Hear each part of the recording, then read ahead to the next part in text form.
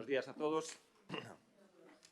Celebramos pleno ordinario no Salón do Pleno xoves 29 de xaneiro ás 9:30. Empezamos. Punto primeiro da orde do día. A aprobación se procede do borrador da acta da sesión anterior, que foi a sesión plenaria ordinaria celebrada o día 30 de decembro de 2025. Procedemos á votación. Votos a favor?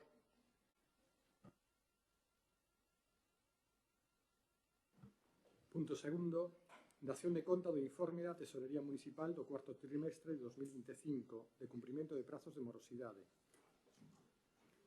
Punto terceiro. Aprobación de proxectos reformados incluídos no convenio de colaboración entre a Diputación Provincial da Coruña e o Concello de Arteixo para o financiamento de infraestructuras como consecuencia da cesión do polígono de Sabona ao Concello de Arteixo. Bos días a todos e a todas. Neste punto, como ben se dixo, a aprobación de proxectos reformados incluídos no convenio de colaboración entre a Deputación Provincial da Coruña e o Concello de Arteixo para o financiamento de infraestructuras como consecuencia da cesión do polígono de Sabón ao Concello de Arteixo. O único fin deste punto é aprobar os proxectos reformados da senda de Avenida da Praia e o proxecto reformado da senda da Avenida do Embalse e da Avenida da Prensa e dar traslado á Deputación. Nos votamos a favor nos plenos anteriores os que xa viñeron estes proxectos e imos manter o noso voto. Gracias. Sí, bo día a todos e a todas. Ben, un pouco no argumentario que expuxo Noelia, nós tamén imos votar a favor. Son dous proxectos que van a mellorar a calidade de vida da veciñanza de Arteixo, visto que a Deputación da Coruña, no seu pleno do 22 de decembro, tamén tomou coñecemento dos proxectos, non hai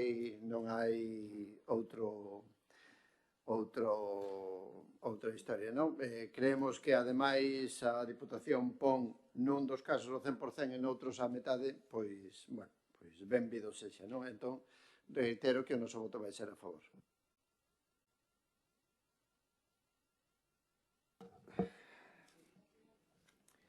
Sí.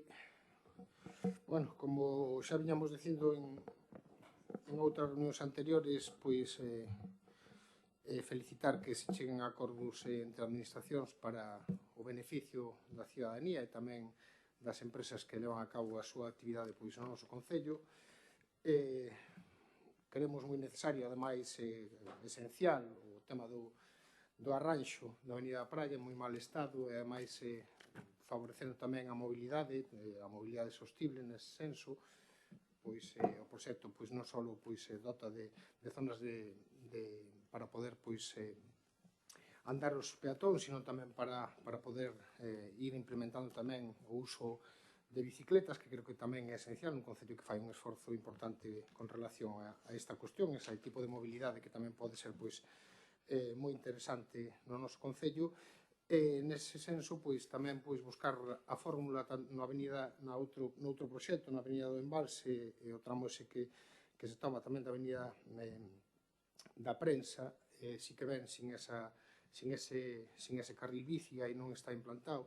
Si é certo que igual é máis complicado, pero si é certo tamén que habría que buscar a fórmula tamén de buscar o seu tránsito e ir ordenando o polígono de cara a que a maior número posible de xente poder utilizar este tipo de medios para poder acudir tamén ao seu traballo, así como tamén a fórmula de enlazar núcleos como Seiro e Rañobre de cara tamén a que poderan acceder ás praias, neste caso na praia de Alba e máis a praia do Rañal, por vía de algún acceso tanto peatonal como por vía de bicicleta, que nese senso creo que hai que facer un esforzo, igual algunha fórmula de cruzar o embalse, como era proxectos antiguamente. Creo que nesa liña se podría buscar unha mellor comunicación deses núcleos coa zona de praias.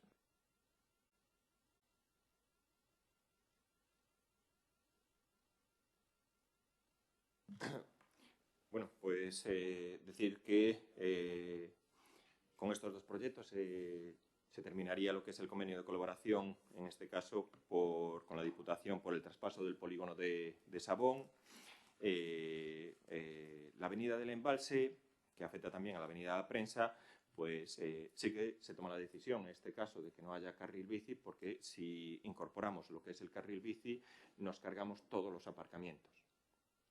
Entonces, yo creo que en este caso hay que ser contenidos a la hora de poder hacer, porque quizá el problema principal de la avenida del Embalse es la propia accesibilidad de la gente que va allí a trabajar, pero por supuesto hay que también permitirle tener una alternativa para poder aparcar, porque hay una gran cantidad de trabajadores en el propio ámbito. A mayores tenemos muy próximo lo que es el carril bici del paseo fluvial, que además interconecta lo que es el centro de Arteixo con la zona de playas, y bueno, pues en la avenida de la Playa pues sí que es una actuación que en este caso ha sido una decisión del gobierno local de incorporar un carril bici, lo paga el concello, lo pagamos todos los vecinos, ya que la cantidad económica asignada por la Diputación no llegaría para, en este caso, poder abordarlo, y buscando también el objetivo de interconectar también por carril bici hacia la zona de playas pues todos los vecinos que puedan venir desde el entorno de Oseiro y desde el entorno de Villarrodrís. Por supuesto, también ya tenemos avanzadas las negociaciones con en este caso la central térmica, con Naturgy, para proceder a lo que es la cesión de la pasarela que cruza el embalse, y que de esta manera, con la ejecución del carril bici hasta la entrada de Ferroatlántica y con el posterior cesión de lo que es el propio puente del propio embalse, sí que conseguiríamos pues una interconexión peatonal ciclable de todos esos vecinos de Oseiro y Villarrodrís que puedan ir hacia la zona de las playas. Procedemos a la votación. ¿Votos a favor?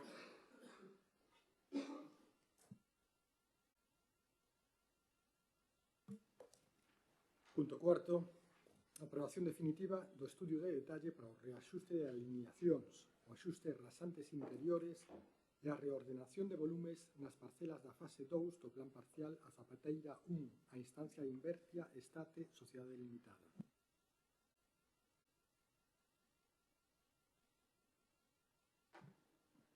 Bueno, traese a aprobación definitiva dun estudo de detalle para reaxustar alineacións, rasantes interiores e reordenación de volúmenes nas parcelas da segunda fase da Zapateira. Nos alegrámonos que haxa avances nesta zona e sexan para dar comezo a algo que leva anos paralizado, pero nós ímonos a abster, simplemente porque non temos o coñecemento suficiente sobre este estudo e cando preguntamos sobre el, basicamente nos quedamos igual que estábamos. Esperamos que tanto o estudo como tan esperado comezo se faga de forma correcta e poda sair adiante. Nada máis, gracias. Sí, bueno, bo día a todas e a todos.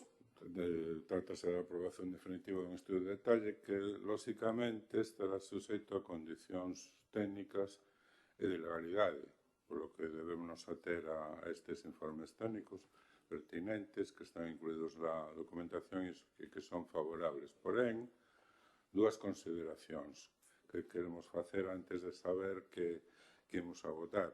Primeiro, que se nos diga en que consiste exactamente esta modificación, e a segunda consideración é que fala o informe de que non é necesario en este estudo de detalle a evaluación ambiental, ¿no? Entonces, lóxicamente, o dirán os leis, pero, bueno, que se nos diga exactamente en que se basa esta aseveración. Gracias. Sí, tamén pedir que se nos, botándolle un ollo rápido, pois o estudio de detalle, tampouco vemos nada sustancial, máis un tema de alineacións e de cotas e este tipo de cuestións, pero sí nos gustaría pois tamén ter algún tipo de explicación, porque dende o Grupo Goberno pois tampouco se nos dixo exactamente cal era a motivación e cales eran os cambios que se facían dentro deste proxecto. Bueno, para concretar y dar respuesta es...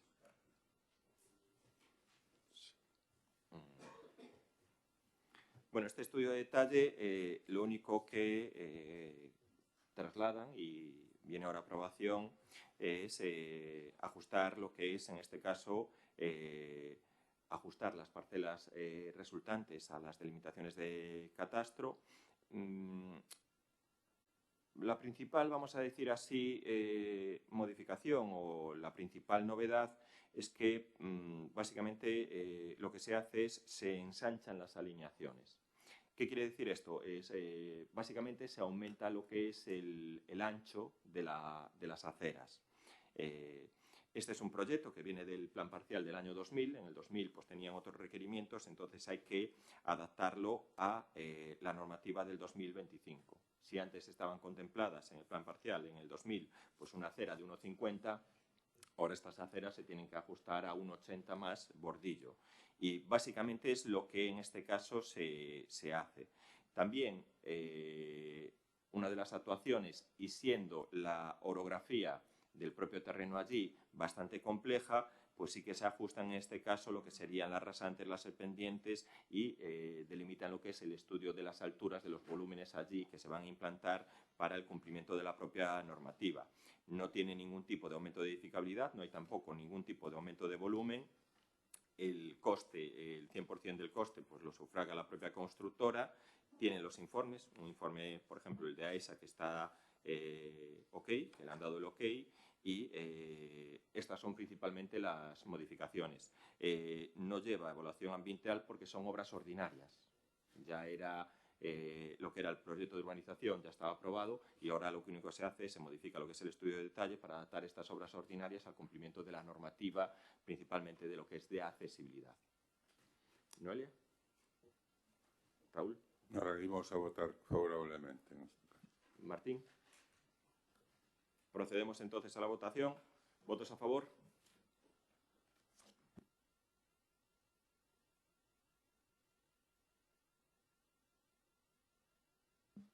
Punto quinto. Aprobación. Se procede. Perdona, si os parece bien, el punto quinto y el punto 6 lo debatimos de manera conjunta. Después se hace la votación por separada, pero el debate se lo podemos hacer de manera conjunta.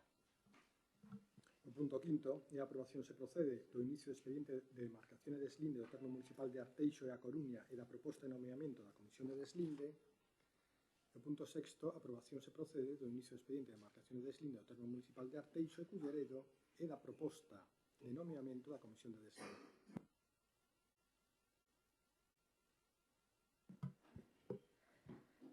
Bueno, mirade, que vostedes traigan isto agora ao pleno da corporación xa era o que nos quedaba por ver. Traen isto agora ao pleno porque falta un ano para as próximas eleccións municipais e xa empezan coa mesma historieta de sempre, tal e como fan co Plan Xeral de Ordenación Municipal. Señor Calvelo, só alguén como vostede, que ten a cara máis dura que o cemento armado, pode atreverse a traer algo ao pleno relacionado co deslinde do noso municipio cos concellos de Culleredo e A Coruña. Vostede, que leva 15 anos como alcalde deste concello, gobernando sempre con maiorías absolutas e que non foi quen de cumprir e de facer aquilo que tanto lle demandaba e exixía a outros gobernos cando vostede formaba parte da Asociación de Veciños de Meicende.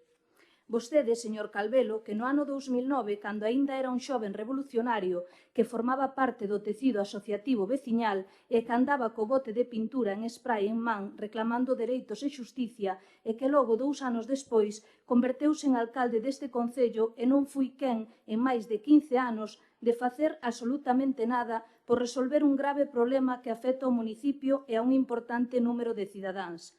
Quen o diría, señor Calvelo? Quen te ha visto e quen te ve? Señor Calvelo, no ano 2009 vostede o que facía era engañar e rirse dos seus veciños, xa que vostede xa tiña intención de presentarse como candidato á alcaldía deste concello e, polo tanto, o que facía era fume e teatro para facerse ver e darse a coñecer. Ademais, como vostede ten dobre cara, que pon cara de boiño, pero logo non é tal, pois saíulle ben a xogada e foi capaz de enganar a gran parte da veciñanza. Pero agora vostede xa non engana a ninguén máis a quen se deixa enganar. Mirade, señores e señoras do Partido Popular, isto que traen hoxe aquí, referente aos deslindes, xa o trouxeron tamén nos anos 2015 e 2017. Sabedes quen estaba no goberno? Sabedes quen era o alcalde? Pois xa yo recordo eu por se padecen pérdida de memoria. Estaban vostedes no goberno e o alcalde era o mesmo que está sentado hoxe aquí presidindo este pleno. E sabedes que se fixo a partir dos acordos plenarios dos anos 2015 e 2017? Pois nada, exactamente o mesmo que se vai facer agora, nada. O mesmo que coa aprobación do Plan Xeral. Acórdase vostede do que dicía na campaña electoral do ano 2011, verdade, señor Calvelo? Acórdase do que dixo que faría se saía elexido alcalde con maioría absoluta e non era capaz de aprobar o Plan Xeral? Señor Calvelo, se vostede tivese un mínimo de dignidade, hoxe non estaría sentado aquí neste pleno. Estaría na súa casa, xa que non cumpriu co seu compromiso coa cidadanía. Señor Calvelo, daquel xogo que ideou vostede no ano 2009, cando era secretario da Asociación de Veciños San Xosé Obreiro de Meicende, ou mellor dito, alguén llo ideou para marcarlle os pasos que debía dar se se acababa convertindo en alcalde, ese xogo que denominaron Meicende Poli, un xogo de deslinde que contiña rúas, empresas, servicios e mesmo un cárcere, xa lle marcaba unha folla de ruta coas casillas determinadas que viñan a decir o seguinte: Calvelo, nin deslinde nin medio. Si chegas alcalde debes estar ao servicio das empresas e dos empresarios que che propuxemos. E a casilla do cárcere puxéronlle como un aviso. Xa vostede sabe como se as gastan no seu partido, no Partido Popular. Si tivera dignidade, dimitiría e iríase. Despois de explicar as cousas como son, quero dicir que o noso voto será a favor de que se inicie o expediente de demarcación e deslinde do termo municipal de Arteixo, Culleredo e A Coruña, e da proposta de nomeamento da Comisión de Deslinde, xa que este é un asunto moi importante que leva décadas estancado e que urxe unha solución dunha vez por todas. Pero, por desgracia, isto non servirá de nada, xa que mentras vostedes sigan no goberno, isto quedará como está. É unha lástima, pero é o que temos. O que debe facer a veciñanza se quere que isto algún día sexa unha realidade, ao igual que o Plan Xeral, é botalos fora do goberno. Gracias.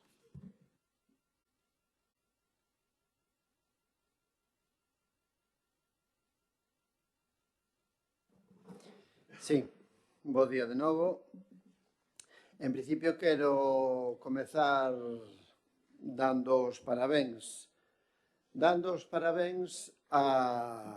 neste caso a Noelia, porque fixo unha exposición moi acaída neste tema, non?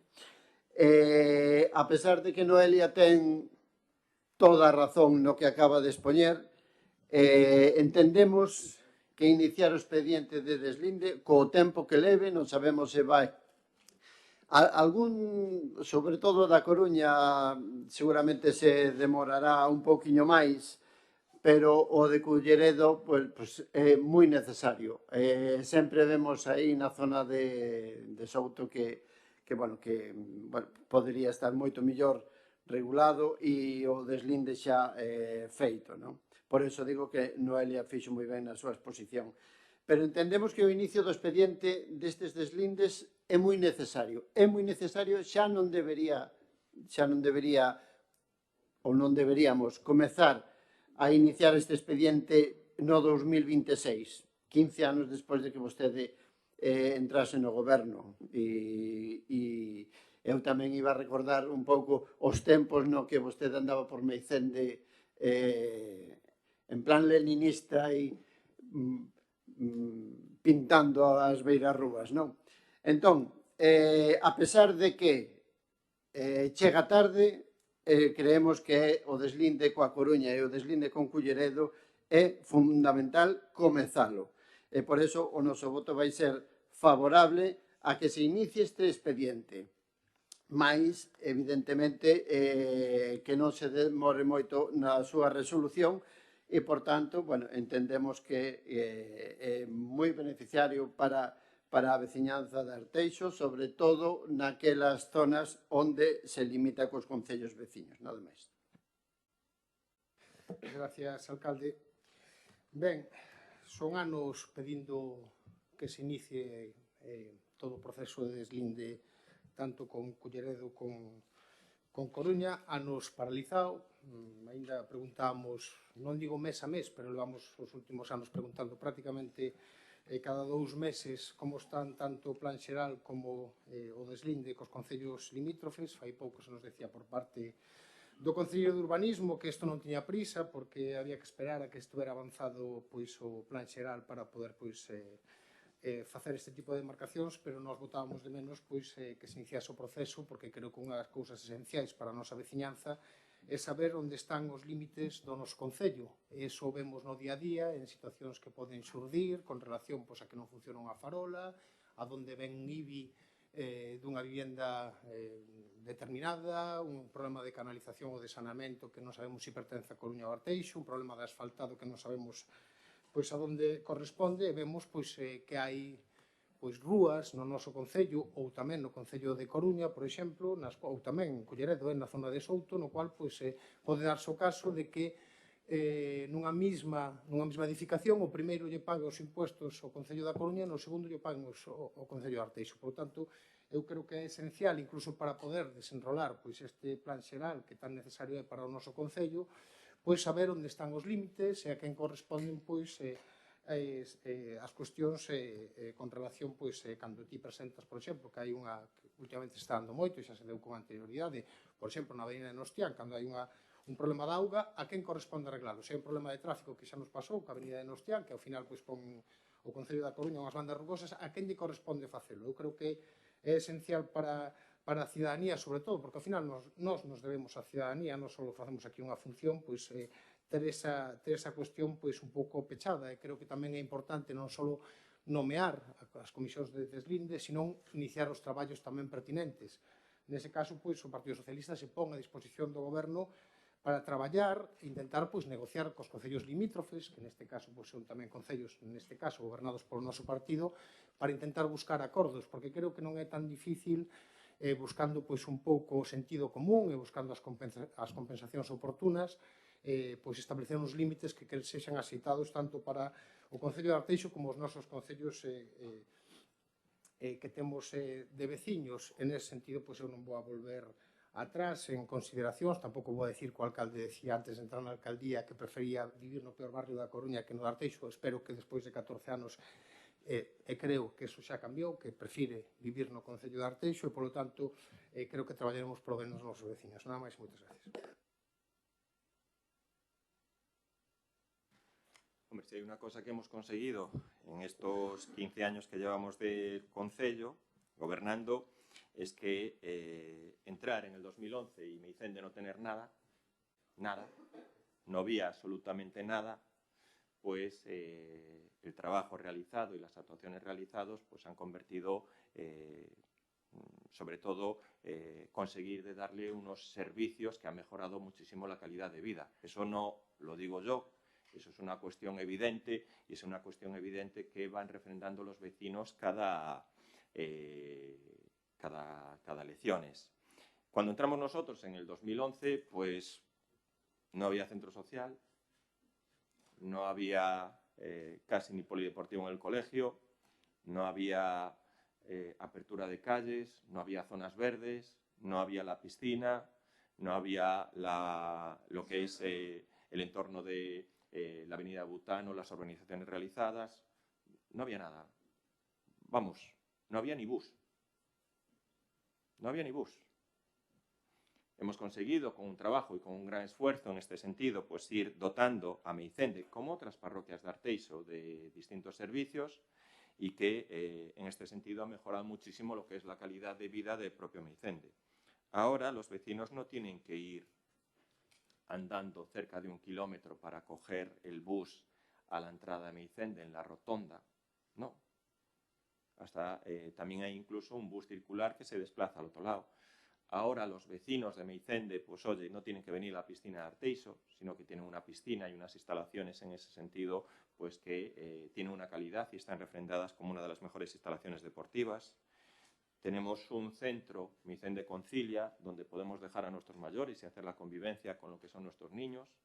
Tenemos un pabellón deportivo, que efectivamente hay que ampliar más. Se han reformado los campos de fútbol de Meicende.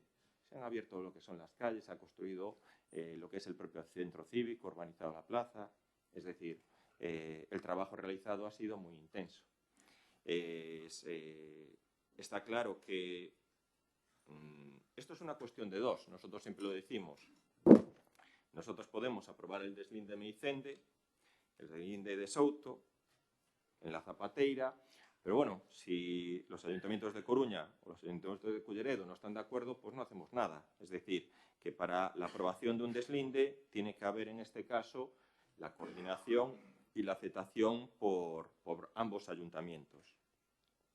Creo que aquí en esta corporación probablemente solo haya 2 o 3 personas que sepan algo del deslinde.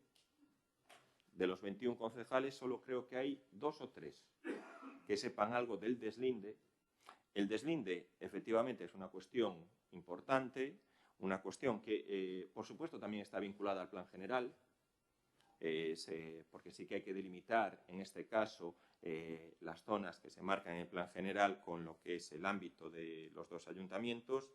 En el caso de Meicende, por ejemplo, la delimitación que nosotros siempre proponemos es por la avenida de Nostián y efectivamente ahí, Martín, sí que sabemos perfectamente cuál es la tubería de cada ayuntamiento. Hay una tubería de Arteixo, una tubería de Coruña, cada cual tiene que repararlo. Los temas de tráfico corresponden exclusivamente a Coruña. Coruña, es una carretera que tiene la titularidad la propia Coruña y que en este caso, pues en el ámbito de la realización del propio deslinde es donde quizá pues tiene la toma de decisión más compleja, ¿no? Aceptado también por Coruña que el deslinde con Meicende va a ser, en este caso, por la avenida Nostián, hay que decidir si el deslinde se hace por el eje de la carretera o si el deslinde se hace, pues totalmente incluirla en uno de los ayuntamientos. Tengo que reconocer que por parte del Ayuntamiento de Coruña como por parte del Ayuntamiento de Culleredo, por supuesto, en este caso, pues sí que hay voluntad para poder aprobarlo y algo similar pues puede pasar en la zona de Souto, que comparto en este caso las palabras que dice Martín, que claro, pues hay parcelas, viviendas que están entremezcladas. Entonces, ahí sí que hay que tomar una decisión con Culleredo si están de acuerdo o no, a lo mejor en trasladar todo lo que es la población de Souto para lo que son, en este caso, para el concello de Arteixo. Si nosotros quitamos o nos hacemos con 1 kilómetro cuadrado en Coruña, hay que darle 1 kilómetro cuadrado en Coruña. Si nosotros aumentamos nuestra superficie en la zona de Souto sobre Culleredo, pues hay que, en este caso, pues equilibrar también lo que son las propias superficies. ¿Noelia? Bueno, simplemente remarcar que todo o que expuxen na primeira intervención é a verdade, non me inventei nada, e bueno, decir que se fixeron cousas por Meicende, só faltaría que non se fixeran, non sei que ten que ver unha cousa con outra, a verdade, pero bueno, cando non ten de conta, a verdade é que lle sabemos dar bastante ben a volta á tortilla. Tamén decir que aquí só 2 persoas saben de que vai o deslinde, pois pode ser verdade que só 2 persoas sepan de que vai o deslinde, pero os intereses que teñen, a verdade é que o sabemos todos.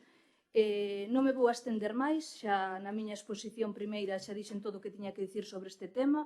Dicir outra vez que vamos a votar a favor para que se inicie este expediente e o deslinde do termo municipal de Arteixo, Culleredo da Coruña e a proposta de nomeamento da Comisión de Deslinde, xa que, como dixen, é un asunto importante que leva décadas estancado e que urxe unha solución dunha vez por todas e non vamos a ser nós os que votemos en contra dunha cousa tan importante. Nada máis, gracias.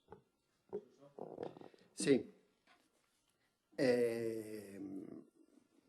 Comezou o alcalde o relato expoñendo aí as cousas que fixo en Meicende. Ao mellor lle parecen moitas. Esas 6 ou 7 cousas que acaba de ir nomeando. Parecerálle moito que en 16 anos que leva gobernando, pois indique esas obras ou esos servizos que fixo en Meicende. Recordolle que en 16 anos vostede manexou orzamentariamente, que depois sempre é superior, porque hai subvencións e hai outras administracións que aportan cartos, pero vostede orzamentariamente manexou máis de 700 millóns de euros. 700 millóns de euros. Carai, se lle parece moito que fixo por Meicende, pois non sei. Temos criterios moi diferentes. Só hai que ver urbanísticamente como están certas zonas de Meicende para darse conta de que Meicende é algo máis que a estrada que vai a Coruña. Por tanto, non veña aquí dicindo que fixo moitísimo. E ademais é que estábamos falando do deslinde. O deslinde é unha cousa moi importante, que afecta a moitos veciños e veciñas. E, por tanto, é moi interesante e moi importante que estes deslindes inicien a súa tramitación. O expediente, vaya. E, por tanto, o noso voto vai ser favorable. Pero non me diga vostede que empece o seu argumento dicindo que fixo milagros aí por Meicende, por favor.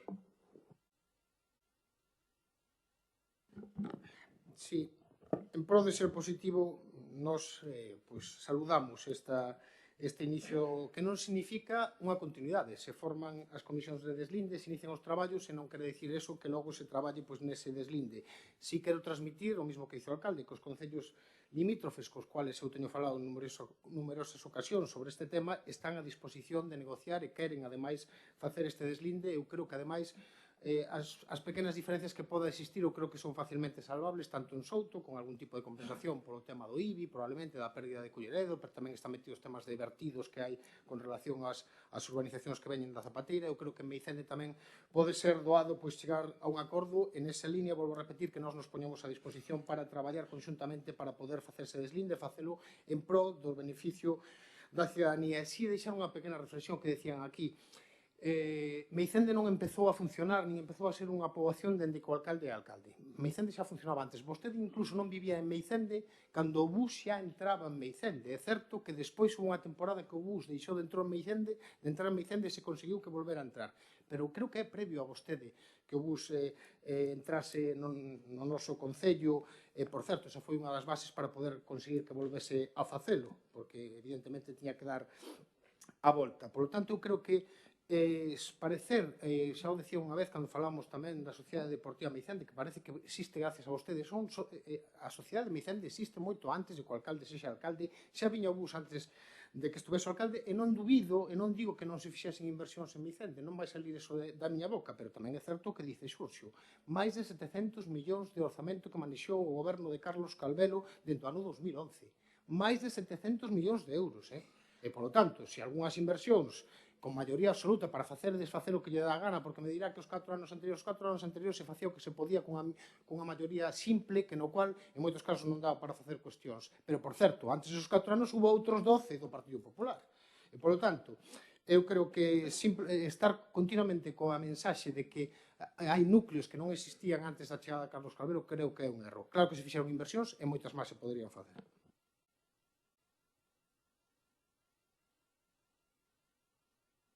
Yo junto la intervención del Partido Popular más mi cierre, ¿vale? Bueno, sí, lo digo públicamente. En Meicende, antes de que llegara a gobernar el Partido Popular en 2011, no había nada. Nada. Es una cosa evidente, que lo saben todos los vecinos. No me vale que usted haga la reflexión. Efectivamente, el club, la Esperanza, el Sporting de Meicende existía antes de que llegáramos a nosotros a gobernar. Ahora, la cesión de los campos de fútbol para el Concello de Arteixo ha sido gracias, en este caso, al Partido Popular, que estaba gobernado por nosotros. La reforma y la renovación del campo de fútbol ha sido gracias a nosotros. La renovación del segundo campo de fútbol es gracias ahora que lo estamos actuando nosotros. Antes de que llegáramos, sí, el Sporting Meicende existía y en campos de tierra. Y que aún encima no eran de titularidad municipal. Ahora son de titularidad municipal, donde tiene el uso preferente lo que es el Meicende y se pueden utilizar. Hombre, yo lo vuelvo a decir, el Concello de Arteixo se compone por 13 parroquias y las actuaciones que se han realizado han sido en todas las parroquias, que nadie puede negar que las actuaciones que se han realizado en Meicende, 6 o 7, cuando antes de llegar nosotros se hicieran 0,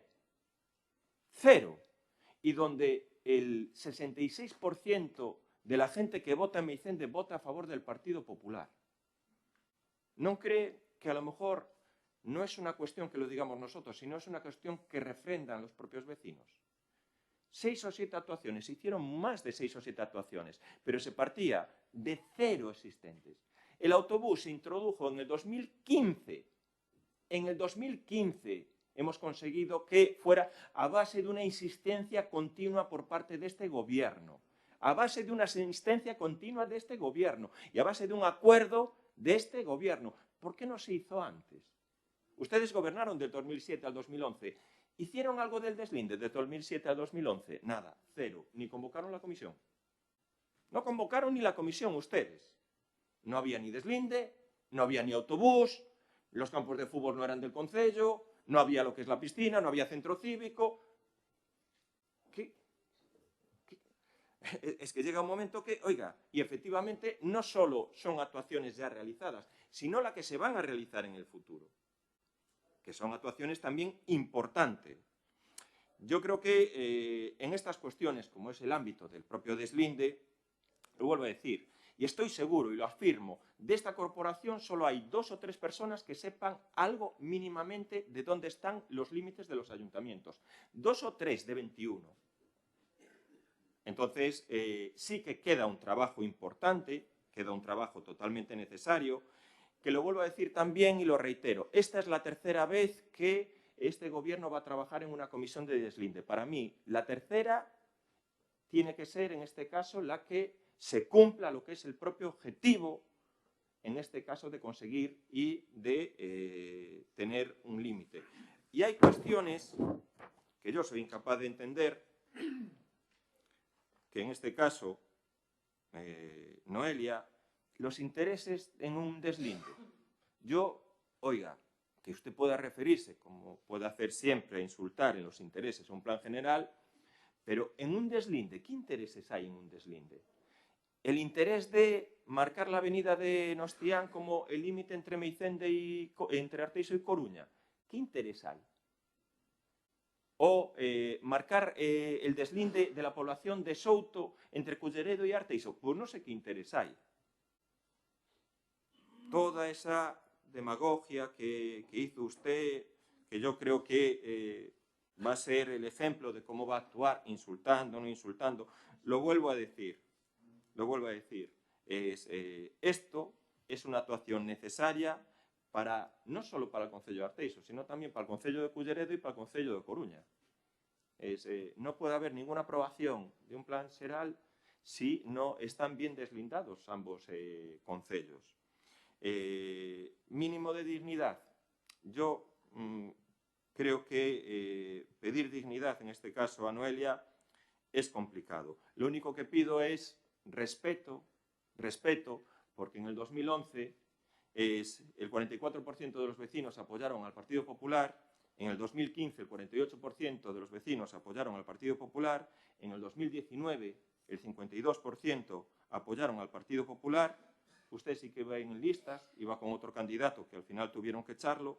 En el 2023 el 58% de los vecinos apoyaron al Partido Popular, usted sí que iba de candidata y fue concejala, pues, hombre, dignidad, se ha marchado de ese partido, y lo que digo es que, oiga, hasta que nos corresponda, hasta que haya unas nuevas elecciones, tenemos el respaldo de los vecinos. A partir de ahí, oiga, pues si hemos cumplido nuestros objetivos o no los hemos cumplido los objetivos, la dignidad no lo dirá usted. La dignidad la marcarán y lo decidirán los vecinos de Arteixo. Procedemos a la votación. Primero votamos el punto número 5, que es el deslinde Arteixo-Coruña. ¿Votos a favor? Y vamos con el punto número 6, que es aprobación de la comisión de deslinde Arteixo-Culleredo. ¿Votos a favor?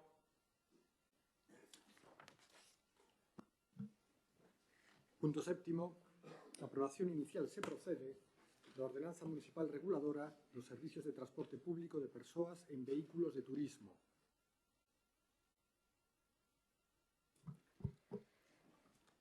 Bueno, quero facer un apunte con todos os meus respetos a este punto da ordenanza, que a verdade nunca o fago, pero hoxe sí que o vou a facer.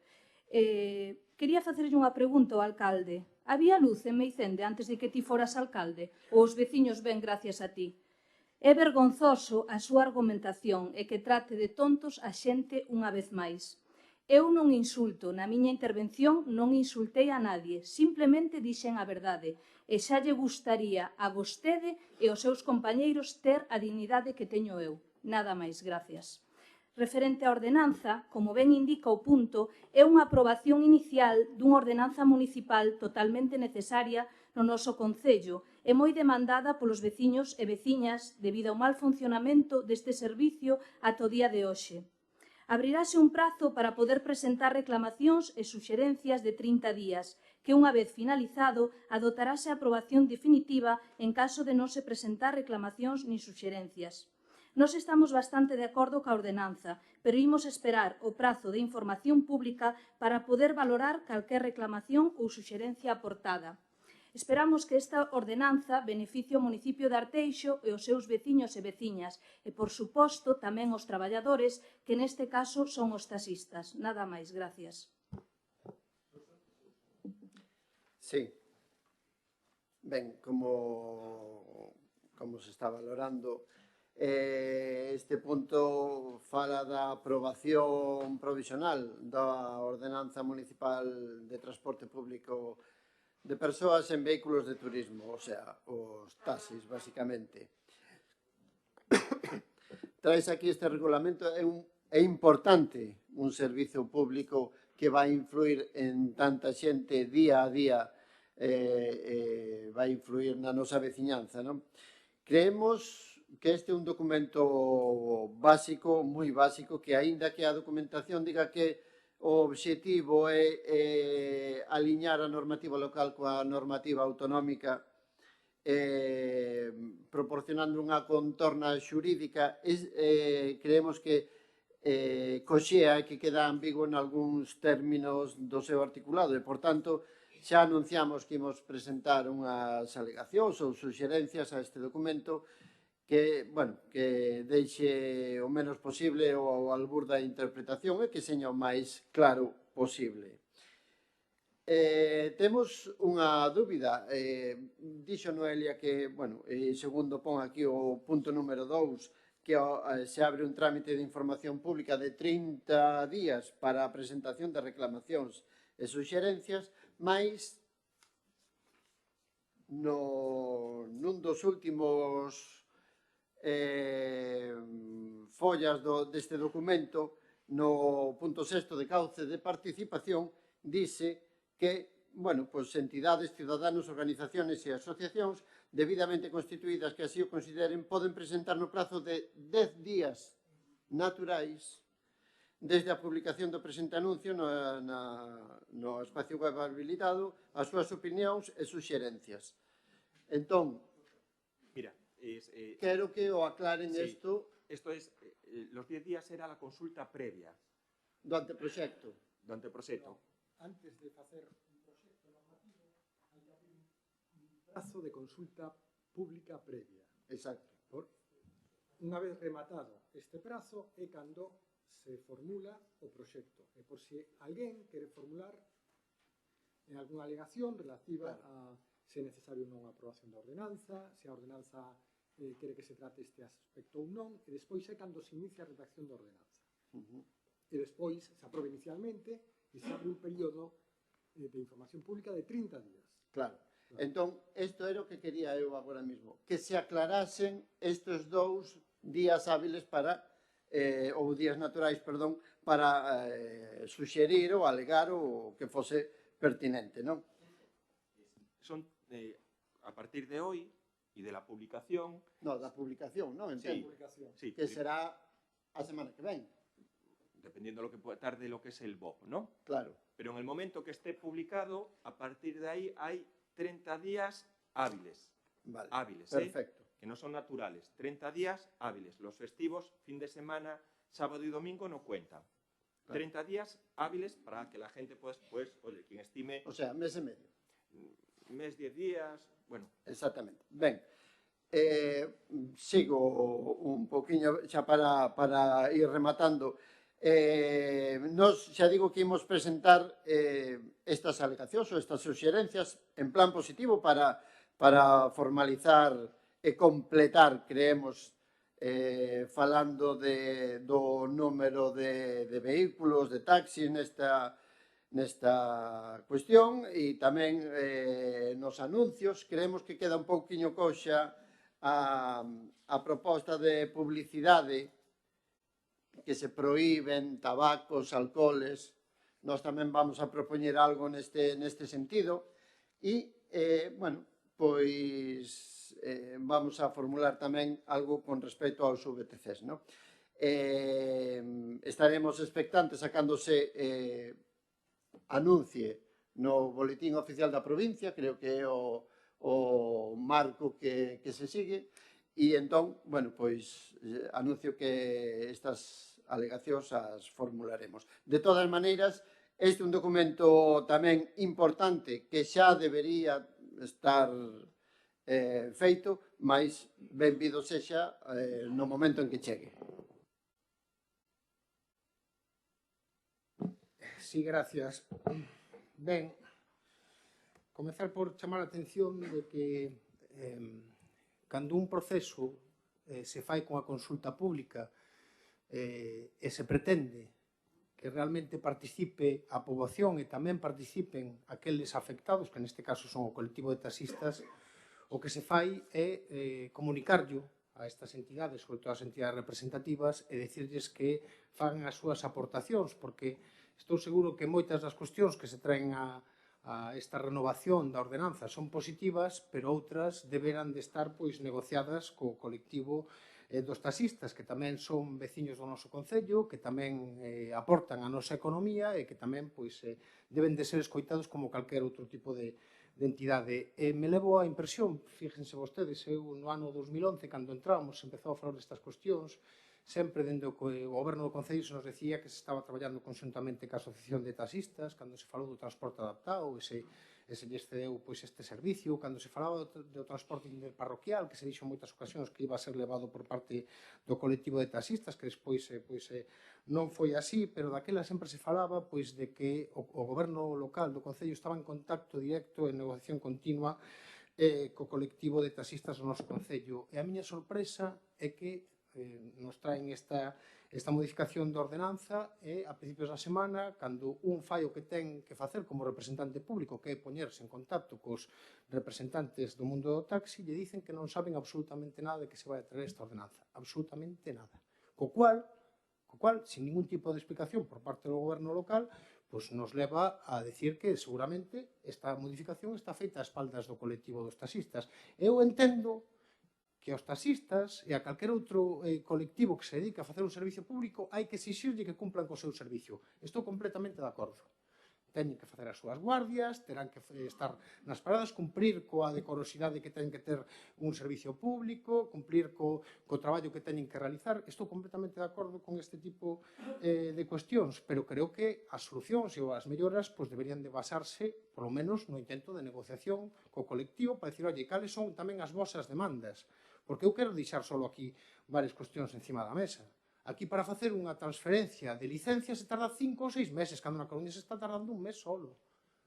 Como está a cabina que teñen os taxistas do noso Concello na entrada peatonal? Que dá noxo vela.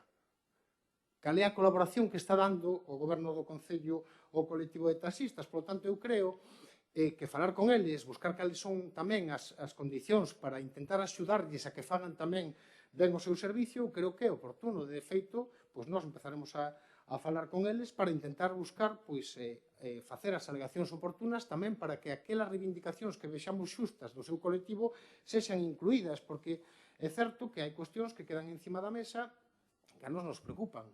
Por exemplo, se alguén coñece un pouquiño, fala co mundo do taxi, sabe que unha das principales fontes de traballo que ten ahora mesmo o colectivo de taxistas é o teléfono que teñen na parada. Esa é unha realidade. Traballan nunha grande parte por ese teléfono que calquera que andemos polo Concello e circulemos pola zona centro, vemos como é así. Continuamente está sonando o teléfono, eles van movéndose, van facendo os servicios. Quitando que podan efectuar por outras vías, como poden ser as súas emisoras ou os contactos directos que podan ter eles. E, polo tanto, nós non vemos na ordenanza, e así o pediremos que se inclúa, é que unha das fórmulas de traballo sexa porque se manteña ese teléfono dentro da parada, porque tamén é a fórmula máis doada para moita xente maior que, por certo, na zona rural que é a que máis utiliza o taxi. Esa xente está acostumbrada a chamar a un sitio determinado e, polo tanto, eu creo que hai que salvagardar tamén este tipo de cuestións. Outra cuestión é de se hai que unificar a emisora. Eu creo que aquí isto xa se falou, non vou entrar nese tipo de cuestións porque eu creo que tamén están dentro dun tema legal, non? De se é oportuno ou non unificar unha sola ordenanza, porque igual a legalidade dice que hai que dar acceso a aquelas emisoras que queran participar dentro do mundo de taxis. É unha cuestión que terán vostedes que analizar. Pero o que sí pediríamos é que aproveiten ahora este mes para falar co colectivo de taxistas, para chegar a acordos e salvagardar tamén aqueles intereses que eles teñen e colaborar con eles, porque creo que a fórmula de traballar é o equilibrio entre os intereses dos usuarios, que creo que son esenciais, que teñen que ter todas as características que ten un servicio público, pero tamén intentar axudarlles o colectivo de taxistas, que tamén son que xeran economía e tamén gastan no noso concello, porque moitos deles, a súa inmensa maioría, pois son cidadáns do noso concello. Nada máis e gracias. Buenos días a todos. Vamos a ver. Esta ordenanza, en primer lugar, sustituye a una ordenanza de taxis que estaba en vigor desde el año 2005. O sea, hace 20 años, va a ser 21 años. Entonces, nosotros lo que hemos hecho con esta ordenanza fue actualizarla. Es decir, es no un calco de la ordenanza del 2005, pero prácticamente, porque la hemos tenido que actualizar a la nueva ley, a las nuevas leyes que después salieron en el 2013 y hubo que hacer las modificaciones de los artículos a la nueva ordenanza. Pero la verdad que iba a decir algo más, pero después de lo oído, Noelia, me parece muy bien que esperes al plazo de alegaciones. Me parece perfecto, es lo normal. Surso dice que cojea. Yo creo que el mes pasado, en el pleno del mes pasado, os dije, a todos los grupos, os dije que estaba a vuestra disposición para ver la ordenanza y cambiar algo o modificar algo si vosotros lo creéis conveniente. No apareció nadie, nadie. Y mi despacho está abierto todos los días, que sabéis de sobra que yo estoy todos los días ahí encerrado. Nadie apareció por allí. Después Martín dice que participe la población y los interesados. La población participa a través de las llamadas que nos hacen a la policía y al ayuntamiento de que no hay taxis, de que por la noche no hay taxis. Tienes razón, por el día, claro que están todos en la parada y cogen el teléfono. Por la noche no hay taxis. Dices también que tenemos que representar con los taxistas. Yo no me reúno con los 28 taxistas, yo me reúno con la directiva. En el año 2025 hubo 2 directivas o 3, yo ya no lo sé. Yo me he reunido primero con 2 y después con otros 2, y hemos llegado. Incluso me han dicho que excepto un par de personas que todos querían radio taxi. Lo que pone en la nueva ordenanza es que nosotros decidiremos si va una emisora, si van 2 o si van 200. Eso es lo que dice en parte de la nueva ordenanza. Por eso digo yo que me extraña todo lo que estáis diciendo. Cuando yo me abrí a vosotros, os dije que lo que se pudiera modificar se modificaría. Esta ordenanza la hicimos, ya digo, en plan actualización de la del 2005, y con temas puntuales a la hora de las sanciones, a la hora de que si los taxistas tienen que cumplir tanto de día como de noche en el trabajo. Nada más. Bueno.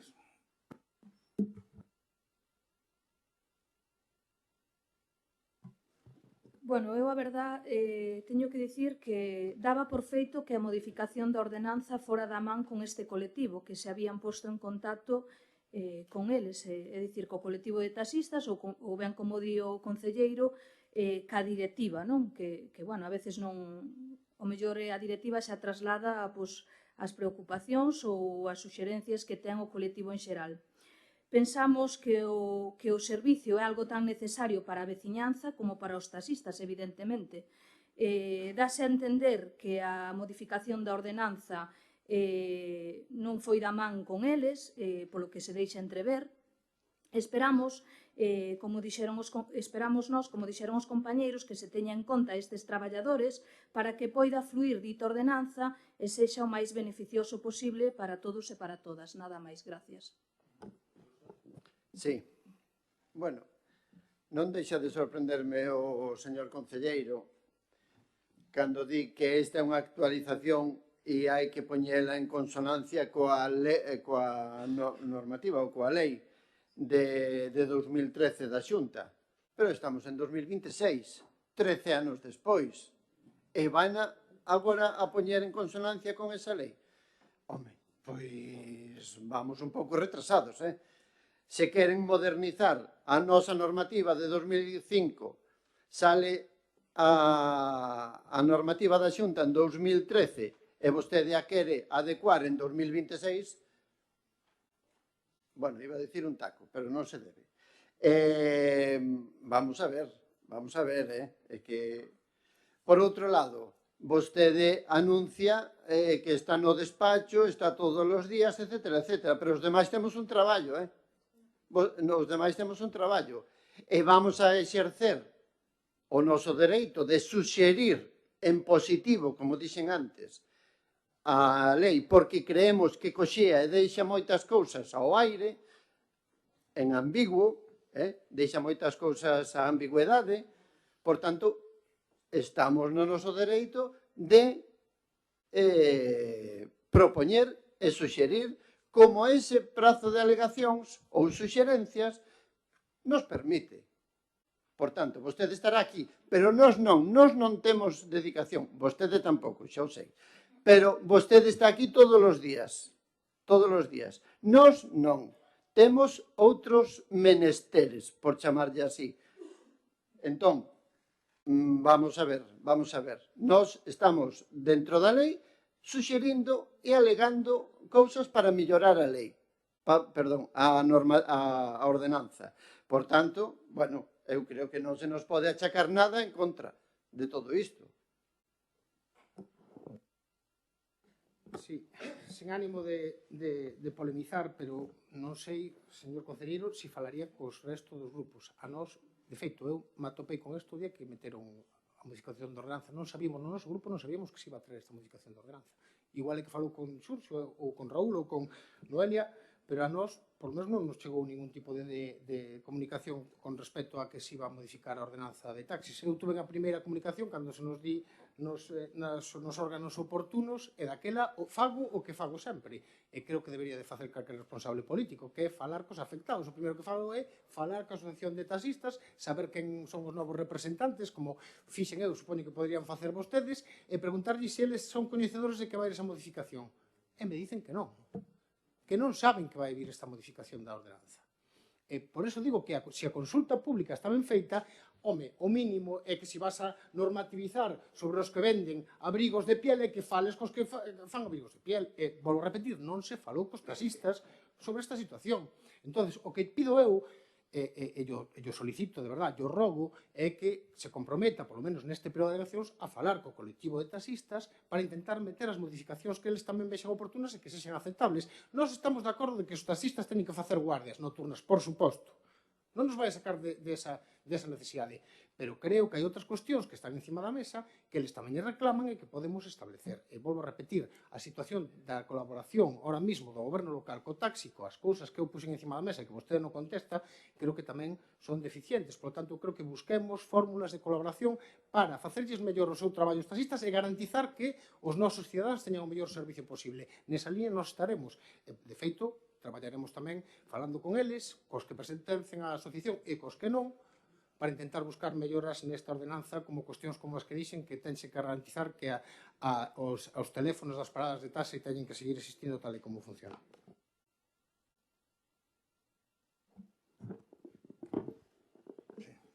Vamos a ver.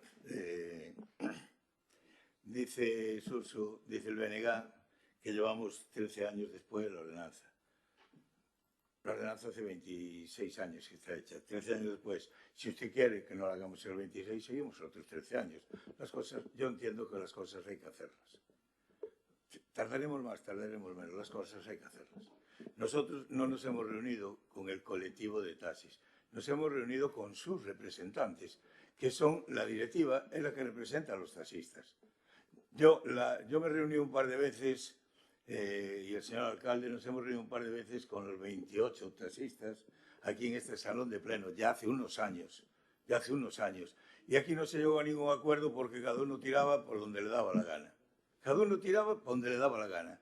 Y yo dije, yo me niego a reunirme con los 28 taxistas, porque no se llega a ningún acuerdo. No se llega a nada. Entonces, tanto el jefe de Seguridad Ciudadana como yo nos hemos reunido los dos con los representantes de los taxistas. Vino una directiva, habló con nosotros, ellos nos expusieron un plan. Después vino otra directiva a los pocos meses, porque la anterior dimitieron. De hecho, me constaron que presentaron una división y vinieron otros también. Y también dijimos lo mismo. Y esos otros que vinieron, incluso vinieron, yo no sé si es con el gerente o con el presidente de Radio Taxi, que nos hizo unas ofertas y tal, y esa directiva pues la aceptó, dijo que sí, porque habían hablado con el colectivo y que excepto 3 o 4, que el resto estaban de acuerdo. Yo no sé si es cierto o no es cierto. Yo comento lo que he hablado y he oído con ellos. Ahora, ¿qué ocurre? Que después hay que reunirse con 28 y con 35.000 habitantes, porque hay que reunirse con el pueblo y con los taxistas. Yo entiendo que para que llegara a buen puerto todas las cosas, yo creo que cuanto menos bulto, más claridad. Eso es lo que entiendo yo. Y después me dice lo de las alegaciones, Urso, o Martín, perdón, que no sabía nada. Yo no sé si fue el mes pasado o el anterior, yo comenté aquí en el Pleno que iba a intentar que la ordenanza viniera este mes aquí. Y fue cuando me ofrecía que vinierais. De acuerdo que tenéis otros menesteres, Urso, pero tú a veces vienes por el Concello. Y cuando vienes con el Concello, yo estoy en la primera, no en la segunda, ya puedes parar. Pero bueno, es lo que hay. Gracias.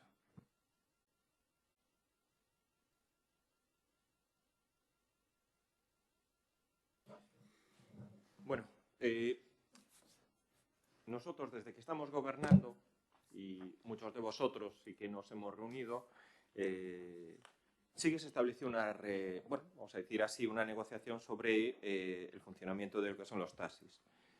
Una de las actuaciones o de los compromisos en el que se llegó, habría que hacer una valoración a posteriori, fue de que, vosotros sabéis, hay 28 licencias. El Concello tiene capacidad para tener 35. 35. Y siempre se tomó la decisión, en este caso, por ayudar al colectivo de no ampliar el número de licencias. Fue así. Y yo creo que esa situación se buscaba sobre todo una ayuda y un apoyo a vosotros que, bueno, hay partidos que hablan con vosotros el 29 de enero del 2026. Nosotros llevamos hablando desde mayo del 2011. Con lo cual, y sabemos situaciones críticas que habéis pasado, como fue el tema del COVID, que fue brutal para vosotros, para el colectivo. Ahora sí que pues hay que proceder a hacer la ordenanza. La normativa de la Junta es del 2013. El reglamento, la aprobación del reglamento, quien desarrolla la ordenanza es del 2018. Que ahora sí que en estos momentos hay que hacerlos. Sí que hay disposición total por parte de este grupo de gobierno a atender, en este caso, vuestras demandas, a reunirse, como sí hay que reunirse con los 28. Sabemos a veces la dificultad de estar todos de acuerdo. Tenéis que estar vosotros de acuerdo. Ahora sí que el momento, y lo que sí que os va a pedir el Concello es que haya, pues en este caso, que el colectivo esté de acuerdo. Unos compañeros, otros compañeros nos transmiten. Yo creo que la cabina no tiene que ser un tema de discusión. La cabina, muchas veces la discusión, que la cabina, es de quién es la cabina, es que la cabina no es municipal. ¿De quién es el teléfono? Es que el teléfono no es municipal. A nosotros nos echan la culpa de que la cabina está mal. No es nuestra. No podemos actuar en ella, ¿no? El tema de reunificarse en una emisora es una decisión que tenéis que adoptar, pero sí que sería pues a lo mejor un paso positivo para vosotros. Y luego, ¿cómo funciona en este caso la posibilidad de llamar una persona? No entiendo el tema de la cabina del centro de Arteixo. Una persona llama a un teléfono de contacto vuestro y vais a hacer el servicio. No sé qué implica lo que es la cabina allí. Que es a través de un teléfono normal, como en Coruña, como en otros sitios, oye, se llama y se acude a ese servicio. Nosotros, lo vuelvo a decir, esta ordenanza está ahora a exposición pública. Nosotros sí que queremos escuchar y vosotros presentar las alegaciones que estiméis. Nuestra actitud lo vuelvo a decir, y creo que el principal ejemplo que hemos demostrado es que de 35 licencias nunca en todos los 15 años que llevamos gobernando se ha sacado ninguna licencia más. 2011 había 28, ahora hay 28 licencias y entender y ayudar a vosotros a poder desarrollar vuestro trabajo. Lo de la transmisión de la licencia de 5 meses, hay casos y casos.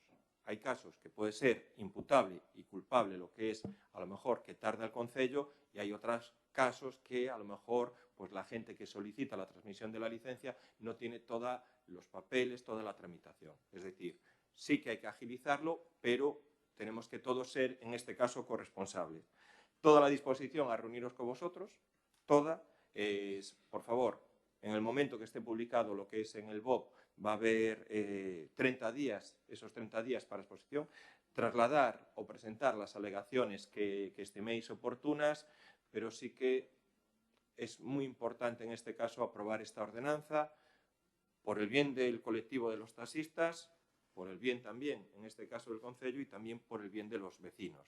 No es una cuestión que esté, vamos a decir así, cerrada, no es rígida, sino que sí que estamos abiertos a todo tipo de aportaciones o inclusión de alegaciones que nosotros en este caso pues los debatiremos con vosotros, también con los compañeros de la oposición, para que se pueda aprobar, vamos a decir así, una ordenanza con el mayor consenso posible. El 100% es muy difícil. Que todos estéis de acuerdo es muy difícil. Que a todo el mundo le caiga bien una... No. Pero vamos a intentar, sobre todo, tener el mayor consenso y, en este caso, pues que vosotros, también como colectivo, trabajéis o estéis de acuerdo o la mayor unificación posible de las propuestas planteadas. Vale. Procedemos a la votación. ¿Votos a favor? ¿Abstenciones?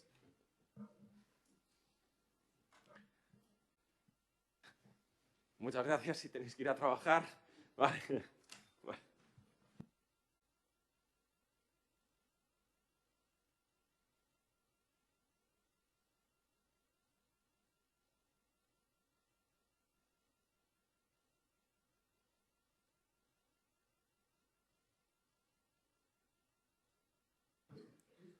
Punto oitavo.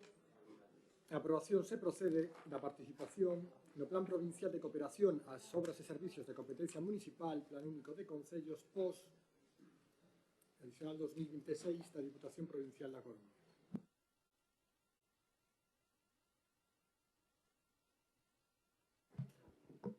Bueno, este é o Plan Provincial de Cooperación ás Obras e Servicios de Competencia Municipal que asina a Deputación da Coruña ao noso Concello por un importe de 1.683.795.000 euros.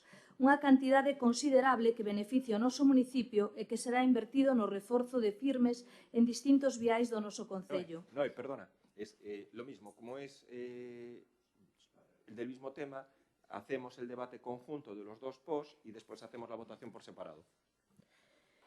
Son os viais elexidos polo equipo de goberno, podes estar máis ou menos de acordo, pero que está claro é que necesitan melloras e nós non nos imos opoñer sexa cal sexan os lugares elexidos sempre que sean necesarios e melloren a calidade de vida dos nosos veciños e veciñas.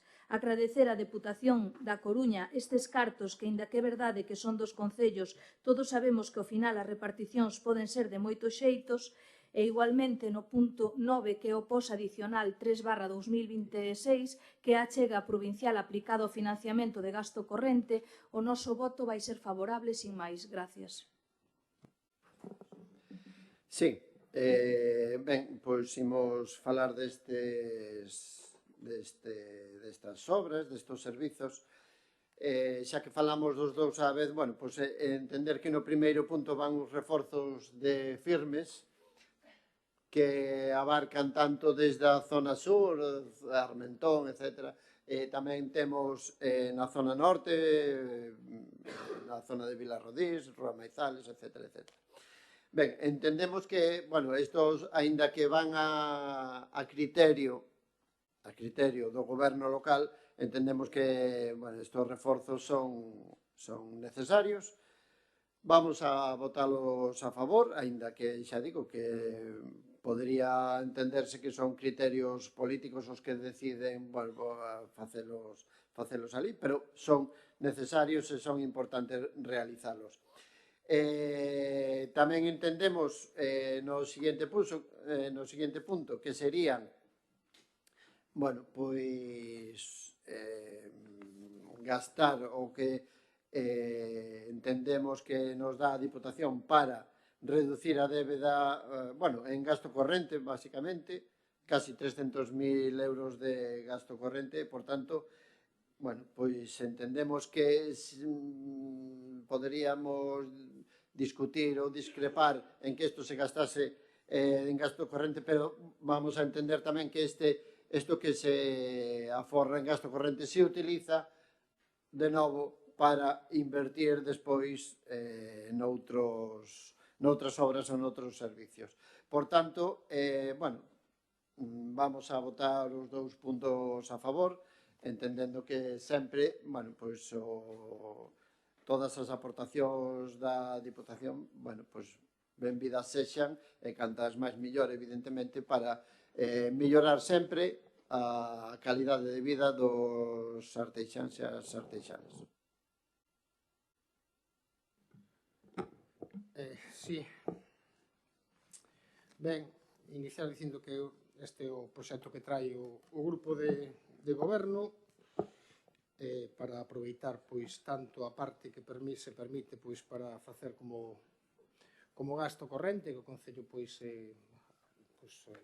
pon unha parte importante de gasto corrente a disposición do que lle dá a Diputación. Estamos falando dun nivel de cartos, pois, como xa dixen en outras ocasións, non vou volver a entrar nese debate moi elevado, e creo que é oportuno que así sexa, non? Que os concellos pois, podan ter a disposición da Diputación o maior número de cartos posibles, e que sexa dun xeito objetivo, e que ademais teña flexibilidade para poder utilizalos, pois a veces en casos non é tanto o caso do Concello de Arteixo, pero outros municipios si necesitan como comer pois esta capacidade de ter este gasto corrente. E logo, con relación ás obras, non son as nosas, nin deixan de ser, evidentemente son as que propón o grupo de goberno. Sí me gustaría preguntar algunhas cuestións, aparte de iniciar, pois, ademais, con ese talante, eu creo que sempre moi positivo e negociador por parte do Concelleiro de Obras, de que, bueno, que se fale tamén ca oposición sobre necesidades que se teñen, pois, e que nós tamén consideramos oportunas e que se poderían, pois, aportar. Isto se fixo en algún momento do Concello, gobernando o actual alcalde. Imagínense, pois, por exemplo, cando se decidiu ter o abastecemento ao Monte Acibeiro, pois foi a base tamén pois, de negociacións, de cuestións que se puxeron encima da mesa, e daquela pois, o Concelleiro de Obras pois, sí, estaba moi a disposición de intentar pois, tamén tomar as iniciativas da oposición para levar a cabo pois, actuacións que querían oportunas. Si preguntar algunha cousa, só por dúbida, non poño en dúbida absolutamente nada. Este vial que se arregla ali na zona limítrofe xusto con Culleredo, isto ali ao da urbanización, esta rúa é de Arteixo, este tramo pequeno de rúa que se asfalta, que estaba en Zahorra, é de Arteixo ou é de Culleredo? Porque eu teño certas dúbidas entre a travesía da Monte das Arcas e a calle Estalois Pereiro, que pertence precisamente a Culleredo.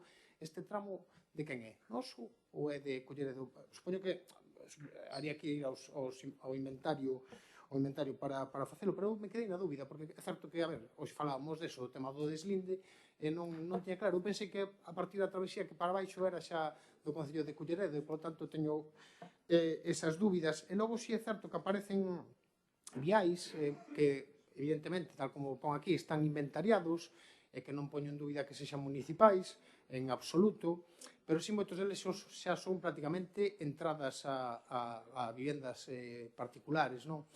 E, por tanto, me gustaría que todos que se seguise sempre o mismo criterio. A que me refiro? Eu sei de outros cidadáns que foron a pedir pois, en viais que eran privados, non? Que son privados a día de hoxe, pero que dan servicio pois, a varias fincas e a varias propiedades, se lles pediu, por menos, algunha que eu sei dentro do ano 2014 para pasar a inventariarse e formar parte do noso inventario municipal, unha situación moi parecida a que, por exemplo, pode estar aquí algunha das obras que se realiza, que se atendera da mesma maneira, non? Porque é certo que se eses viais pois, teñen as características oportunas e dentro do Concello pois, podemos facernos cargo delas para telas no mellor estado posible e ademais dar pois, esos servicios públicos, eu creo que que é interesante. Pero, bueno, si supoño que si todo está inventariado, espero que sexa así, pois que todas as partes da obra que se analiza en todas as obras que se poñen aquí encima da mesa, que sexan parte do mobiliario público e non que ninguna delas pertenza, por o que decía, a propietarios privados que teñen a obrigación cada un, ou temos a obrigación cada un de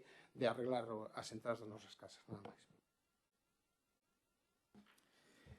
Bos días a todos.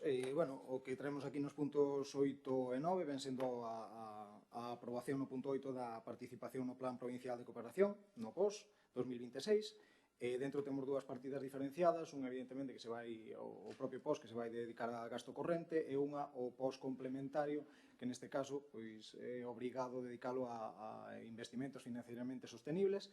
E dentro deso, pois, nos valoramos a necesidade de acometer reparacións e melloras pois, nos seguintes viais.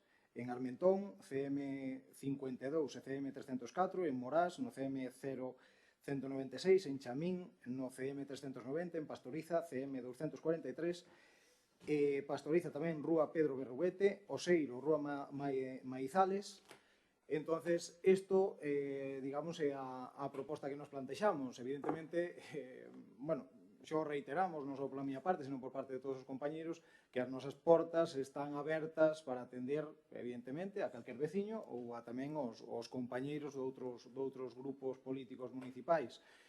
Mostra desto, estamos, eu, a toda agora, non por parte do PSOE de Arteixo, nunca viñeron a falar comigo, nunca me fixeron propostas, pero sí que hai, digamos, outras agrupacións municipais, como pode ser Alternativa dos Veciños ou o propio Bloque, que sí que fala habitualmente comigo, me comenta cousas, e tratamos de darlle salida, porque ao final traballamos todos para o mesmo, para mellorar a calidade de vida dos veciños, non?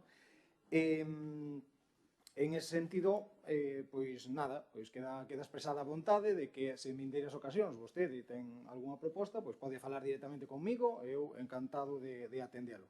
Por suposto que todos os viais incluídos neste post complementario, por suposto que están dentro do inventario de bens municipais e por suposto que non son viais para atender ou peticións particulares ou que digamos, sirvan directamente a un particular ou unha soa vivenda. O sea, todas están incluídas dentro do inventario de bens municipais, faltaría máis, digamos, son propostas necesarias de peticións veciñais que fomos tendo pois ao largo destes últimos tempos, non?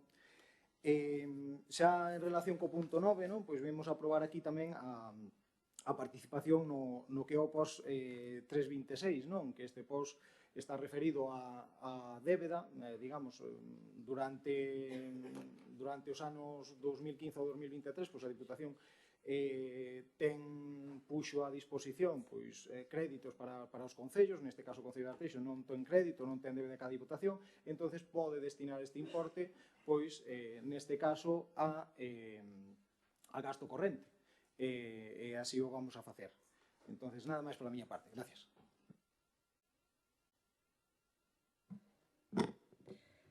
Bueno, como xa dixen anteriormente, é verdade que son obras con cartos da Diputación, son obras que elixe o grupo de goberno. Nós é verdade que o mellor presentaríamos outros proxectos, pero neste caso, como tamén dixen, non nos imos opoñer a que se arranxen viales necesarios, sexan cal sexan. Si que é verdade que non se conta o suficiente con nós para a distribución destes cartos, pero tamén é verdade que somos dos que non protestamos polo que se fai e se fai ben. Ao contrario, nos alegramos destas aportacións tan significativas que nos dá a Deputación da Coruña e que servan para mellorar o noso municipio e avanzar. Nada máis, gracias.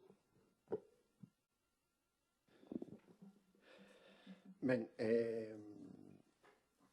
a miña segunda intervención vai estar un pouco ligada a unha pregunta que lle quero enviar ao concelleiro. Entendo que neste post do punto número 9, bueno, que hoxe en día levamos gasto corrente, son 300.000 euros, máis menos. Entendo que ese crédito que se solicitou para balneario, para facer ese crédito, para os anos vindeiros pode incluirse neste post, non? Entendo. No, este post adicional está referido á débeda ca Diputación. O sea, a Diputación... Só ca Diputación. Non Entonces, poderíamos incluir esa débeda que temos financiera con... No, entonces como o Concello neste caso non ten débeda cada Diputación, o que fai é que o destino dese post, neste caso o 3, pois o destina a gasto corrente, que é a alternativa que se plantexa para aqueles casos en que non existe a débeda. Ok, bueno, nada, reiterar o noso voto afirmativo, tanto nos puntos 8 e 9, nada máis. Sí, volver a reiterar, pois eso, o agradecemento porque estes fondos da Diputación cada vez sexan maiores, con máis flexibilidade para os concellos, agradecer este 1.600.000 e pico mil euros, casi 1.700.000 que chegan para o noso gasto corrente, que nos liberan pois capacidade para poder tamén facer os nosos investimentos, que creo que é bo. Agradecer tamén a disposición do Concelleiro de Obras para atender. Bueno, non sei se a fórmula de canalizalo dunha forma ou doutra, eu comunico moitas veces aquí nas xuntas de voceiros cuestións, por exemplo, a Avenida de Borroa, dice, oye, facemos, hai que darlle unha agilidade, e se algunhas cuestións se atenden, pois, non sei se facelo directamente co Concelleiro, tamén a veces é por non dar a lata, se vostede lle pasa como a nós, que tamén non ten dedicación exclusiva, por lo tanto, a veces teño medo a non é o mismo chamar un concelleiro con dedicación que alguén que pode estar no seu centro de traballo. Non sei o que decía antes, o tema de Culleredo, que me quedou así. Eu que me gustaría saber un pouco como está o límite ese. E volvo a repetir, eu non sei, volvo a repetir que non poño en dúbida que esos sexan camiños municipais en gran parte, pero si é certo que me vin cousas que me resultan pois un pouco... O vial, en algún caso, non vai por aí. Chega hasta a porta... Entón, eu digo... Se aqueles entradas que non son para unha sola, que varias fincas se ven afectadas por ese vial e ten o seu significado facelas públicas ou asumilas no inventario, que se faga para todos os veciños igual, porque si sei de algún caso que non se acaba de cerrar este tipo de cuestións, e creo que tamén serían oportunas, igual que eu sei que o vial ese de Chamín, por exemplo, dá acceso a varias casas que hai nese lugar, pois hai outros que tamén están na mesma situación. Non máis, gracias. Nada, responder, Martín, o que citas, evidentemente o vial recollido, digamos, na zona zapateira, está dentro do término municipal de Arteixo, está claramente definido dentro do término municipal de Arteixo, recollido dentro do inventario de bens municipais. Nada, evidentemente, o sea, o que consideras, me recoñeces agora, que o vial de Chamín, pois evidentemente... Sí. Evidentemente, vamos atendendo, digamos, as peticións, pois nos tratamos de atender todas as peticións dos veciños, vamos considerando, pois, por orden de criticidade e tal, e vamos atendendo esas na medida en que podemos, vale? E respecto ao que me citas de establecer contacto comigo para facerme tal, evidentemente eu non teño dedicación exclusiva, pero faltaría máis, estou disposto a atenderte a hora que sea, chámame cando sea, tes o meu número de teléfono, falamos do que aprecies, e, bueno, eso sempre disposto para atenderte a ti, aos restantes compañeros da oposición e tamén a todos os veciños. Gracias. Procedemos a la votación entonces. Votamos primero el punto número 8. ¿Votos a favor? Y procedemos entonces a votar el punto número 9. ¿Votos a favor? Deliberamos.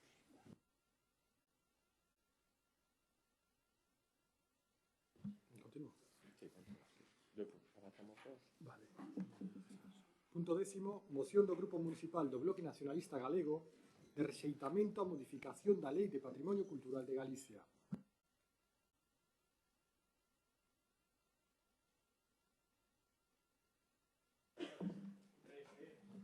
Bueno, quen di 3, di 6. Veña, vamos alá. Traemos esta moción que é de rexeitamento á modificación do Lei de Patrimonio Cultural de Galicia. O próximo mes de maio de 2026 vanse cumprir 10 anos da aprobación da Lei 5/2016 do Patrimonio Cultural de Galicia, que naceu coa pretensión de ser a base normativa fundamental na que se recollese o compromiso de Galicia co seu vasto patrimonio cultural e histórico. Este texto legal xa viu a luz dunha forma precaria e cando menos mellorável, xa que a lei desvirtuaba a lei precedente tal e como argumentou BNG na súa fase de tramitación parlamentaria. O PP propoñía unha nova lei que desgaleguizaba a legislación galega, desprotexía o patrimonio cultural e representaba unha política de defunción do noso patrimonio cultural.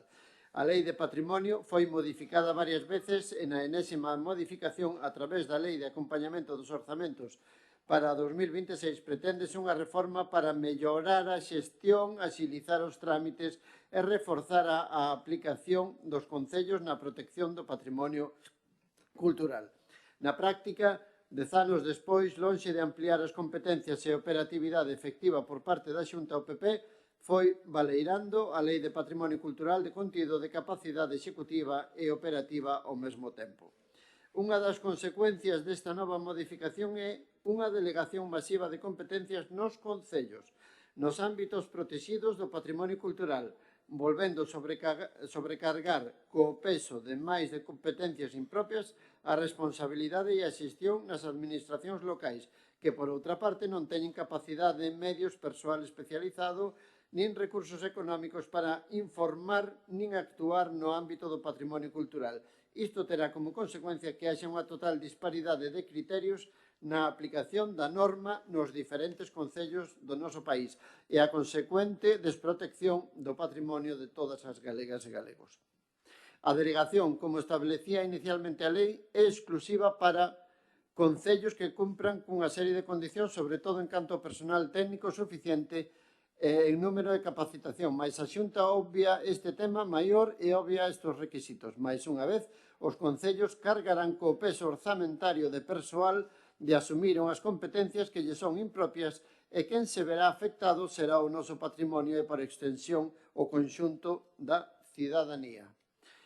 Por estes motivos, o BNG propón ao Pleno da Corporación Municipal a adopción dos seguintes acordos: solicitar a Xunta de Galicia a retirada da modificación da Lei 5/2016 do Patrimonio Cultural de Galicia que se recolle na Lei de Acompañamentos dos Orzamentos 26. Segundo, facultar á Alcaldía para tomar cantas medidas sexan necesarias para dar cumprimento a estes acordos. E terceiro, dar traslado desta moción a todas as forzas políticas representadas no Parlamento galego. Clavei, non é?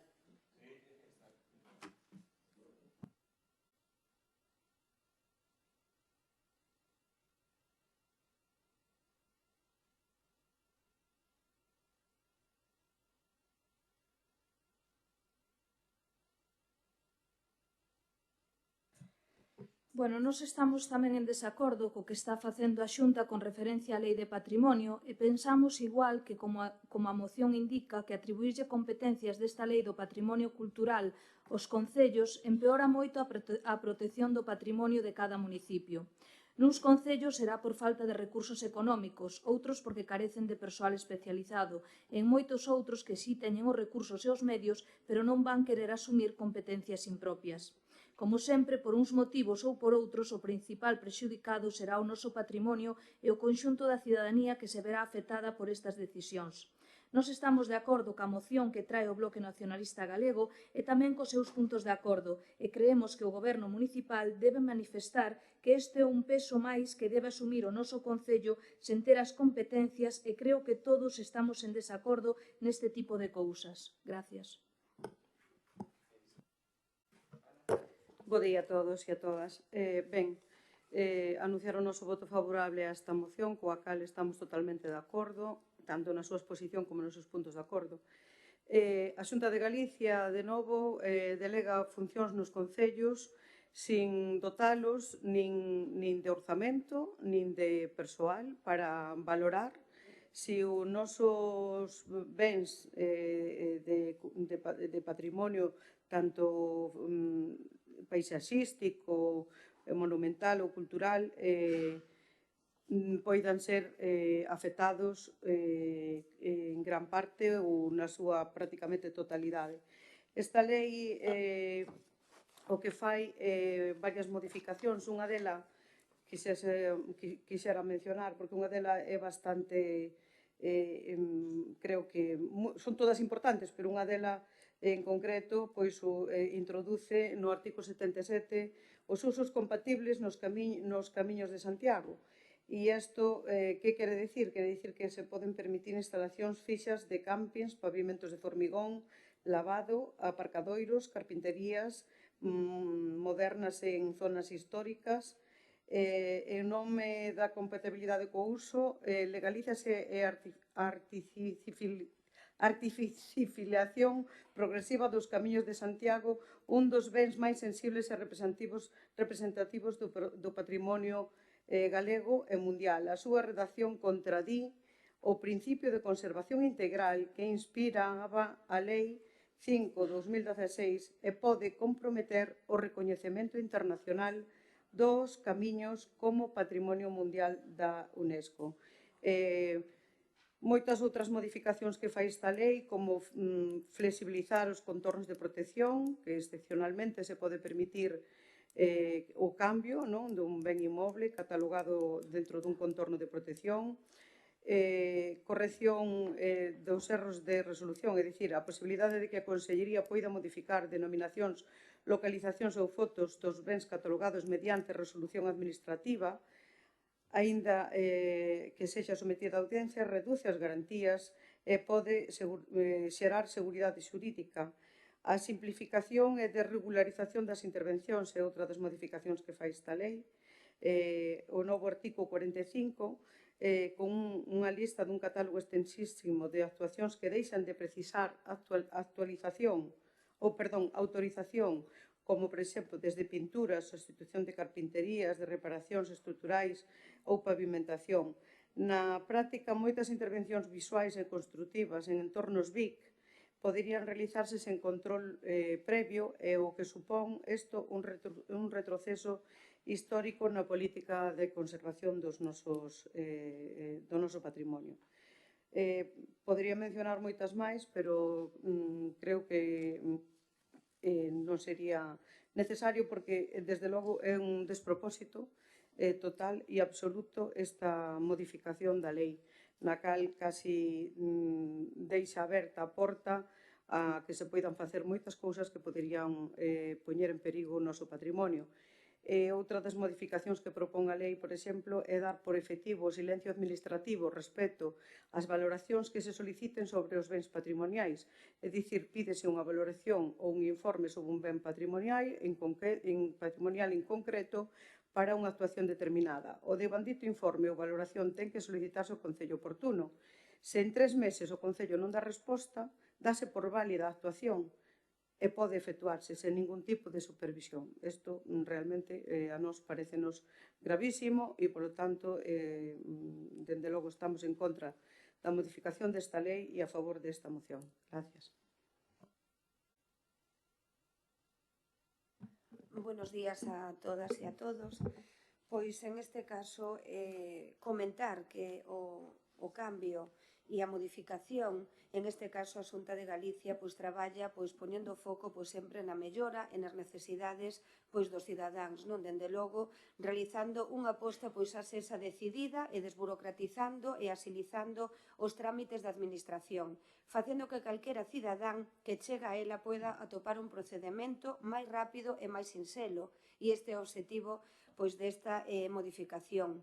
Un dos problemas que se viña acusando era realmente a demora nos procedementos relativos ás autorizacións de patrimonio, algo que se debe que a Xunta asumía tramitacións de máis de 30.000 expedientes por ano e que levaba unha espera de entre 6 a 12 meses de procedemento, dai querer asilizar todos estes procedementos. Por iso, o Goberno impulsa esta Lei de Patrimonio Cultural de Galicia dando resposta a esa demanda histórica da administración local, porque é unha demanda histórica da Administración local. Suprímese a necesidade de autorización por parte da Dirección Xeral de Patrimonio Cultural en determinadas actuacións. Como bien mencionaba, falaba Ana do artigo 77 e 45, por exemplo, o artigo 47, cando fala que eu tiña por aquí mencionado, fala do uso dos camiños de Santiago, en este caso, sen prexuicio das autorizacións a que poidan estar condicionados, considéranse compatibles coa protección dos camiños de Santiago os seguintes usos, actividades e intervencións. Os campis que teñan construcións fixas máis aló dos servicios comuns a máis de 500 metros dos núcleos de carácter tradicional. Os campis deberán instalarse integrados en zonas boscosas de territorio histórico do camiño con construcións fixas relativas aos servicios comuns, estando ademais parcelas habilitadas para tendas de campaña. As carpinterías de aluminio e PVC nas casas tradicionais rústicas nos territorios históricos dos camiños de Santiago catalogados. Admitiránse edificacións de cuberta plana a máis de 200 metros do límite exterior. O cambio de pavimento de terreos e o pavimento duro nos camiños do territorio histórico de Camiños de Santiago cando estes estean fora da traza e se poñan solucións como o formigón lavado ou pétreo das zonas ou outras similares. Os aparcadoiros de turismo e autocaravanas sempre que se estableza un ámbito perimetral verde e elementos de integración no territorio histórico como arboedo, ornamental ou autóctono cada unha das prazas. É dicir, que realmente teñen certas condicións, non é daquela maneira. E o artigo 45, cando falaban tamén vostede do réxime de intervencións no contorno de protección, dicir que non se precisarán autorizacións de Dirección Xeral de Patrimonio nos casos de reparación e sustitución de cubertas, incluindo o cambio da estrutura, a renovación de canalóns, de baixantes ou elementos de cuberta, reparacións do revestimento exterior e actuacións nas fachadas para a mellora de eficiencia enerxética, traballos de reforzo ou mellora estructural, reparacións ou reposicións de peches de fincas, reposicións ou reforzos de redes de datos, reparación de vías ou espacios públicos, incluído as cunetas, traballos forestais, balizando os bens protegidos, por suposto, e traballos de silvicultura manual nos bens arqueolóxicos protegidos. É dicir, que isto dá unha axilidade aos nosos veciños e veciñas para todo este tipo de tramitacións que en plenos anteriores, precisamente, trouxemos esta problemática que tiñamos a hora de autorizacións de certas limpezas que temos que asumir nós.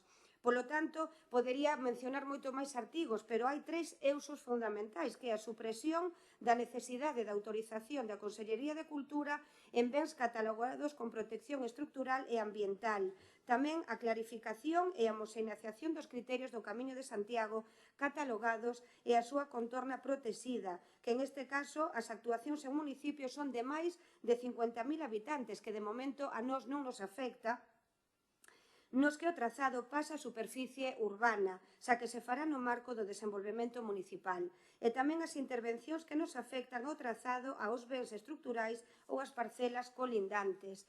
A axilización, como dicía antes, nese artigo, dos trámites das tarefas forestais, cando falamos dos desbroces de limpezas, das frondosas, incluso cando temos que intervenir en temas de robles, de castaños, cando teñen esa problemática os nosos veciños, e incluso nas faixas que trouxemos aquí contra incendios, que tamén se poderá actuar dunha maneira máis áxil. Por tanto, o tema isto é adaptar, axilizar e desburocratizar o que son os procedementos, garantindo así unha protección máis eficaz e eficiente para o noso patrimonio. Gracias.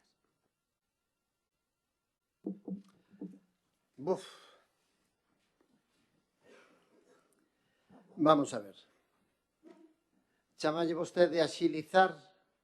Bueno, chamalle vostede está defendendo aquí unhas políticas da Xunta que favorecen a Xunta, pero que nada favorece a veciñanza, nin siquiera o Concello. Nin siquiera o Concello. Aquí non se axiliza nada, porque o Concello ten agora mesmo personal profesional para derimir estos informes. Ten persoal o Concello de Arteixo, un dos concellos máis ricos do país. Ten persoal? Non. Por tanto, dos 315 municipios galegos, cantos teñen persoal para informar sobre o patrimonio. 5, 6, 7 como moito. 7 como moito.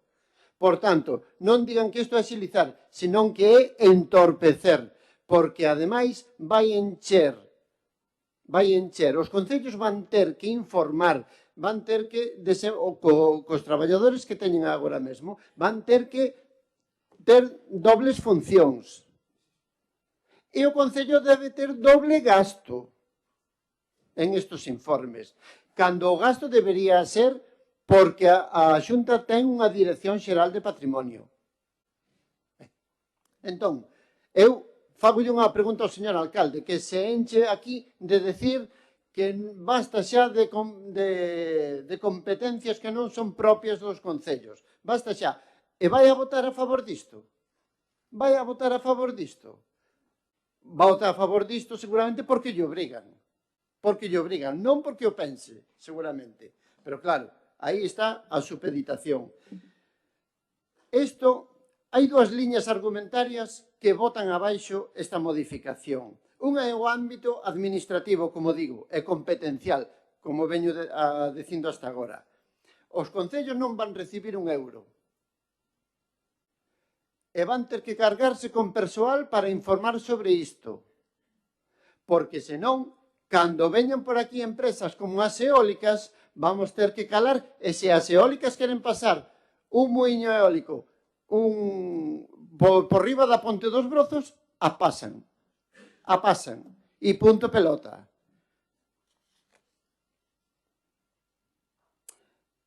E vostedes van a votar a favor de cousas así. Os concellos non teñen nin persoal nin recursos para isto. E as competencias son da Xunta. Por que imos votar a favor e aceptar unha modificación dunha lei que non é competencia nosa? Pero por outro, a nivel patrimonial. Outra é como repercute no patrimonio. E voulles dicir unha cousa. A Xunta, se hai moita xente en contra da Dirección Xeral de Patrimonio porque non axiliza, é porque a Xunta non impón nin o recurso nin o persoal necesario, que están baixo mínimos, cunha mingua de recursos económicos e de personal técnico. E isto non o di o BNG, o di o Consello da Cultura Galega, cun informe demoledor sobre esta modificación. A FEGAMP, a Plataforma Estatal de Profesionais de Arqueoloxía, a Asociación de Defensa do Patrimonio Cultural Galego, a Facultade de Historia da USC, da Universidade, a Real Academia Galega de Belas Artes. E que todos están en contra do PP? Non, señor. Están en contra desta modificación porque esta modificación é un despropósito. É unha desprotección legalizada. E a verdade é que xa o decía o Consello da Cultura Galega, advertiu que esta reforma non garante a protección do patrimonio. Simplemente a Xunta se lava as mans e botaría a culpa aos concellos, que o fixeron mal. Claro, aquí o único que ten competencias e persoal, aínda que escaso, é a Xunta de Galiza. E agora mesmo quere botar balóns fora. Por qué? Bueno, porque as súas empresas monopolísticas tipo eólicas se van facer de ouro grazas a esta desprotección.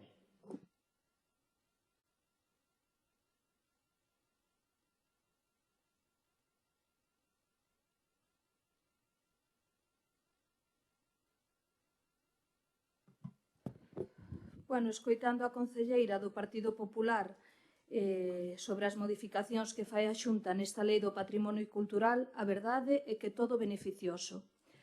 Eu, a verdade, quedo boca abierta despois de escoitala e despois de escoitar reiteradamente cando falamos sucesivamente en casi todos os plenos de cuidar e protexer o noso patrimonio, que non son competencias vosas. Despois de escoitar unha e outra vez que non se van gastar máis cartos do noso municipio e dos nosos veciños e veciñas en competencias impropias. A verdade non esperaba menos de vostedes. Defenden o seu partido, fagan o que fagan, aínda que iso afogue o Concello. Total, a vostedes dalles igual, porque o pagamos todos nós. Simplemente decir que nós estamos a favor da moción, como dixen, e dos seus puntos de acordo, e o meu voto vai ser favorable. Nada máis, gracias. Ben, realmente eu non me esperaba outra cousa. Evidentemente que a portavoz do Partido Popular nos iba a dicir claramente que o grupo de goberno de Arteixo iba a aceptar o que lle manda o seu xefe, o señor Rueda, e que, como ben nombrou Xurxo, se saltan a torera e lles importa moi pouco todo o que pensa o resto da sociedade. Xa non o que pensan os partidos na oposición, tanto aquí como no Parlamento de Galicia, senón o que pensan os persoas especializadas neste tema, os técnicos, as persoas que saben do que falan, do patrimonio, da cultura. Importalles moi pouco. Por que? Porque hai outros intereses.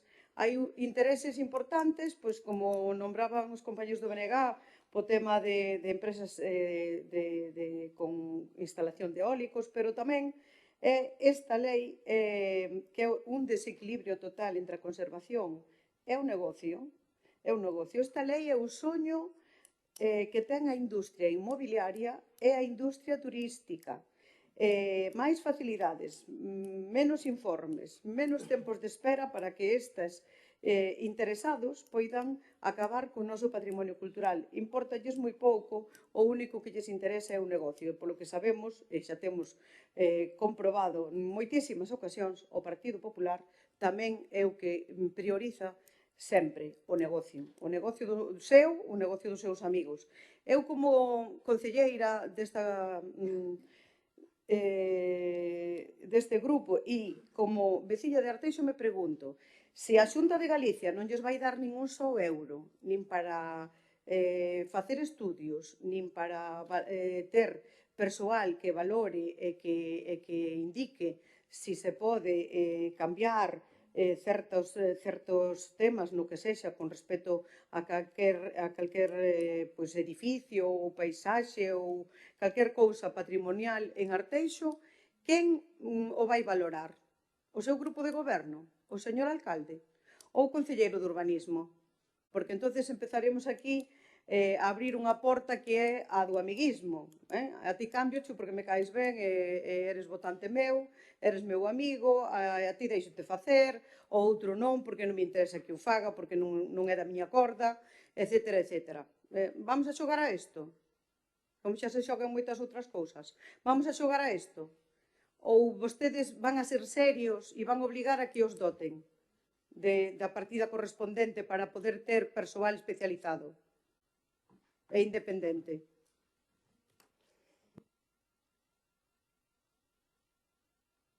Vamos a ser serios, efectivamente, vamos a intentar deixar as demagosias, intentar de falar de esquerdas ou de dereitas e en este caso, claro, o Partido Popular pois quere destrozar o patrimonio de Galicia, dende logo. É o BNG o que en este caso defende o patrimonio de Galicia e o PP o quere destruir. Deixémonos de demagosias, invítolles dende logo a que volvan a ler a lei artigo a artigo, porque aquí estamos falando de que se modificaron 15 artigos da lei da que estamos a falar. E en ese caso é mentira o que vostedes din cando a lei foi modificada sen debate nin participación social. É falso. A Xunta de Galicia presentou a todos os alcaldes, concelleiros e técnicos de Galicia as modificacións nas reunións de todas as provincias. E mediante as modificacións foron debatidas tamén no Parlamento de Galicia e foron aprobadas.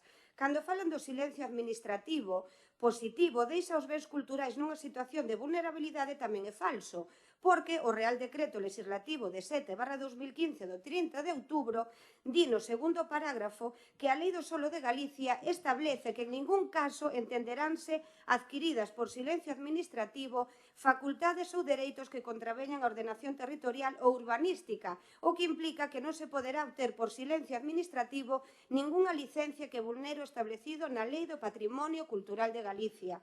os cambios supoñen riscos evidentes para a conservación do patrimonio histórico. Mentira! As modificacións na lei non supoñen ningunha reducción das normas de protección, seguen sendo as mesmas. Aínda así, os concellos non poden ser considerados como entidades incapaces ou menores. Tamén traballan pola protección do noso patrimonio. Traballamos. A modificación supón unha transferencia de funcións decisorias aos concellos. Tamén é falso. Non se pode entender como unha atribución de novas competencias, posto que xa se viñan emitindo licencias urbanísticas nas intervencións sobre os inmóveis catalogados, de acordo coa lei do solo. É dicir, que un veciño que queira pedir, que queira limpar ou que queira reparar unha fiestra ou unha porta ou unhas ventás ou uns vidrios, non é necesario que a Dirección Xeral de Patrimonio Cultural lle autorice. Será esa a maneira máis áxil de facelo. Pero sí que, cando os bens de patrimonio artístico e arqueolóxicos e a traza do Camiño de Santiago ou os bens da Igrexa, en ese caso sí que se necesitan as autorizacións pertinentes da comunidade autónoma e dos profesionais especializados en esa materia. Por tanto, deixen vostedes de decir mentiras, como sempre, e utilizar a demagoxia. Por tanto, a Administración desprotexe o patrimonio? Falso. Todas as administracións teñen a obriga de velar pola protección do patrimonio e esta tarefa debe de ser conscientemente asumida por todos nós. En canto á modificación que poñen en risco a protección dos camiños de Santiago, tamén é falso, porque suprímese a necesidade de adaptación do planeamento municipal ás previsións do Plan Territorial Integrado no Camiño de Santiago. Pois para que? Para que os concellos estean habilitados para autorizar as intervencións que se realizan no seu ámbito.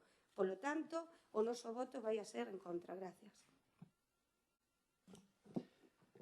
Ben,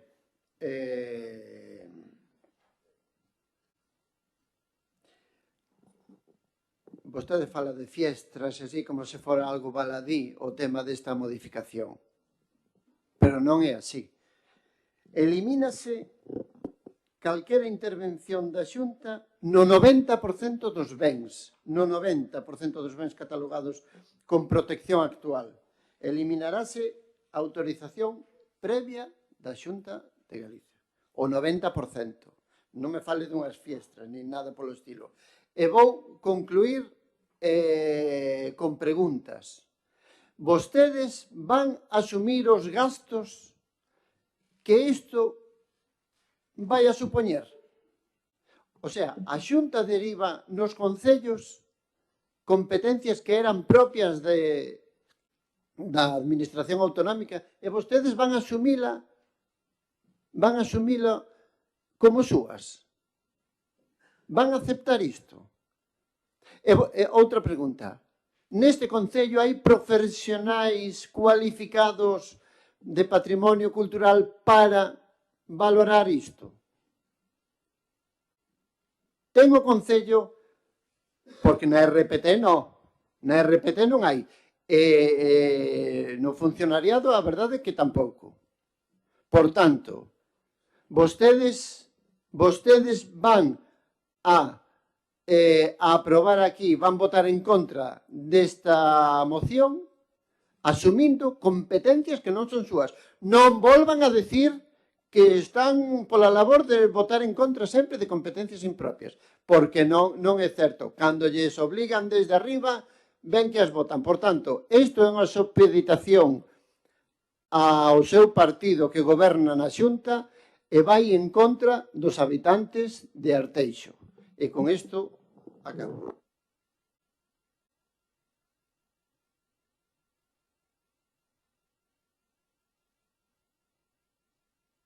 La verdad que la política nunca me dejará de sorprender, porque mira que, pensé que no, pero no me puedo creer lo que ha pasado en el debate de esta moción. Si tenemos técnicos profesionales cualificados, hombre, para autorizar un cambio de una ventana de una casa que está en el entorno del perímetro de protección, por ejemplo, de la iglesia de Pastoriza, que no está en la propia plaza, que está justo en el borde, que es cambiar una ventana de aluminio por otra ventana de aluminio, pues no tenemos técnicos cualificados, vamos a contratar a un ingeniero de la NASA. Terrible. Yo, de verdad, nunca dejaré de sorprenderme de lo que es la intervención o lo que he escuchado ahora actualmente. Pues no sé qué técnico tenemos que tener cualificado para, en este caso, decirle, puedes cambiar ese perfil de aluminio que tiene 30 años, lo puedes cambiar por el mismo perfil de aluminio, pero actualizado a las normas actuales y con las características eficientes energéticas de las ventanas. Porque esta es la realidad. Lo que se propone aquí... Non sei se me escoitou decir que o 90% queda desprotegido. Sí. Llegar aquí y decir que, bueno, que de repente va a poder pasar una línea eólica por encima del Ponte dos Brozos es para pegarnos, de verdad. Es que yo nunca he visto, y mira, nunca me dejará esto de sorprender. No, es verdad, oye, el Ponte dos Brozos pues, puede pasar lo que quiera, como esto es una cuestión de agilidad. ¿Qué pasa? Aquí hay otro trasfondo político por parte del BNG que yo entiendo que se está refiriendo al tema del personal. Efectivamente, sí, personal. ¿Qué personal? ¿Qué personal quieren ustedes? Es que llama la atención poderosamente. Por no hablar de que aquí, oye, por desgracia no tenemos Camino de Santiago. Ojalá lo tuviéramos, pero no tenemos Camino de Santiago. En este caso, pues oye, mira, cuando se hizo la transferencia de las competencias de Costa a la Xunta de Galicia, no sé, ¿habría técnicos cualificados en la Xunta para informar sobre las transferencias de costas? No, es un tema de que existe una transferencia para agilizar la tramitación. Y anda que no agilizó. ¿Qué es lo que pasa? Que el Bloque Nacionalista Galego y la oposición saben perfectamente que uno de los departamentos, en este caso como es Patrimonio, que tiene más carga de trabajo y que tiene más atasque y tiene más retraso. Entonces, por favor, que yo creo que para que la gente lo entienda, pues oye, yo si me caen 3 tejas de mi casa al lado de una iglesia que tiene aún encima un tema de una protección que, por cierto, aquí en Arteixo no hay ningún BIC, pues hombre, por lo menos si puedo agilizarlo y no tengo que esperar 6 meses a que me den una autorización, pues las cambio.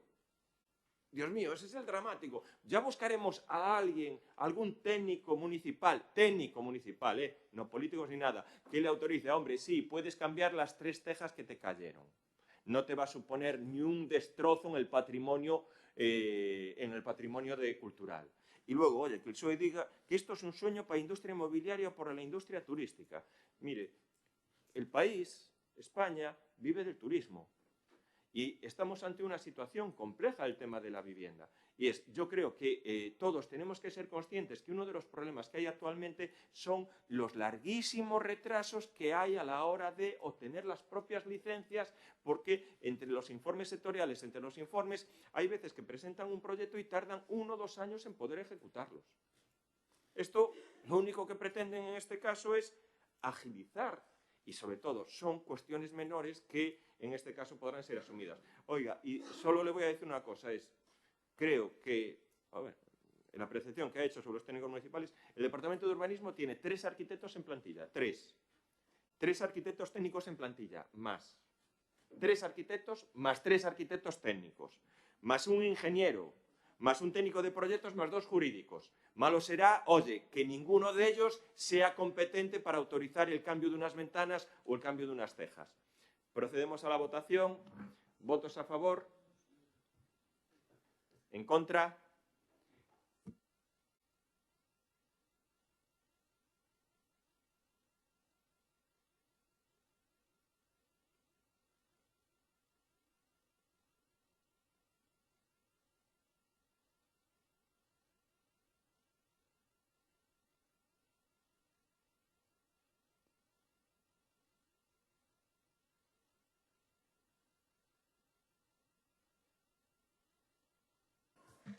Punto 11º.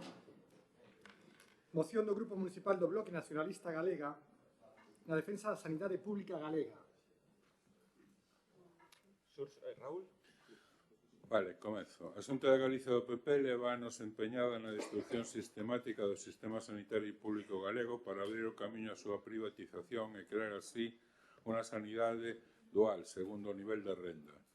Este proceso está se acelerando perigosamente co desmantelamento e as barreiras de acceso á atención primaria e o crecemento e falseamento das listas de agarda.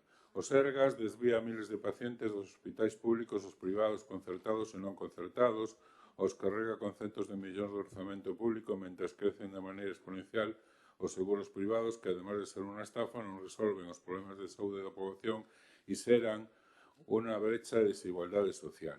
Esta política sanitaria da Xunta de Galicia pode definirse como injusta e perversa, pois beneficia a privada cos nosos impostos. Hospitais, empresas multinacionais, fondos de investimento, laboratorios farmacéuticos, empresas que fabrican equipos tecnolóxicos, profesionais corruptos e unha minoría de poboación privilexiada. Ademais, perxudica a maioría da poboación, especialmente infantil, persoas maiores, enfermos crónicos, embarazadas, etc., poñendo cada vez máis trabas para acceder a centros de saúde e hospitais.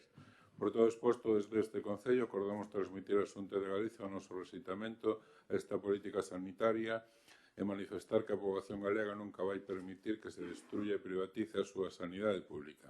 Por outra banda, no referido ao noso municipio, existe inscrita no registro de instalacións de rayos X con fins de diagnóstico médico creado pola Xunta de Galicia, ademais das 8 instalacións en activo na comarca, outras 12 incorporadas dende a Xerencia de Atención Primaria, entre elas existente no Centro de Saúde de Arteixo, con referencia XG C1515. Parece, pois, asestiado que se dote esta instalación de sala pomada do equipamento portátil, ofrecido en diversas ocasións para o seu funcionamento operativo, ademais do personal preciso, infraestructura que daría un servicio fundamental á veciñanza de Arteixo o tempo que aliviaría a situación de acumulación de pacientes no CHUAC. Por estes motivos, o BNG propón ao Pleno da Corporación a adopción dos seguintes acordos. Primeiro, apoiar a convocatoria de manifestacións de SOS más Sanidade Pública de Galicia en Compostela ao 1 de febreiro de 2026 ás 12 horas dende Alameda. 2. Transmitir á Xunta de Galicia o noso rexeitamento á súa política sanitaria e manifestar que a poboación galega nunca vai permitir que se destruya e privatice a súa sanidade pública. E terceiro e último, solicitar á Xunta de Galicia que se dote de equipamento e personal preciso a instalación de rayos X con fins de diagnóstico médico e escrito no registro de instalacións creado pola propia Xunta de Galicia, sito no Centro de Saúde de Arteixo para o seu correcto funcionamento como tal. Grazas.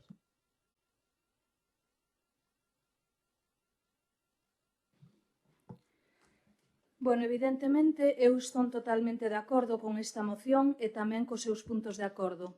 Creo que todo o mundo que a día de hoxe teña un mínimo coñecemento de como funciona a sanidade pública debe estar preocupada. O que está pasando é basicamente o que expón esta moción, o que expuxen eu na miña no mes de novembro e en todas as que viñeron e supoño que virán en referencia á sanidade pública. É vergonzoso o que está pasando tanto cos usuarios que teñen que soportar listas de espera por moitos inasumibles e soportar un mal funcionamento da atención primaria que é o corazón da sanidade e a cal se están cargando descaradamente, obrigando a xente a utilizar servizos privados. Sin olvidar os profesionais da sanidade que os teñen sumidos a unhas cargas de traballo e a unhas condicións laborais que son inaceptables. Minten descaradamente e non lle tembla o pulso a sabiendas de que están destruindo un dos pilares fundamentais da nosa sociedade. É bochornoso ter que escoitar o presidente Rueda falar da sanidade pública e das millonarias inversións que fan nela, sabendo todo o que pasa e o que queda por vir. Referente á sala de radiodiagnóstico no Centro de Saúde de Arteixo, creo que se leva demandando por activo e por pasivo. Non vexo interés por parte do equipo de goberno en demandarlle aos seus compañeiros. Creo que na última contestación que tuvemos foi que había un en Carballo, que podían ir ao Ventorrillo, que fóramos directamente ao CHUAC, que non se iban a dotar a todos os municipios con sala de radiodiagnóstico. Espero que, aínda que sea por aburrimento de escoitarnos, mostren un pouquiño de interese e se busquen melloras para o noso municipio e para os nosos veciños e veciñas en referencia á sanidade pública. Gracias. Ben, anunciar o noso voto favorable a esta moción, porque, como non podía ser de outra maneira, todas as persoas somos conocedoras de como funciona a sanidade pública, de como a están desmantelando. Non solamente os usuarios, os pacientes, os que temos que ir a ela, senón tamén o dicen os médicos, os enfermeiros, todo o personal sanitario.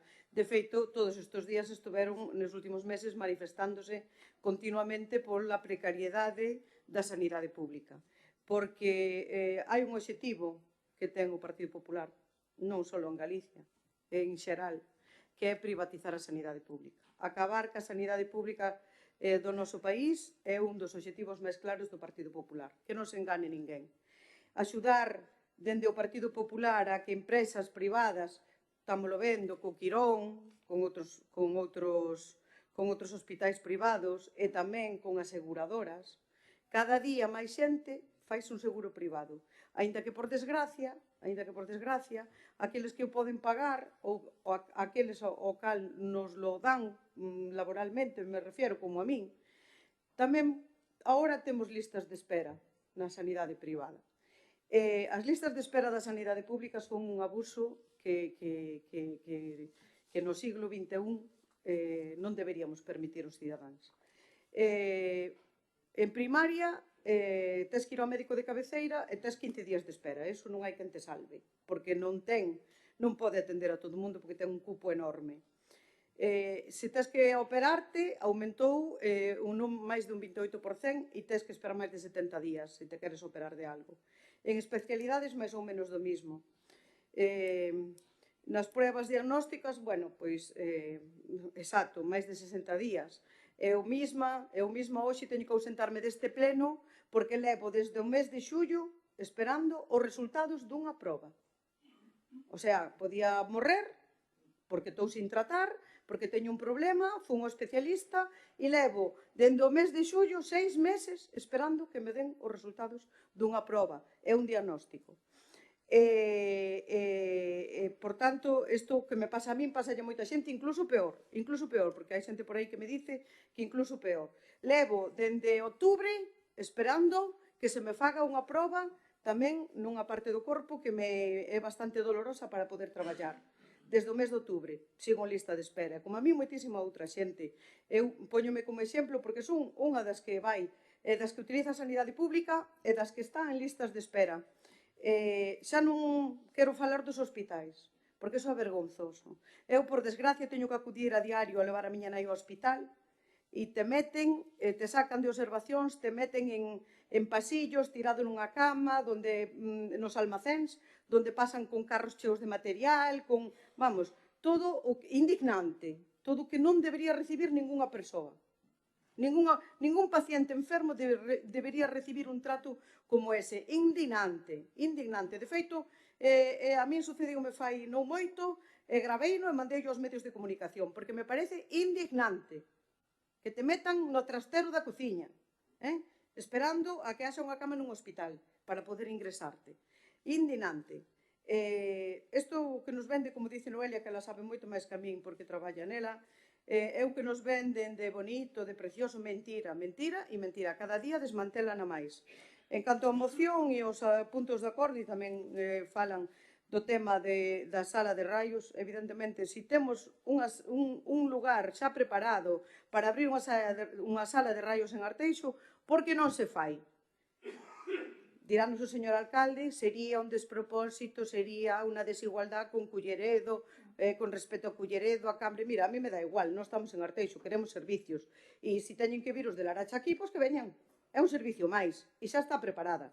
Entonces, bueno, os acordos, compañeiros do BNG, totalmente de acordo con eles, pero, bueno, a min, perdoade, casi me digo a risa cando lín o primeiro, porque está claro que o Partido Popular non vai aprobar esta moción, moito menos vai ir a unha manifestación en favor da sanidade pública, moito menos, sobre todo convocada por unha plataforma pública chamada Só Sanidade Pública, a quen eles creen que o seu presidente, o seu voceiro, é máis que o demo, xa o demo quedase corto ao lado desta persoa, non para eles, para o Partido Popular. É verdad que é un gran loitador, que o único que busca é poñer o foco onde o ten que poñer, na mellora da sanidade pública. Por tanto, pouco máis que dicir, a sanidade pública temos que protexela, temos que, todos os cidadáns da pé, debemos de protexela, debemos de pedir que se invista nela,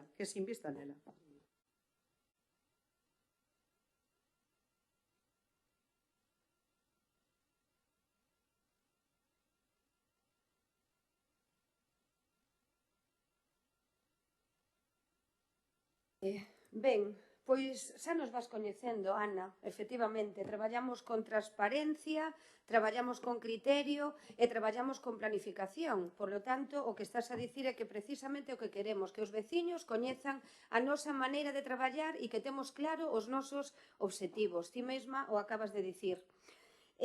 Vou empezar polo primeiro punto, e o primeiro punto é a plataforma SOS Sanidade Pública, efectivamente. É unha plataforma que está apoiada polos sindicatos e polos partidos de esquerda de cada territorio. E ten un único voceiro. Díseno en anteriores plenos e volvo a dicilo hoxe e o menciono, que é Manuel Martín García.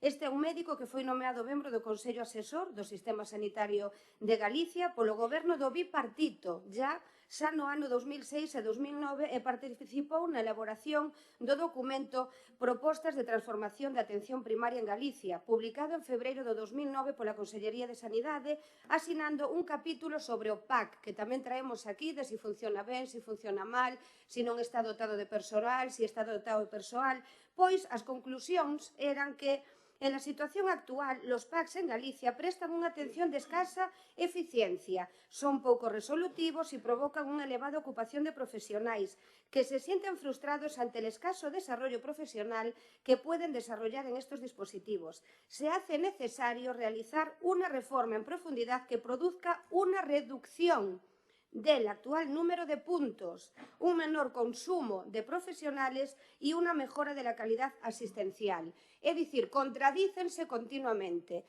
Plenos anteriores, os PACs funcionan, non funcionan, dotar e non dotar, e isto é público. Querían reducir os PACs da comunidade autónoma e os profesionais, polo tanto, póñanse de acordo.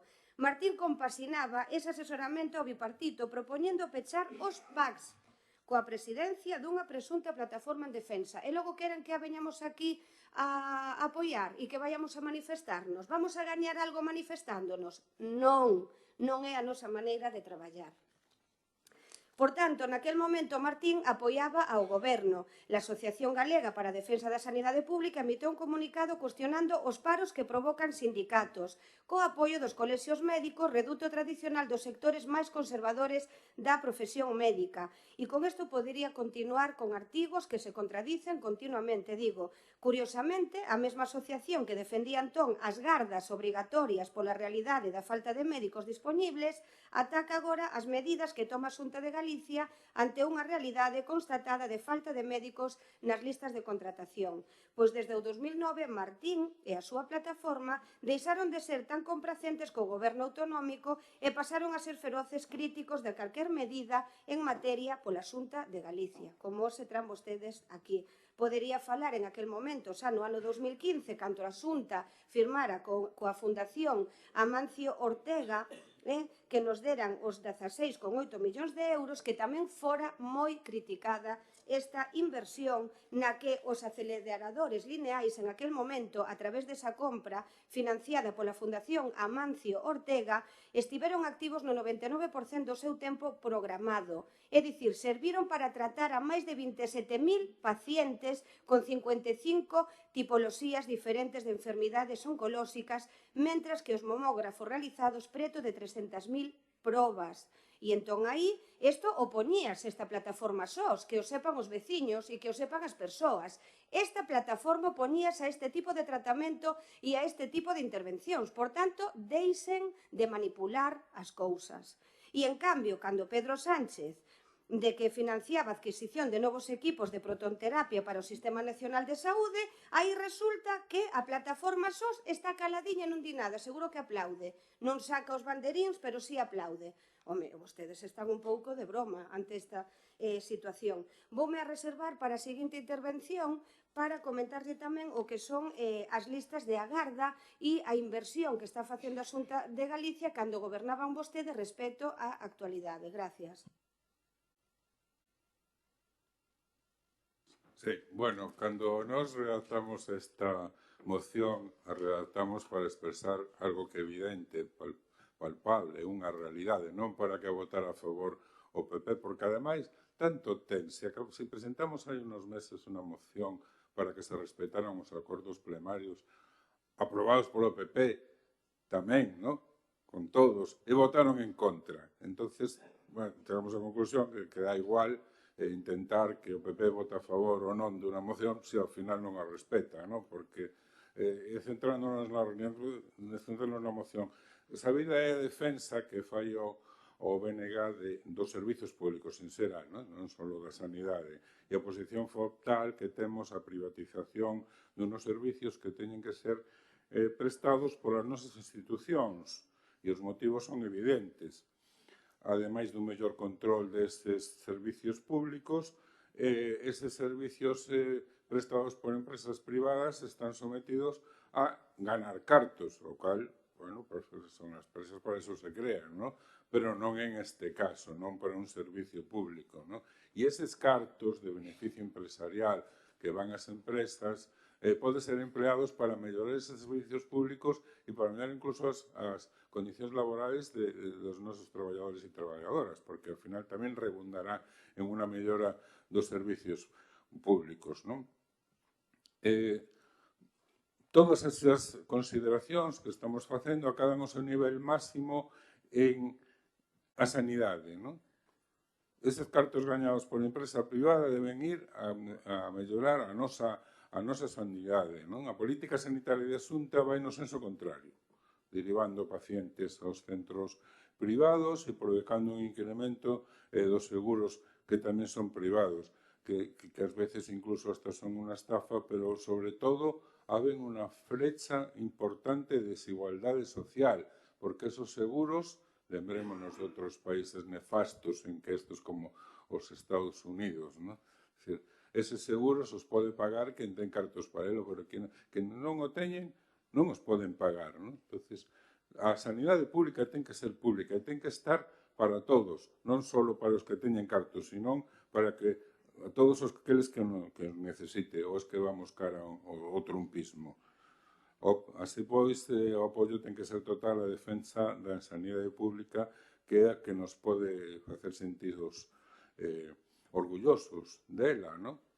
O xendear dela. Por outra banda, aquí en Arteixo existe unha sala plomada que está catalogada pola propia Xunta para prestar ese servicio. Esa sala plomada non ten instrumentación e non ten personal necesario, pero para que se creou, non? Está catalogada, insisto, pola propia Xunta e está feita con fins de diagnóstico médico, para poñer unha sala de rayos X con diagnóstico médico.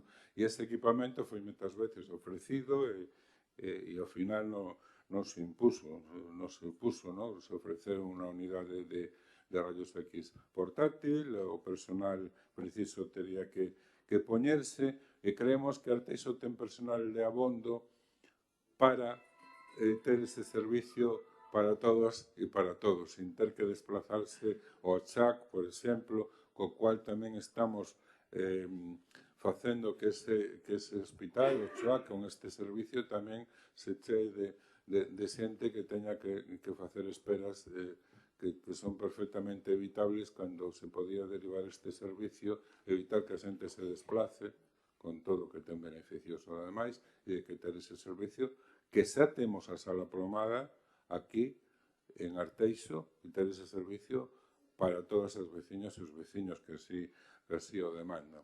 Bueno, e remato aquí por agora. Gracias.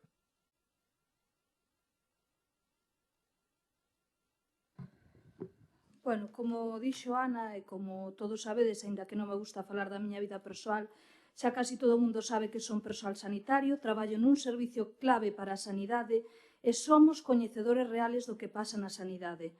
A mí non me dá medo falar de frente e dicir a verdade do que pasa. Eu son unha funcionaria, realizo un traballo creo que exemplar pola miña vocación, non polo que nos respetan ni polas condicións laborais que temos. As consecuencias desta mala xestión derivan sempre nos que non teñen culpa de nada. E quen son estas persoas que non teñen a culpa? Pois os pacientes, como sempre. A min doeme a alma ver como somos números neste mundo, neste país, todo o move o carto, hasta a vida vai depender, desgraciadamente, de si temos cartos ou non os temos. Isto é así, e sinto decir que isto é así gracias aos votos que se lle depositan nas urnas a este tipo de gobernantes, non?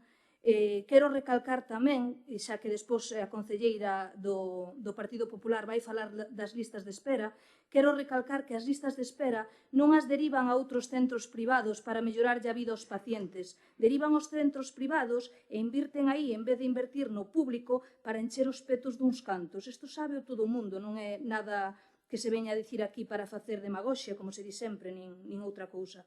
Isto é a realidade da sanidade e chámenlle como queiran.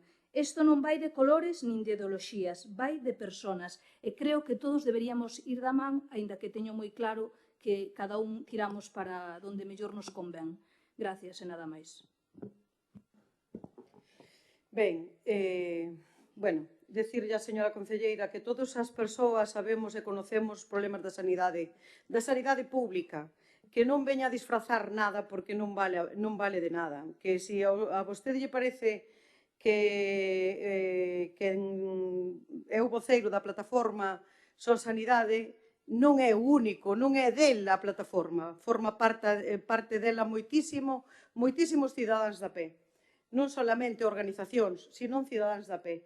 E dá os mesmos datos que dá, por exemplo, o Sindicato Médico de Galicia, os mesmos datos. O Sindicato Médico de Galicia e outros sindicatos convocan a folga por motivos, non porque lles dá gana. Xa sabemos que a vostede non lle gustan os sindicatos, que por vostede non existirían, xa o sabemos. E xa sabemos que a vostede lle molestan as manifestacións, tamén o sabemos, pero gracias a elas, e eu dou constancia deso, gracias a elas se consiguen moitas cousas, gracias a elas. E voulle dicir, os médicos non é que non haxa, é que escapan, emigran.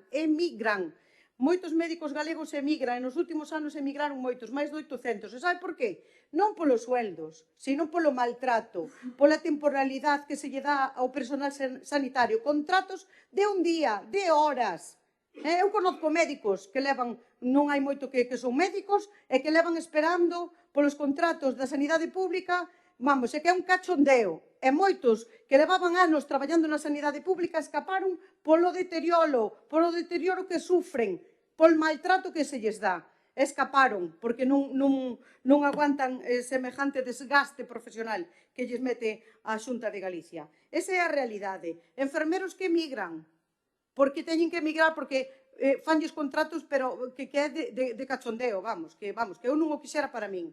E isto é a realidade da nosa sanidade. Esta é a realidade. E se vostede non a quere ver, pois será porque vostede ten un sueldo público moi bonito que lle pagamos todos os veciños de Arteixo e seguramente vai vostede moi ben a privada. Pero a pública non se lle dan cartos. A pública, como dice Noelia, non se manda a xente ao Quirón ou ao San Rafael ou ao Modelo para baixar as listas de espera. Non, mándaselle porque se lle quere inflar os cartos ás empresas amigas. E punto. Que invirtan na pública, que é onde teñen que invertir. Sí, ben, quen fale de cartos aquí son vostedes. Entón, antes de meterme na moción, comentar, por o que acaba de comentar Ana, do meu soldo e do meu cargo público, pois efectivamente, eu son unha persoa, unha muller que tiña o meu posto de traballo antes de entrar na política e que, unha vez que me presentei, como se presentou vostede, e os veciños de Arteixo nos votaron o grupo de goberno, pedín unha excedencia no meu posto de traballo para poder exercer o meu posto de traballo. Polo tanto, cando os veciños decidan que eu non vai a estar aquí, volverei ao meu posto de traballo ou buscareime outra alternativa de futuro. Pero por o de agora, estou amparada e teño que desenrolar o meu traballo e traballar por el. E por eso digo que o que vostede está facendo aquí é bon intentar facer o mellor posible e loitar o mellor posible por as nosas necesidades dos veciños e as veciñas de Arteixo, que lle quede claro. E tamén lle recordo que vostede está chorando aquí cada pleno para que se lle pague por o traballo que desenrola aquí.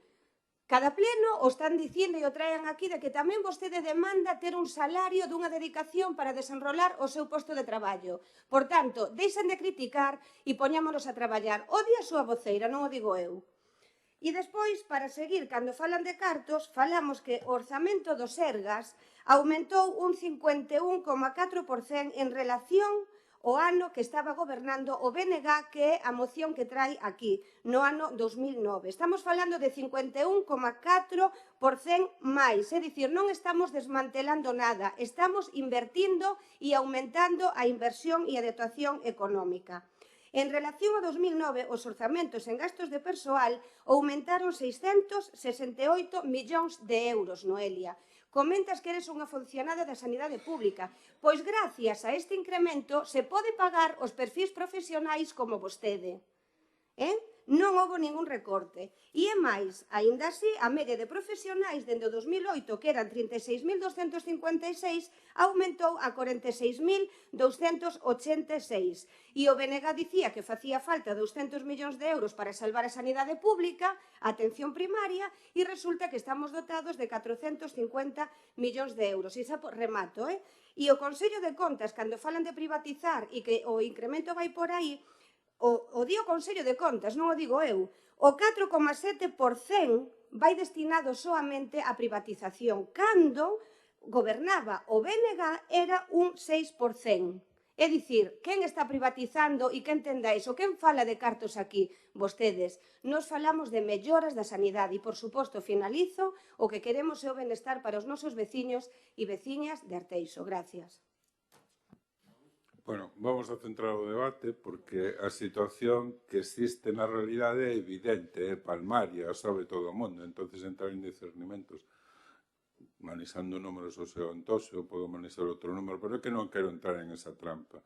A ver, absoluto respeto ao traballo, que quede claro, do BNG, o absoluto respeto ao traballo dos e das especialistas sanitarios que van moitísimo máis alá do que lle corresponde ao seu traballo. O sea, fan un traballo excepcional, superando con moito aquello que se lles podía exixir. E nos momentos máis crudos só demostraron e o siguen demostrando día a día, ¿no?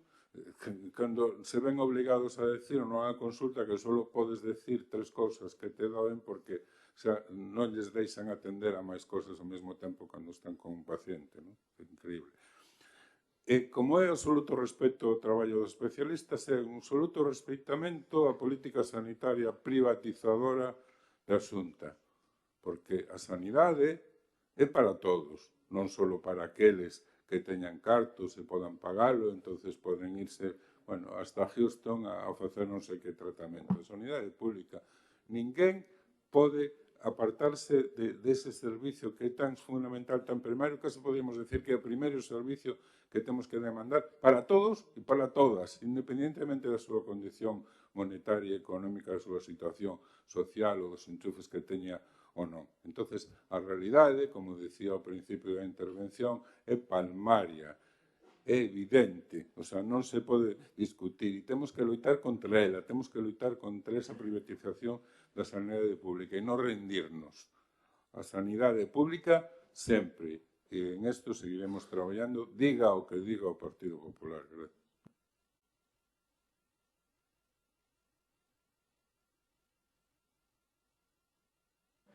Bueno, yo creo que lo he dicho en varias ocasiones, muchas, en distintos años. Es verdad que cuanto más se va acercando el periodo electoral, pues vienen aquí estas mociones. Creo que va a ser un mes moción sanidad, un mes moción educación. Un mes moción sanidad, un mes moción educación. Yo no soy capaz de comprender o no entiendo lo que dice Ana. ¿Solo emigran los médicos gallegos? Lo digo porque no sé, perdón, no sé si Cataluña, no sé quién gobierna en Cataluña.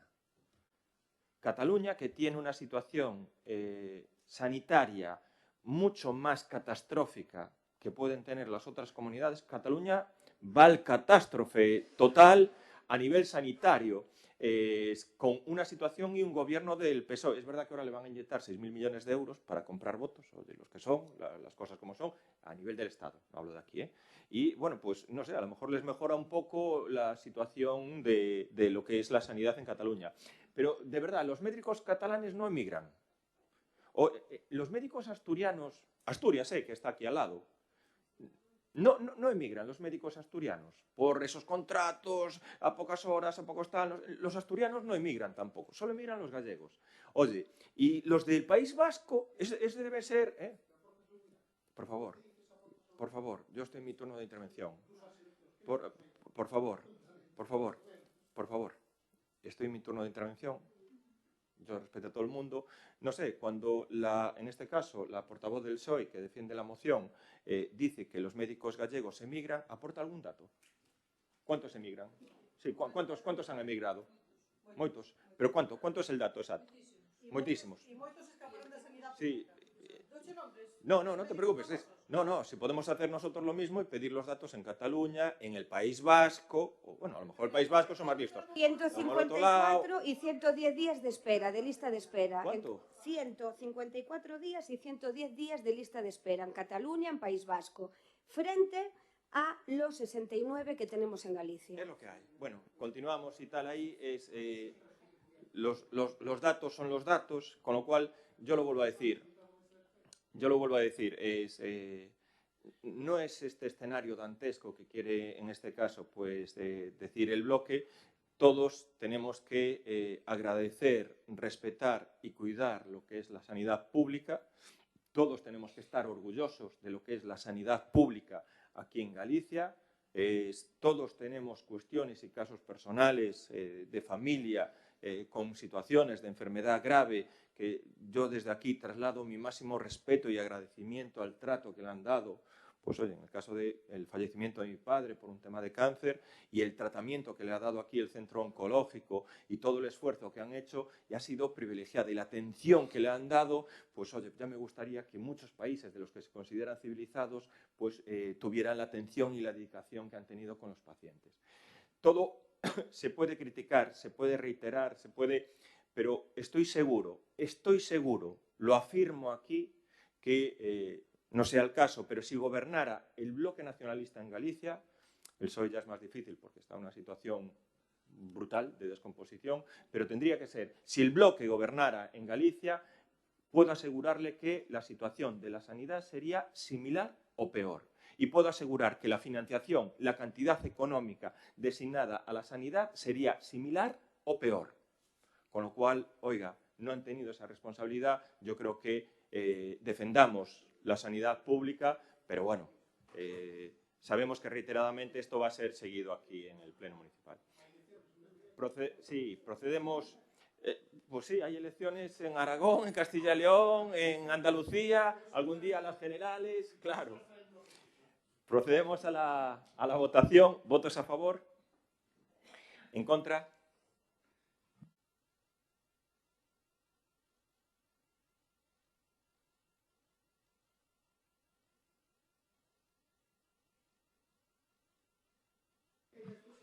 Punto 12º. Moción do Grupo Municipal Socialista para o impulso do comercio de proximidade e o apoio ao pequeno comercio local. Sí. O comercio de proximidade constitúe un dos piares fundamentais da vida económica e social dos nosos municipios. Representa un motor de emprego, unha fonte de cohesión e un elemento clave para manter barrios vivos, seguros e con identidade propia. A súa contribución vai máis aló da actividade económica, crea vínculos, fixa poboación, favorece a convivencia e garante un servicio próximo e de calidade á cidadanía. Nos últimos anos, o pequeno comercio tivo que afrontar transformacións profundas, a digitalización acelerada, o incremento do comercio electrónico, os cambios nos hábitos de consumo e as novas exigencias de competitividade. O comercio minorista ten un peso decisivo na estrutura económica do país, tratase ademais dun sector fortemente feminizado tanto no emprego como no autoemprego. A importancia do comercio de proximidade tamén é territorial. En municipios pequenos garante servicios básicos e evita desplazamentos obrigados. En barrios con menor actividade comercial contribúe a manter o movimento nas rúas e a xerar vida de barrio. E nos centros urbanos axuda a manter as rúas activas, favorece o tránsito peonil e achega a vida cotiá ao espacio público. O comercio de proximidade está igualmente vinculado a un modelo de cidade máis sostible. Reduce desplazamentos innecesarios, favorece un consumo máis consciente e alíñase coas estrategias europeas de proximidade e cidades a escala humana como a cidade dos 15 minutos que recoñece o comercio local como peza clave para dinamizar a economía e a vida dos barrios. Neste contexto, o Goberno de España impulsou a través do Plan de Recuperación diversas líneas de financiamento destinadas a modernizar dito comercio local e para consolidar esos avances, dar continuidade ás actuacións e ofrecer unha resposta coordinada aos desafíos actuais é necesario reforzar o papel do Concello mediante un plan municipal estable que impulse o comercio de proximidade e apoie a súa transición digital e promove un modelo de municipio máis equilibrado, sostible e próximo. Por iso, nesta moción, instamos ao Grupo de Goberno a elaborar un plan municipal de impulso da economía urbana de comercio de proximidade que defina obxectivos, medidas e cronograma e que inclúa accións nos ámbitos da modernización, digitalización, formación, sustentabilidade, accesibilidade, dinamización comercial e mellora do espacio público. Este plan debe impulsarse dende unha perspectiva multidepartamental que incluirá criterios, recomendacións e pautas de actuación que garantan a incorporación de perspectiva do comercio local en ámbitos como o urbanismo ou a mobilidade. O plan deberá elaborarse coa participación do tecido comercial e das asociacións de comerciantes do municipio. Desenvolver campañas de sensibilización e promoción do consumo local, especialmente en períodos de alta actividade, como as rebaixas de xaneiro, a volta ao cole, ao verán, ao Black Friday, ao Nadal, destacando o valor económico, social e comunitario do comercio de proximidade, estudiar a implantación de programas e proxectos de dinamización económica que vinculen aos veciños co tecido comercial local, promover programas de emprendemento e de sustitución comercial a través de axudas directas para o pago de alugueiro no fase de inicio, así como a elaboración dun inventario de comercios dispostos a realizar un traspaso nos próximos años, impulsar a simplificación administrativa mediante a revisión de procedimentos, taxas e requisitos e promover ferramentas digitais, reforzar a colaboración estable coas asociacións de comerciantes, promover a modernización e revitalización dos mercados municipais e galerías comerciais e planificar a creación dun maior número de prazas de aparcamento nos lugares onde se envolve esta actividade comercial do noso concello. Despois xa se pasaría a explicar máis o de as cuestións.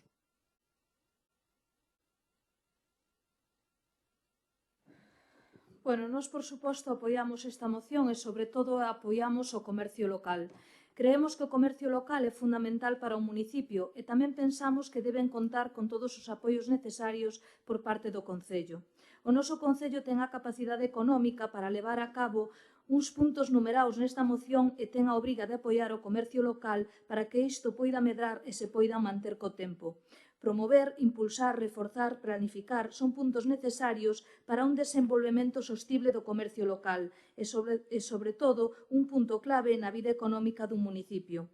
Crear máis prazas de aparcadoiro tamén é necesario para favorecer este tipo de comercio. Sin máis, esta moción conta con todo o noso apoio. Gracias.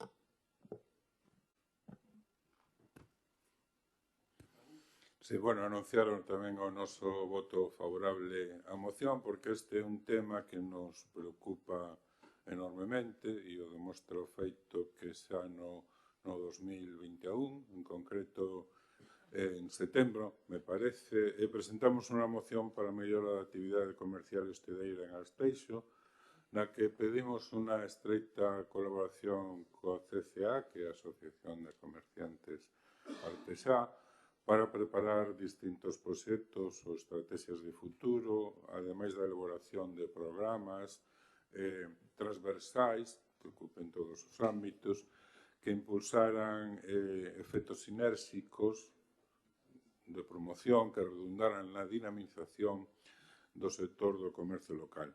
E máis recentemente, concretamente en abril do ano pasado, de 2025, e foi que foi aprobada co voto favorable do PP e a abstención do PSOE e o voto favorable de Noelia, presentamos outra para a promoción dos produtos de proximidade no noso Concello, que nos seus 8 puntos de acordo, 8 puntos tiña en concreto, incluía unha decidida aposta polo comercio local. Así, pois, estar de acordo no fundamental coa moción presentada co PSOE, votaremos a favor, sin entrar a desmenuzar estes, creo que son 9 puntos os que contén esta moción, porque pensamos que o sentido e o motivo da moción son suficientemente importantes para aprobala e non entrar en máis debate con respecto a ela. Entonces, anunciamos o noso voto favorable. Gracias. Ben, nos estamos de acordo porque, bueno, é unha moción do que, como ben estructurada e do que ven a desarrollar, pois algo que xa estamos a facer dende o Goberno e que se canaliza, sobre todo, a través da Concellería de Promoción Económica, que están en contacto moi directo no día a día e tamén de maneira transversal co resto das concellerías, en función das actividades que se podan desenrolar. Por suposto que estamos de acordo co comercio local, o que nos trasladan tamén esa preocupación do que está a facer o Goberno a nivel estatal, porque realmente as cargas e todo isto cada máis os penaliza máis e, polo tanto, en algún caso lle dificulta o seu día a día, entón esa disconformidade co goberno do Estado, non? Que mentras non cambia realmente é máis difícil a súa xestión e poder manterse. Polo tanto, dende aquí facemos ese chamamento tamén ao Goberno do Estado, ao Partido Socialista, pois para que poda mellorar todas esas medidas e realmente si apoie a ese comercio local e a eses autónomos e eses pequenos comercios, non? Dende o Concello, pois, contamos co Centro Comercial Aberto, non? Que realmente aglutina todo ese comercio de Arteixo. E dende o CCA, pois, ao longo do ano 2025, desenvolveronse campañas de sensibilización e de promoción do comercio local, como pode ser o Nadal 24-25, o Amor en Febreiro, Camiño da Praia, Coida, Tarteixo, a Paz de Estar Xuntas, con L de Lectura, a Feira 1900, o Noso Samaín, promoción de campañas, rebaixas de inverno, de verán, stocks, fora, un roteiro por Arteixo, quer dizer, teñen varias campañas que van sempre acompañadas por parte do Concello, non? Contan cunha subvención, o Concello estamos a financiar o Centro Comercial Aberto con 40.000 euros o ano.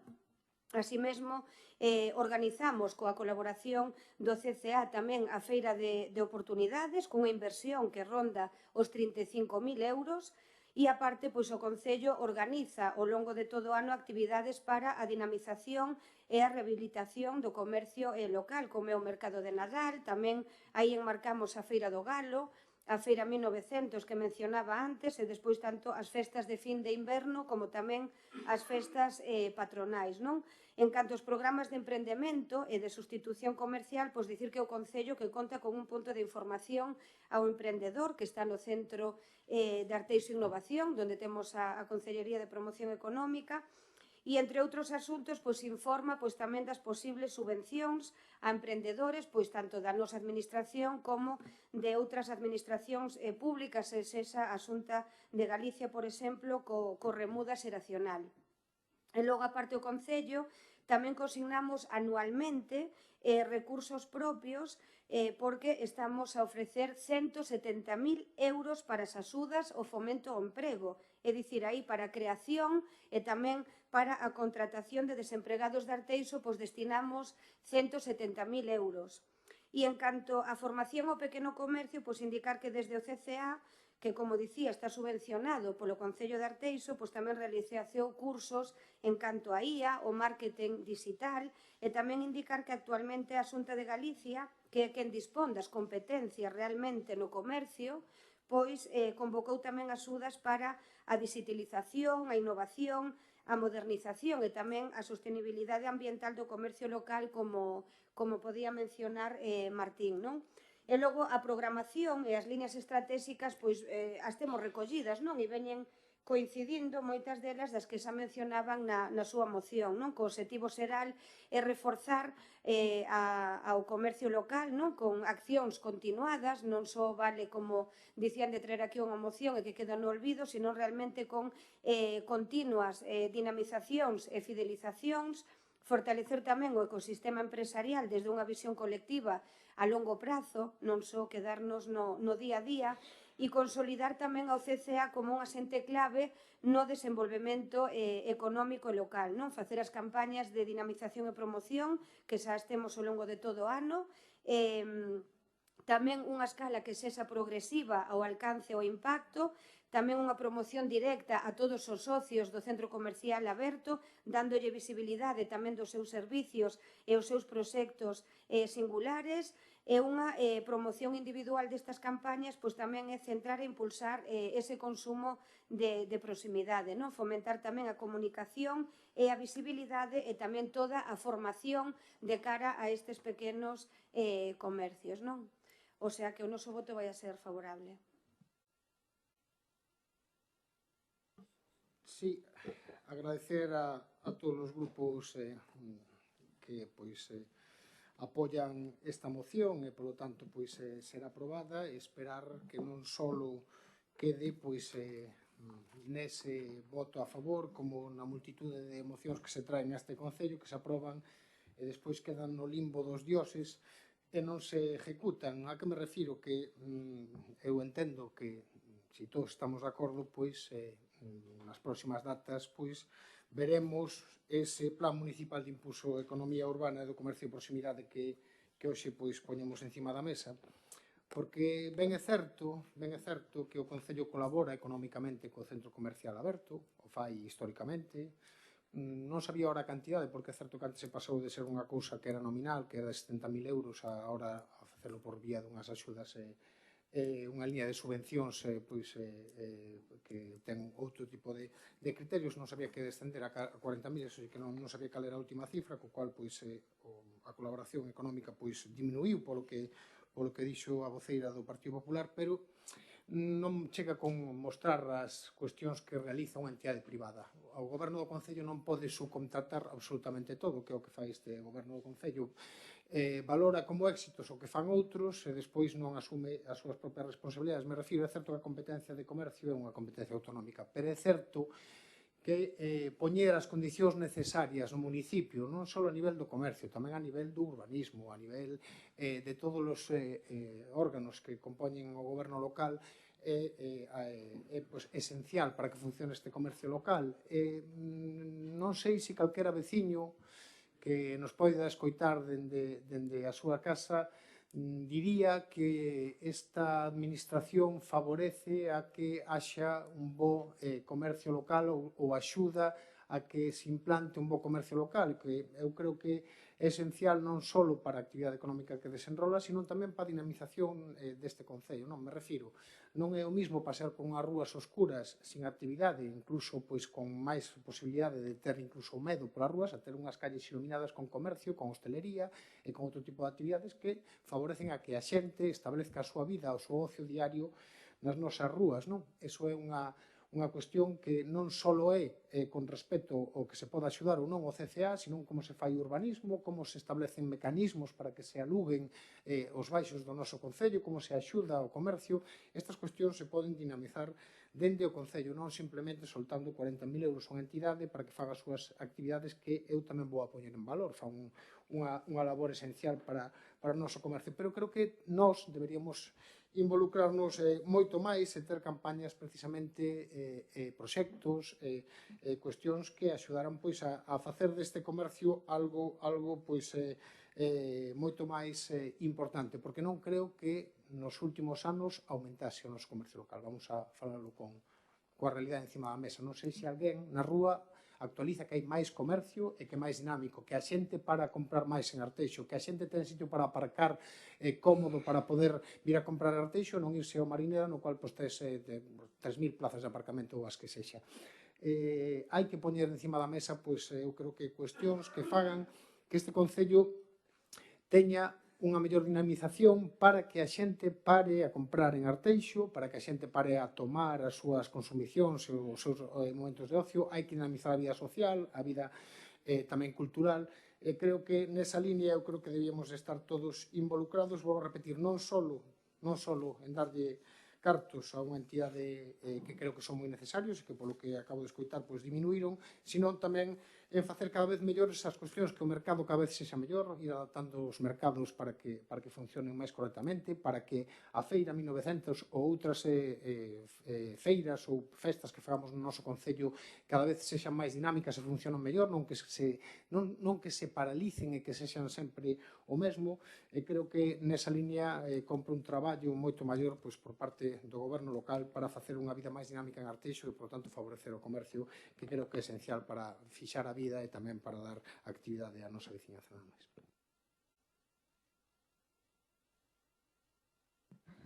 Bueno, igual que dixo o compañeiro do PSOE, alégrame o voto positivo da maioría. Quere dicir que a todos nos preocupa o comercio local e que se van a levar a cabo certas melloras. Espero, como tamén dixo el, que non queden no olvido, que, como sempre, non se veña a reivindicar todo o que se fai ben e pouco recoñecer o que se podería facer e non se fai. Volvese a falar de competencias, outra vez, cando conveñen sí e cando non desviamos balóns fora. Eu creo que o comercio local merece moito máis e un concello como o noso ten a obriga de mellorar as condicións e avanzar. O noso voto vai ser favorable e nada máis. Gracias. Sí, bueno, decidido apoio polo comercio local, absoluto, precisamente ahora, en estes tempos, porque precisa moita axuda polos temas de comercio digital, que son un competidor tremendo, provocan esa deslocalización, entonces ahora máis que nunca precisan da nosa axuda para facerlles fronte. E se poden facer fronte con dos conceptos fundamentales de por que a xente compra, que é ofrecéndolles calidade e ofrecéndolles comodidade. Comodidade a poden ter, porque teñen ao lado da súa casa, e calidade é evidente que os produtos de aquí podemos dispoñer deles sabendo que son de calidade, porque non só os comercios, sino tamén os produtos de proximidade son os que se teñen que apoiar, aqueles que se producen en Arteixo. Tamén hai que potencialos a xente que os fabrica ou que os cultiva, e entón potenciar tamén os lugares onde eses produtos poden ser expostos e vendidos a parte dos propios comercios en concreto, como pode ser o feirón, pero poden ser tamén outros mercados complementarios de proximidade, feitos aquí en Arteixo, que deben apostar decididamente por ese produto local. Sería interesante dispor de un sello de calidade que certificara que esos produtos que son de Arteixo son fabricados aquí ou cultivados aquí, corresponden a unos criterios marcados e específicos nos que a xente poda certificar que efectivamente son de aquí de Arteixo e ofrecer esa calidade que decíamos antes que é fundamental para que a xente o compre. E logo tamén ofrecer espacios de comunicación municipal, todos que ten o Concello para as súas comunicacións, para fomentar eses produtos e eses comercios, ese comercio local. Pena de non ter unha radio municipal, como vimos demandando desde fai tempos inmobiliarios, desde que se pechou, que sería un instrumento tremendamente efectivo, pero, bueno, os que hai ahora e no futuro. Gracias. Bueno, non sabería moi ben por onde empezar, non? Porque me parece...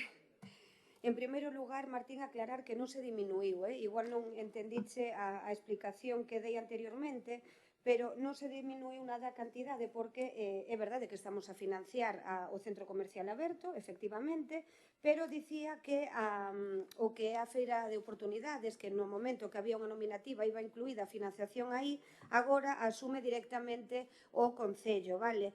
É dicir que hai unha inversión de 35.000 euros solo para a Feira de Oportunidades que xestionamos directamente o Concello. Entonces non se veu minorada en absoluto a cuantía.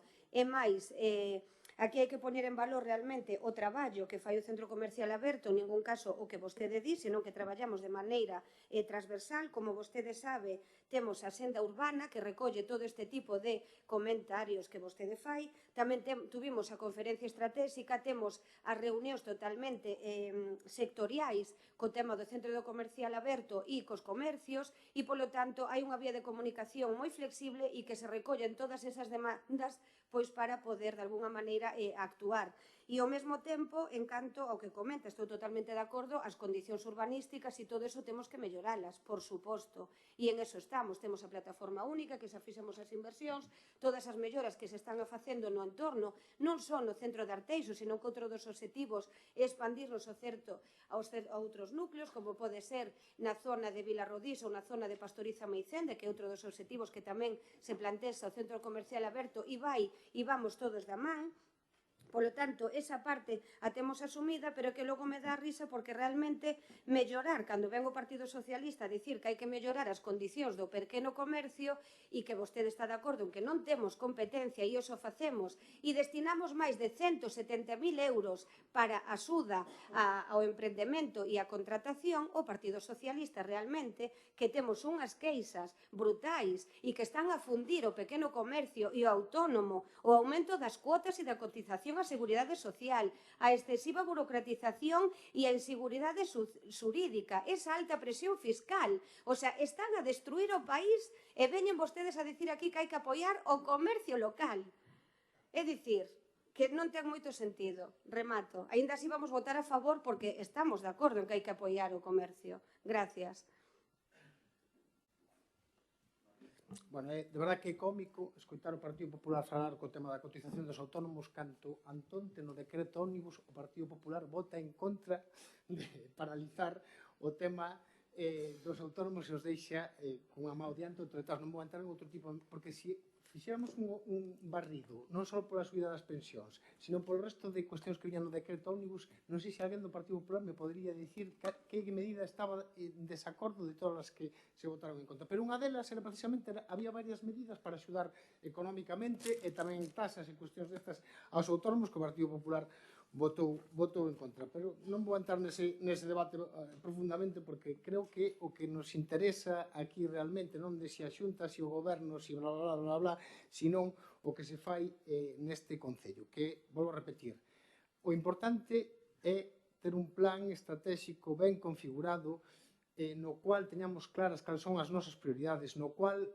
teñamos sempre a mesma forma de actuar co CCA, dependendo de quen este a súa fronte, ou dependendo do que estén reivindicando, porque houve momentos nos que o Partido Popular cerrou as portas, incluso amenazou aquí mismo, nesta sede de todos, amenazou con deixar de axudar o CCA ou buscar outro tipo de asociacións para botar abaixo, cando eu creo que sempre hai que estar pendiente das reivindicacións que eles nos poñen encima, que eu creo que nesta moción se falan de moitas cuestións, se falan de formas de buscar os solares valeiros, se busca fórmulas de buscar algún censo para que os que vayan a deixar unha actividade podan deixar encima da mesa para que acudan outros. Eu creo que a eso se pode dedicar o Concello. Eu creo que hai cuestións que van máis aló de certas cuestións que axudan a que se fixe o comercio local, a que se vexa esa axuda, a que podamos ter medidas que favorezcan a fórmula digital para que o Concello poda colaborar. Eu creo que se poden desenvolver moitas iniciativas e volvo a repetir que nós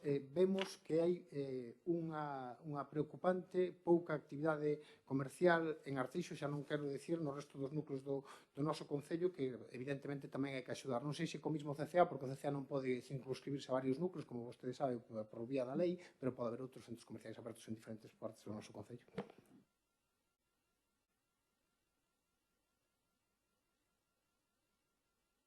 No, el CCA sí que se...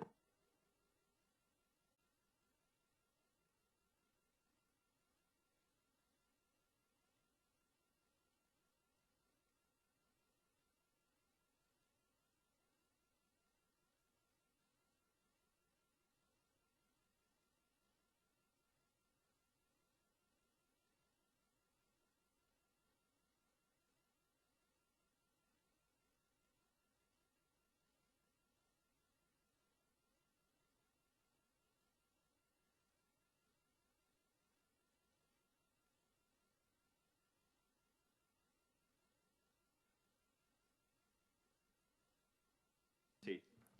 El Concello no tiene competencias en comercio, es una competencia autonómica. Es verdad que lo de las competencias, según va, según viene. Trajeron ustedes aquí una moción criticándonos que transferían lo que son las competencias de patrimonio. Ahí les parecía mal, no querían que asumiéramos esa competencia por el gasto, por si teníamos a lo mejor un ingeniero de la NASA para cambiar tejas. Eso lo trajeron ustedes aquí. Ahora, por favor, estoy en mi turno, por favor. Por favor. Por favor.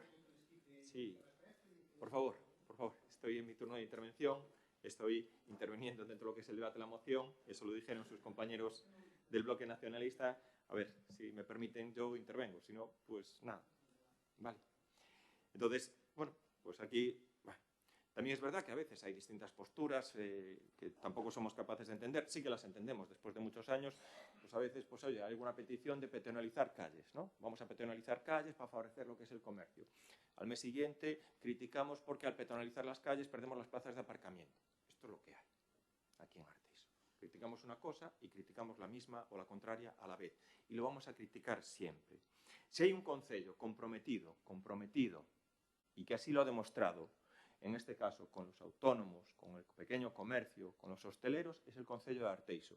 Y les recuerdo a ustedes que en la etapa del COVID, el Concello de Arteixo ha ayudado a nuestros comerciantes, autónomos y hosteleros con 2.400.000 euros. 2.400.000 euros, que sabemos y muchos nos los han trasladado y han agradecido que gracias a esa colaboración económica del Concello han podido sobrevivir a una crisis brutal como era el COVID. Por cierto, ustedes eran los que gestionaban el COVID, el Gobierno central, el Partido Socialista. Ayudas, pues pocas. En este caso, lo vuelvo a decir, si hay un concello comprometido con el comercio, es el Concello de Arteixo con ese tipo de ayudas. Y está muy bien traer aquí esta moción, pero la realidad, y que todos los comerciantes, que todos los hosteleros, que todos los autónomos lo saben, es que la situación actual de la presión fiscal brutal hace que muchos de sus negocios no sean viables. La presión fiscal es brutal. ¿Qué quiere decir? Que un autónomo, el 50% de lo que gana es para pagar impuestos. El 50% de lo que gana, prácticamente. Eso es una situación insostenible. Por mucho que quiera, que pueda o que colabore el Concello de Arteixo, si no se modifica el régimen fiscal explotador, brutal que está sometido un autónomo, pues la supervivencia del comercio pues no está ahí. Después vendrá el Partido Socialista y dirá que es culpa nuestra de que haya 500.000 autónomos menos en España, 500.000 autónomos menos en España, y donde la presión fiscal sí que subió casi lo doble. Pero bueno, pues es lo que hay. Procedemos a la...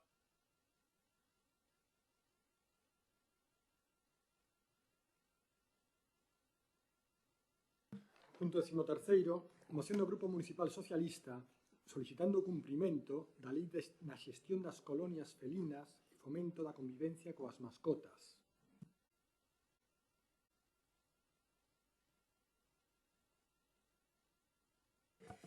O fomento da convivencia veciñal e a limpeza e mantemento dos espacios públicos debera de ser unha prioridade para o noso goberno local. Nese ámbito, o Departamento de Medio Ambiente e transversalmente outros do noso municipio terían que estar traballando nas solucións dos problemas que xorden da falla absoluta de xestión das colonias felinas, dos espacios públicos para as mascotas do noso municipio e o control e limpeza dos excrementos que se multiplican polas nosas vías públicas derivados dos comportamentos incívicos dunha minoría de propietarios. No verán pasado, o noso grupo presentaba un rogo pedindo que se fixese efectiva unha moción que se aprobou por unanimidade no verán do ano 2022, que comprometía ao goberno local a levar a cabo un control das colonias felinas, unha xestión que é obrigatoria para os concellos segundo a Lei de Benestar Animal do ano 2023 e que o Concello de Arteixo incumpre pese a ter a disposición a directriz técnica para a xestión de ditas colonias, que publicou o goberno do Estado co fin de orientar as entidades locais para facelo baixo o método de captura, esterilización e retorno. Esta falla de xestión está a causar problemas entre a veciñaza pola aparición de novos individuos desta especie sen control, a aparición de animais mortos, a falla de alimentación e control sanitario das colonias e as actuacións sen coordinar por parte dunha veciñanza que actúa de boa fe, pero lonxe do establecido pola legislación e o coñecemento científico. Outra das cuestións desatendidas polo goberno local é a creación de espacios para lecer e paseo das mascotas do noso concello, un tema que foi presentado periódicamente polos grupos da oposición nos últimos 15 anos, que foi prometido no ano 2014 polo actual goberno e que a día de hoxe segue a ser unha promesa incumprida coa aparición de novas propostas que nunca chegan a ser realidade uns espacios que deberan de estar localizados en lugares de fácil acceso para dar servicio real aos propietarios de ditos animais.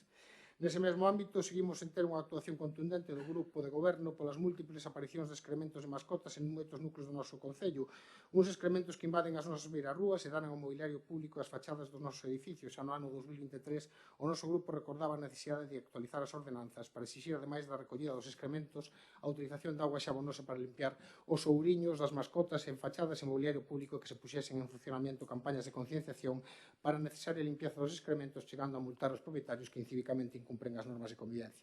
Ademais, sabemos que o Concello incumpre dita ordenanza no relativo ao censo de animais de compañía, xa que, según ante a solicitude realizada no Departamento de Medio Ambiente, algún veciño deste Concello que desexaba censar as súas mascotas non recibiu resposta do Departamento de Medio Ambiente, só están censados os animais potencialmente perigosos. Por iso pedimos un plan de xestión das colonias felinas que cumpra co establecido na Lei de Bienestar Animal e todo no ano 2026, a instalación do primeiro parque canino do Concello de Arteixo e a planificación de outros parques para diferentes zonas urbanas do noso Concello, actualizar a ordenanza reguladora de posesión e custodia de animais de compañía para exigir a limpeza de ouriños das mascotas con auga xabonosa, cumprindo con dita ordenanza creando o censo de animais de compañía, e unha campaña de concienciación sobre a limpeza dos excrementos das mascotas na vía pública e as multas que este comportamento incívico trae consigo, acompañadamente precisamente por tomar actuacións disciplinarias contra aqueles que incumplen dita ordenanza.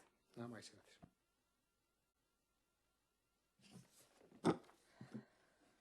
Bueno, nos apoiamos esta moción. É un tema reiterado neste pleno e, como tantos outros, nin caso se lle fai. Para nós tamén é un tema importante. Estamos totalmente de acordo que se poña en marcha un plan de xestión das colonias felinas. Tamén estamos de acordo en que se leve a cabo a construción dun parque canino, empezando por un, porque non hai ningún, sen descartar, por suposto, que unha vez feito o primeiro, se estude a construción doutros, debido a que somos un concello onde hai un número moi elevado de mascotas. Ter unha ordenanza reguladora actualizada para que se cumpran as obrigas que conleva ter animais de compañía parécenos moi necesario. E despois que se tomen as medidas oportunas para que faga o caso omiso ás obrigas, como poden ser a recollida dos excrementos, xa casi sobraría dicilo, aínda que pódese comprobar que isto no noso concello non se fai. Si máis, vemos unha moción necesaria e nós imos apoiala. Compartimos co Partido Socialista e imos na mesma liña. Gracias. Sí, pois nós tamén imos apoiar esta moción, como non podía ser de outra maneira, porque efectivamente no verán do 22, como di esta propia moción do PSOE, no verán do 22, o que se celebrou a sesión de agosto, que se celebrou 1 de setembro, pois nós trouxemos unha moción para o control das colonias felinas silvestres, para unha mellor calidade de vida tanto nosa como dos propios animais.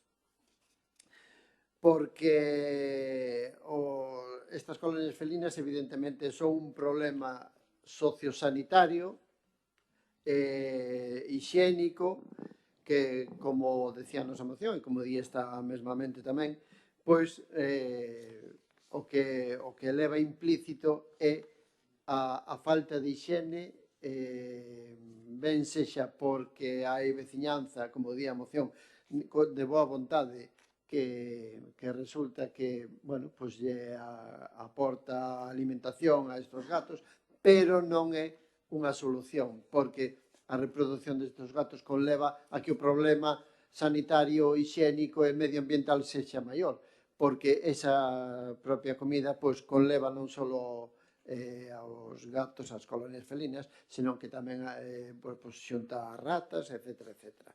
Pero, evidentemente, hai que empezar a tomar medidas, hai que empezar a capturalos, a marcalos, esterilizalos, a retornalos, como di o propio método CER, e a verdade é que non hai outra solución,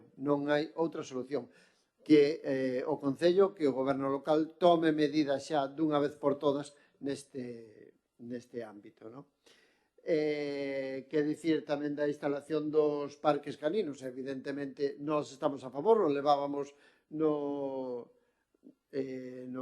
programa electoral e evidentemente isto, que ademais agora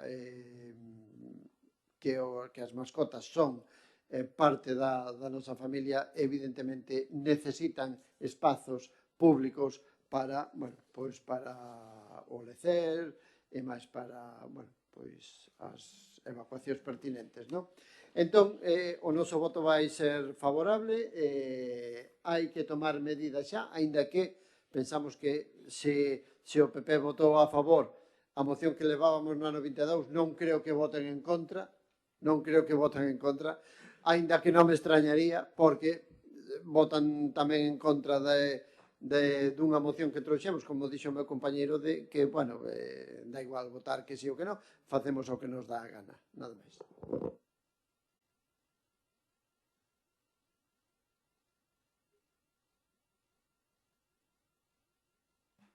Bueno, sobre o plan de xestión de colonias felinas, o artigo 29 da Lei 4/2017 de protección de benestar dos animais de compañía de Galicia sinala que os concellos poderán establecer, conforme as condicións e os requisitos que se determinen regulamentariamente, lugares destinados ás colonias felinas controladas como un posible destino das comunidades de gatos sen propietario ou propietaria que vivan na rúa, sempre que as condicións do contorno o permitan, co fin da súa protección e control poboacional. Deste precepto despréndese que o establecemento de colonias felinas non é imperativo. o establecemento de colonias non é imperativo para as entidades locais e, no seu caso, deberá atenderse co establecido artigo 22 da referida lei, que sinala que os concellos recollerán os animais domésticos, vagabundos e extraviados que deambulen polo seu término municipal e albergalos en centros de recollida de animais abandonados inscrito no Rexistro Galego de Núcleos Zoolóxicos hasta que sexan retirados polos seus propietarios ou propietarias ou sexan acollidos temporalmente ou adoptados, ou ben se lles dé outro destino autorizado según os supostos establecementos desta lei.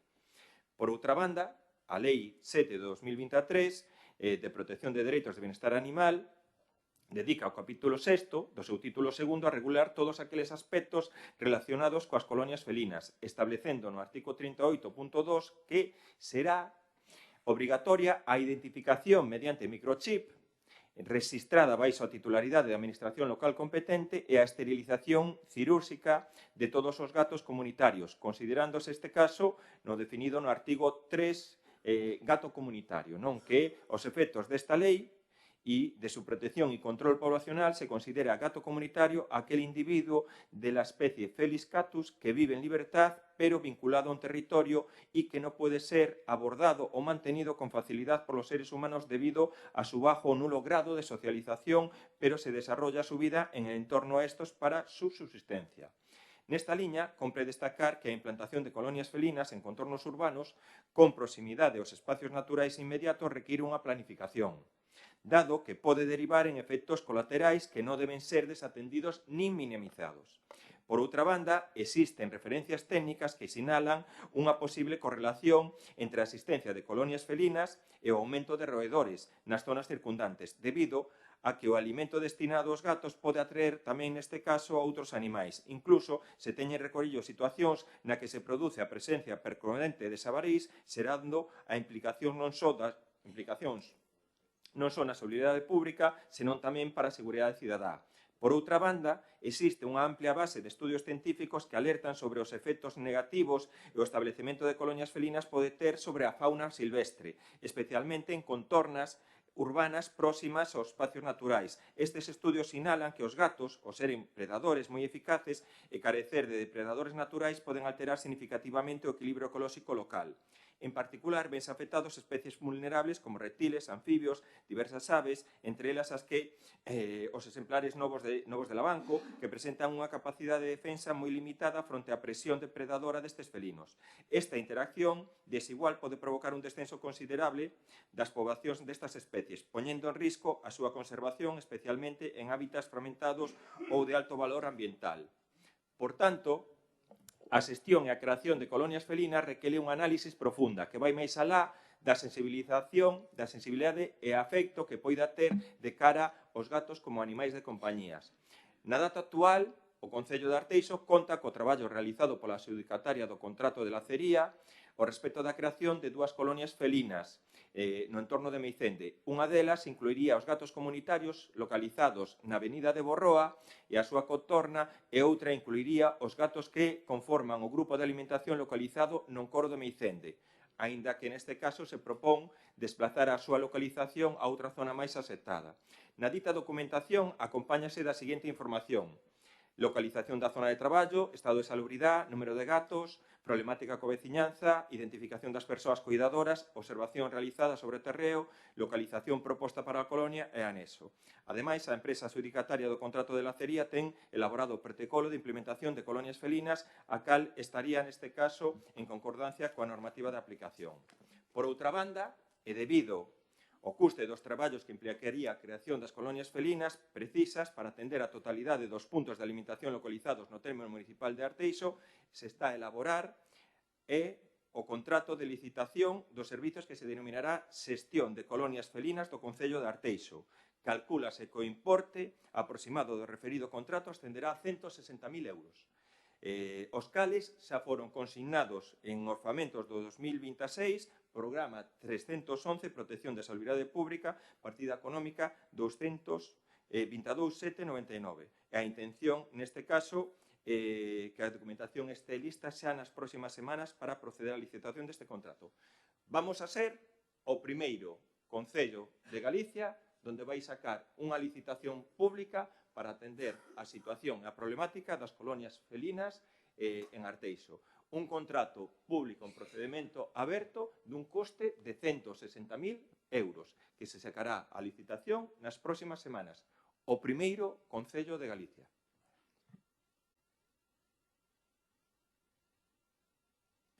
Bueno, máis aló de unha intervención, supoño que leída por parte do técnico ou algún dos técnicos de medio ambiente, porque ademais é unha cuestión, de verdade, falan da lei do 2017, logo da 2023, deixa no aire ou veña a deixar no aire a aplicación do modelo CER é obligatoria, por lei do ano 2023. É obligatoria, establece que ese é un mecanismo para funcionar, que vostede o dirá na segunda parte, pero na primeira fala a lei do 2017 da Xunta de Galicia.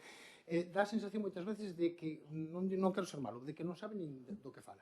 O certo é que en xullo de 2022 ese grupo que está aí votou a favor dunha iniciativa do BNG que decía que se tiña que aplicar o método CER. E vostedes agora incluso fan unha intervención que eu entendo por parte ao mellor dos animalistas máis puros de que se os gatos son negativos, tal cual está na lei que hai que cumplir todos. A lei está para cumplir. A lei de benestar animal do ano 2023 establece que este é o mecanismo, porque terá cuestións que igual non son positivas de todo, pero o que non é positivo de todo é ter as colonias dos gatos e ter gatos por todo o concello sin ningún tipo de control. Eso sí que é negativo. É negativo para a poboación de páxaros, é negativo para a aparición de xabalís, é absolutamente para todo. É todo sin control, gatos sin esterilizar, cada vez máis unidades andando a diestro e siniestro, sin control ningún.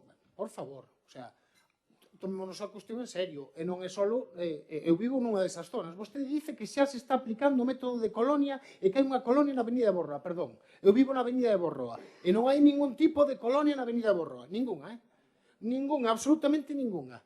Absoluta que non hai ningún tipo de funcionamento, fórmula colonia, cos mecanismos aceptables utilizados para que haxa unha colonia. Absolutamente ninguna. E logo nos temos que ver na situación de que eu na miña casa pasei de ter os meus 3 gatos a chegar a ter 5, 6, 7, 8, chegaban máis gatos todavía, e ter que estar buscando que me castrar os gatos por fora. Porque dicía, isto é inacabable, os meus están castrados como deben de estar. Dice, pero chegaban e chegaban máis gatos. E dice que vostedes que están xestionados. Non están xestionados, nin están aí, nin están en Figueroa, nin están en Uxes, nin están en ningún sitio.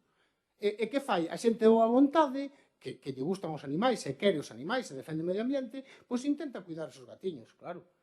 Pero non está na exposición económica que teñen que sufrir esos veciños ou colectivos que se forman en Arteixo para facer este tipo de cuestións. E volvo a repetir, vostede saca peito de que vai gastar 160.000 euros de todos os habitantes co que fan noutros ayuntamentos sen ter que facer ningún contrato privado.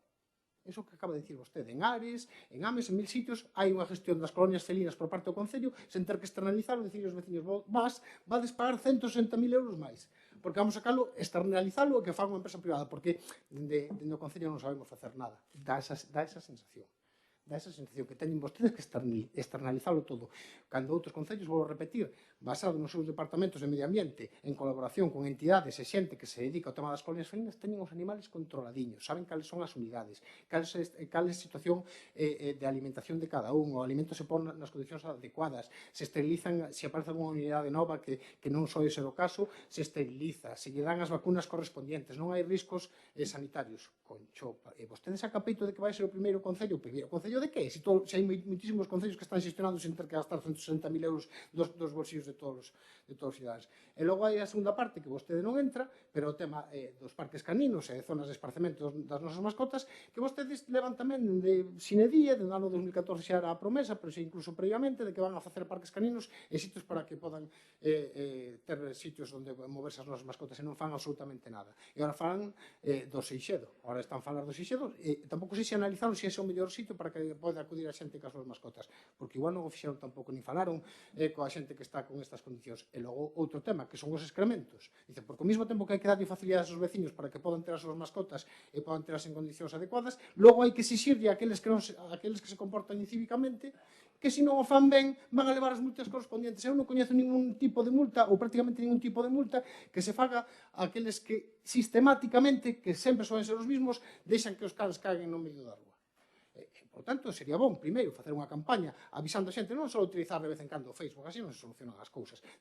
Primeiro, informar ben e logo empezar a tomar medidas coercitivas, claro que sí. E se un sistemáticamente estatal, cando aparezca unha multa realmente importante a un veciño que non recolle as súas cagadas dos seus cans, saber como o resto do que non fan empezar a actuar. Pero non sei por que vostedes non queren nin darlle beneficios aos que teñen mascotas e ao mesmo tempo tampouco castigar os que teñen mascotas e se comportan mal.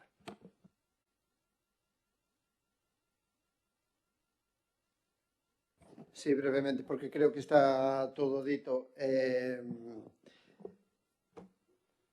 Desde o verán do 22 vai pasar isto como a ordenanza dos taxis, que a normativa da Xunta e do 2013 nos adecuámonos a ela no 2026. Non?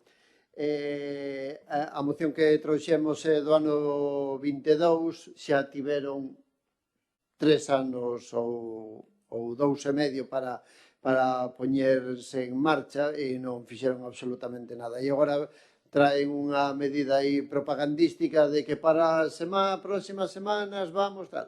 Pois mire, que queren que lle diga, non? Agora, desde que ven esta moción aquí, nunha semana se poñen as pilas e en 2 anos e medio pois non fixeron absolutamente nada.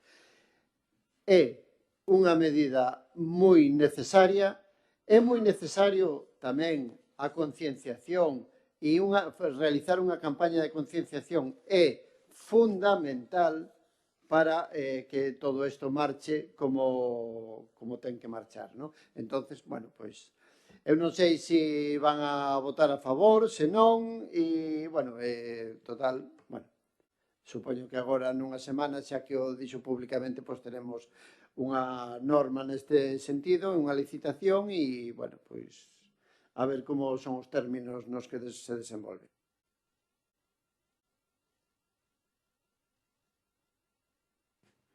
Bueno, lo que hay que oír, la aprobación de un presupuesto en el año 2026, que ustedes no votaron a favor, conllevaba lo que era la partida presupuestaria para abordar lo que es el tema del tratamiento de las colonias felinas. No es ninguna medida propagandística, no es ningún anuncio, no es buscar en este caso, pues, actuar de manera para resolver este problema. Yo no sé cómo hacen otros concellos, no lo sé. No lo sé. Nosotros lo que proponemos con este contrato es que el coste de esterilizar los gatos lo asuma el Concello de Arteixo. El coste, la partida más elevada para, en este caso, abordar el tema y castrar los gatos, es esta, 90.000 euros. Se van a destinar con una media que puede estar entre 140 a 150 masiva a castrar un gato. Castrar un gato.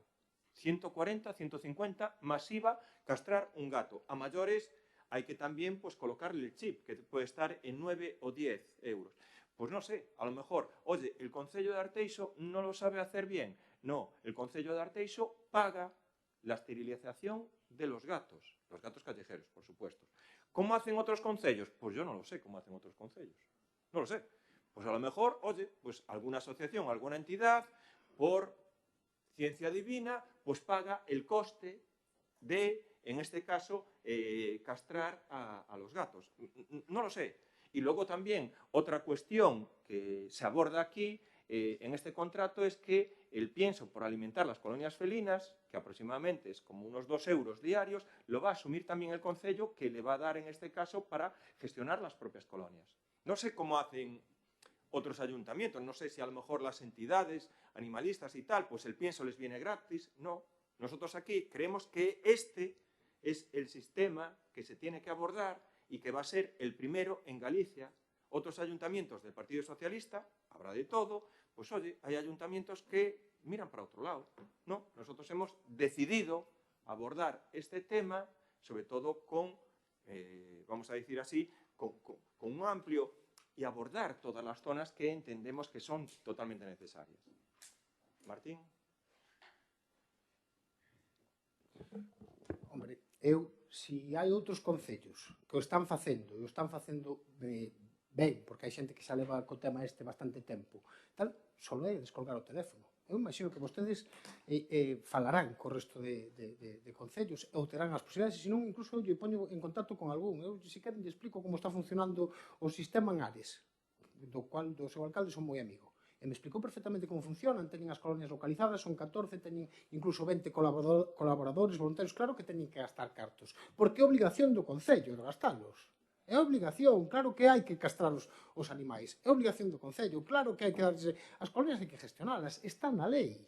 É que non é unha cuestión que veña porque é que se está facendo en moitos concellos, se está facendo en Coruña, se está facendo en Santiago, se está facendo en Ames, se está facendo en Mugardo, se está facendo en 1000 sitios. Se que seguimos falando, se fará mellor ou peor, pero o que non se fai é como fai o Concello de Arteixo, que cada vez que ten un problema externalizamos e que o faga unha empresa privada e pagamos 160.000 euros. Que non digo que non haxa que pagar tamén as esterilizacións e o pienso, pero 160.000 euros para externalizarlo, darlle de ganar a unha empresa privada cando se podría xestionar e cando hai xente a disposición no Concello de Arteixo moita, por barrios diferentes, que se pon en contacto comigo, que ten ganas de ser voluntario e colaborar no CER. Podelle falar en Uxes, en Figueroa, en na zona de Borroa, en Meicende, en 1000 sitios, en 1000 sitios. E, por lo tanto, en vez de aproveitar eso e tamén tomar conciencia social, porque ao final colaborar coa poboación e establecer que se fagan as cousas ben, vostedes externalizan e dicen que, vostede dice que unha esterilización dun gato vale 160 euros. Non ten gatos. Non ten gatos. É moito menos costoso, señor alcalde, pero primeiro hai que informarse e saber do que fala. E logo, con relación, eu digo porque eu esterilicei fai pouco a gatos. E logo, con relación ao resto, parece ser que o tema das mascotas e coas necesidades de que tenga a veciñanza desa convivencia non teñen nada que dicir. Supoño que o dirán na última intervención cando xa non hai posibilidade de debate. Nada máis.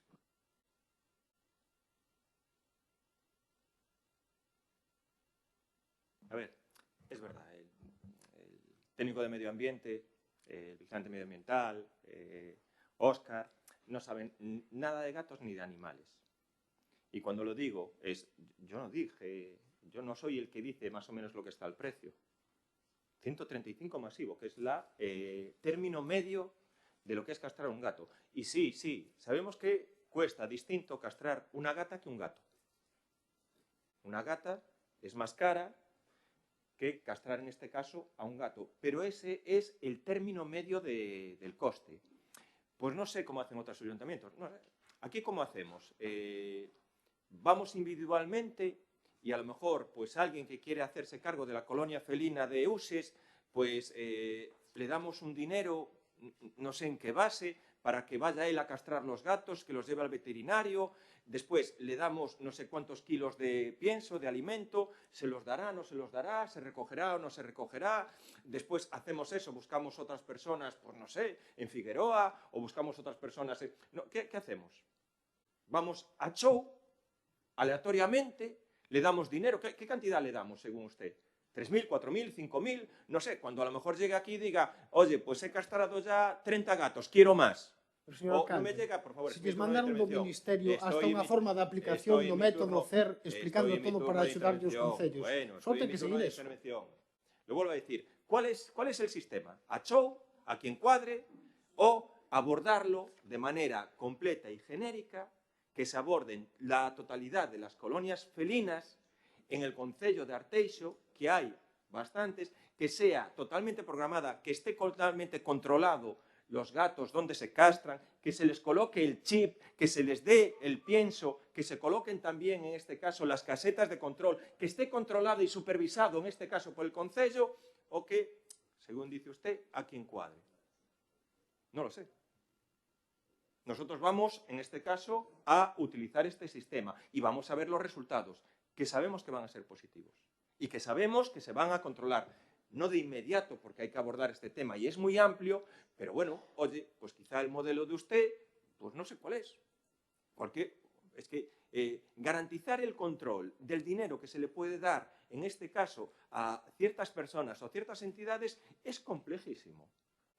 Y lo vuelvo a decir, yo creo que en este caso sí que es muy importante abordarlo y abordarlo con esta contundencia. Aparte, este contrato va a salir con varios periodos anuales. No es un contrato de un año, serán varios años para abordar el tema que, en este caso, que está siendo demandado por todo el mundo. Esperemos y veremos los resultados que dan. Procedemos entonces a la votación. ¿Votos a favor?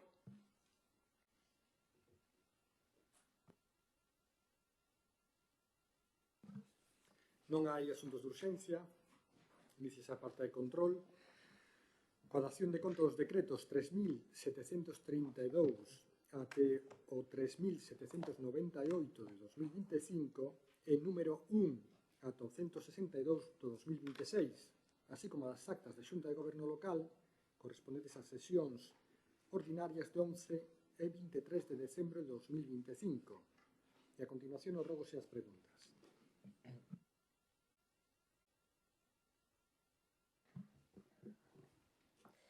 Primeira pregunta. Situación licencia gasolinera Q8. No seu día, no ano 2019-2020, solicitamos a consulta do expediente relacionado coa construción dunha gasolinera á beira da C552, situada entre a Maceira e Vilarrodís. Logo de consultar o expediente en cuestión, denunciamos en numerosas ocasións o proxecto que se pretendía desenvolver e a licencia concedida polo Concello, a cal asinou o señor Alberto Castro, concelleiro de Urbanismo do Concello de Arteixo naquel momento e que aínda o segue sendo a día de hoxe. Por certo, nomeado, amparado e apoiado en todo momento polo señor Carlos Calvelo, isto despois de todo. Pois ben, o Goberno Municipal do PP de Carlos Calvelo fixo caso omiso ás nosas solicitudes e denuncias en relación co proxecto e coa licencia outorgada para a construción desta gasolinera. O partido que o representaba naquel momento enganounos e non presentou a demanda pertinente contra a licenza outorgada. Fixo o mesmo que no caso da parcela 24 do polígono de Sabón, que tamén foi vendida para o noso punto de vista ilegalmente polo Concello. Igualmente, aínda que nós non poidemos presentar a demanda a título personal por non contar cos recursos necesarios para facelo, si o fixo unha asociación de empresarios logo das nosas denuncias nos medios públicos. Nos fixemos o noso correspondente traballo de control e fiscalización ao equipo de goberno, mesmo sen formar parte da corporación municipal. Fixemos o que corresponde facer, que non é outra cousa que denunciar as ilegalidades e falcatruadas que algúns cometen e pretenden cometer día tras día. Por desgracia, isto non só acontece neste Concello, nin só as leva a cabo gobernos do Partido Popular. A gasolineira desenvolvida en cuestión, a que agora o Tribunal Superior de Xusticia de Galicia acáballe de tombar a licencia que fora concedida irregularmente no seu día polo Goberno Municipal do PP de Carlos Calvelo, foi promovida por Promociones Rúa Buenos Aires para logo ser transferida a unha empresa controlada por jeques árabes. O Goberno Municipal do Partido Popular de Carlos Calvelo, en vez de atender e defender os intereses do municipio de Arteixo e do conxunto da veciñanza de Arteixo, dedícase a atender e a defender os intereses duns cantos empresarios ligados ao PP de Arteixo. E como consecuencia disto, logo danse situacións como a da sentenza que acabamos de coñecer do Tribunal Superior de Xusticia de Galicia, que tomba a licencia concedida irregularmente á empresa Promociones Buenos Aires para a construción dunha gasolinera. Preguntamos, logo de coñecer a sentenza do Tribunal Superior de Xusticia de Galicia, que vai facer o Goberno Municipal en relación coa licencia de actividade da gasolinera Q8? Vai asumir algún membro do Goberno algunha responsabilidade pola concesión irregular desta licencia? Pregunta 2. Rotonda urbanización Solemar. A rotonda situada fronte á Praza de Galán na urbanización de Solemar conta cun diseño e cunhas características inapropiadas atendendo o pouco espazo e as reducidas medidas da calzada, o cal provoca que os camións, autobuses e vehículos de grandes dimensións se vexan obrigados a invadir a citada rotonda para poder circular pola mesma. Esta situación provoca o deterioro e os lamentables condicións nas que se atopa a rotonda en cuestión, principalmente en tempada de choivas, ao mesmo tempo que tamén supón un perigo para os vehículos e para os viandantes. Preguntamos, poderían os membros do equipo de goberno achegarse á urbanización Solemar para examinar a situación desta rotonda e logo estudar cos técnicos municipais a posibilidade de cambiar o deseño da mesma para facilitarlle a circulación aos vehículos máis longos e pesados e así evitar os graves problemas de circulación e seguridade que se veñen dando neste punto?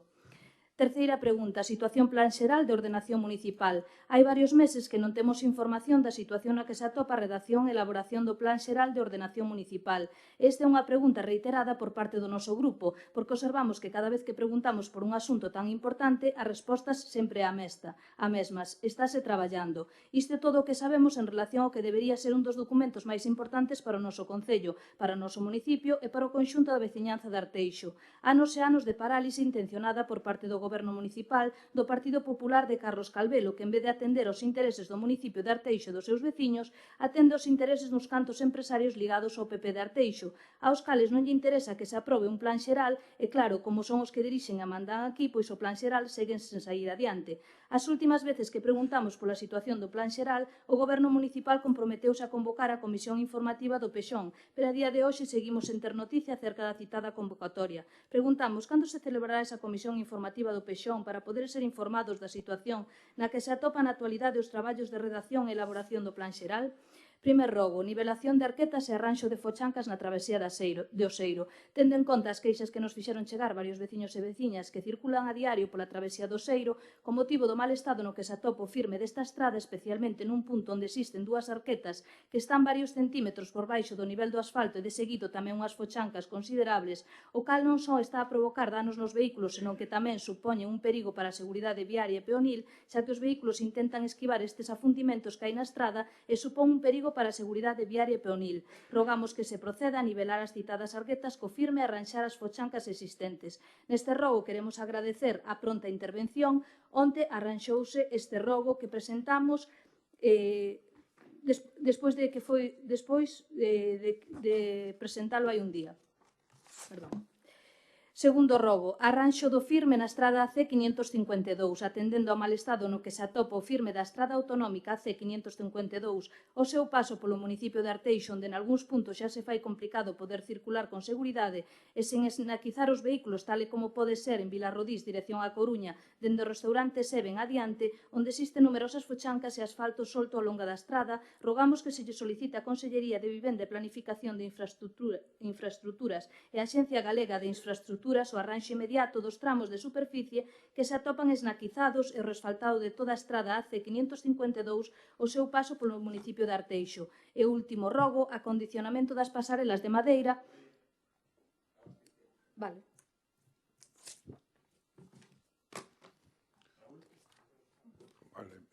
Preguntas. Espero que ti, cando pase o teu tempo, tamén se corta a intervención. Aparcamento. Bueno, e no resto tamén. Así de claro. Non teria por que escutar todo o día.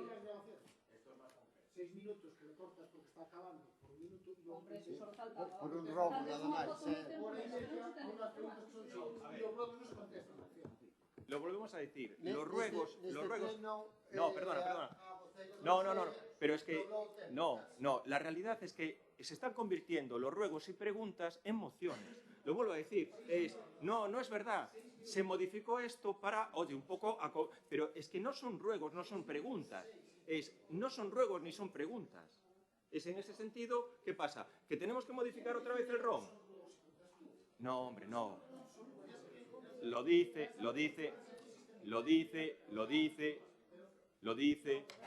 en este caso, lo que es el reglamento. No pasa nada, si hay que modificarlo, se modificará para concretar exactamente. Raúl. Sí, bueno, yo no sé, ¿cómo dijiste? Ho Chi Minh. Claro, sí, hombre, sí. Vale. Venga, seguimos. Vale, seguimos. No, ponga 6, Sí. No, si vosotros sois el único partido que se ajusta perfectamente a lo que por es un si acaso. Sí. Pero, oye, si hacemos ruegos, si hacemos preguntas, y si no hacemos mociones. ¿Que hay que modificar el ROM? Procederemos a modificarlo. A ver, hombre, que no puede parecer mal, joder, es que no todo es malo. Venga. Empezamos. Pregunta, aparcamento provisional. A confluencia da avenida Balneario na rúa Alcalde Baldomero González existe unha parcela na que habitualmente aparcan moitos vehículos e sirve de alivio provisional a complicada situación actual de estacionamento no centro de Arteixo. Dado que esta zona é unha unidade de actuación a urbanizar e deixará de prestar esta función, preguntamos cal é a situación actual da parcela e como está previsto que sexa o seu futuro. Ten previsto o Goberno do Concello unha alternativa de estacionamento no centro que poida suplir esta alternativa? A pregunta número 2 é sobre Suevos. Legalización do núcleo de Suevos. No pleno do mes de maio de 2025 do Concello de Arteixo, os grupos da oposición presentaron unha moción conxunta na que se estaba a finalizar con a celeridade a legalización do núcleo do Porto de Suevos, así como dotar a dito núcleo dos servicios municipais accesibles a toda a veciñanza do noso Concello. Dita moción foi aprobada por unanimidade, comentando o grupo de goberno que esta sería solucionado nun plazo moi breve de tempo. Por iso preguntamos cual é o estado de tramitación do proceso de legalización e cando está previsto que remate todo o procedimento. Que actuacións leva realizadas o goberno municipal para dotar a dito núcleo dos servicios municipais comentados. E a terceira das preguntas é sobre Seicedo. Se me sale aquí.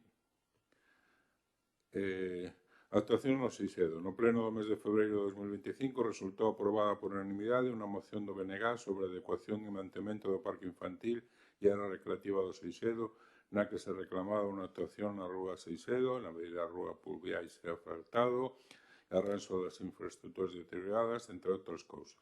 Falouse da posta en marcha dunha área canina e hai pouco tempo un derrume na parte recreativa.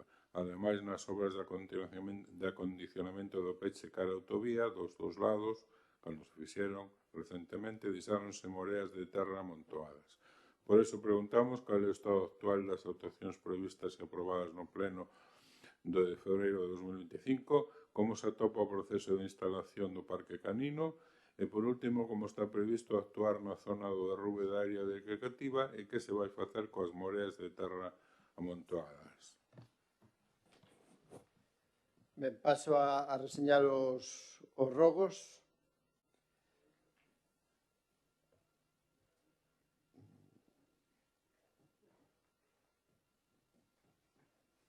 Que non sei por que te lo enseiro.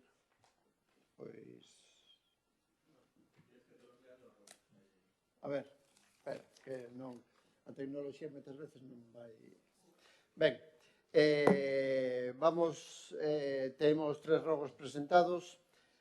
Soubemos hai uns días da baixa por extinción do contrato en vigor dun operario sustituto adscrito ao Servizo de Medio Ambiente, ao cal accedeu ao dito posto de traballo ao estar incluído na bolsa de operarios de Medio Ambiente do Concello de Arteixo, por non dispoñer na actualidade e temporalmente do carné de conducir que si tiña cando entrou a traballar nesta administración.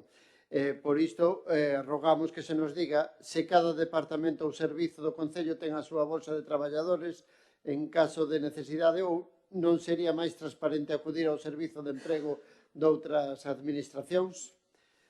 O seguinte rogo di así. Moitas son as veces que nos diriximos ao goberno local a través dos seus concelleiros para informarnos e documentarnos sobre expedientes e proxectos que se están a desenvolver ou que están a piques de aprobarse para a súa execución.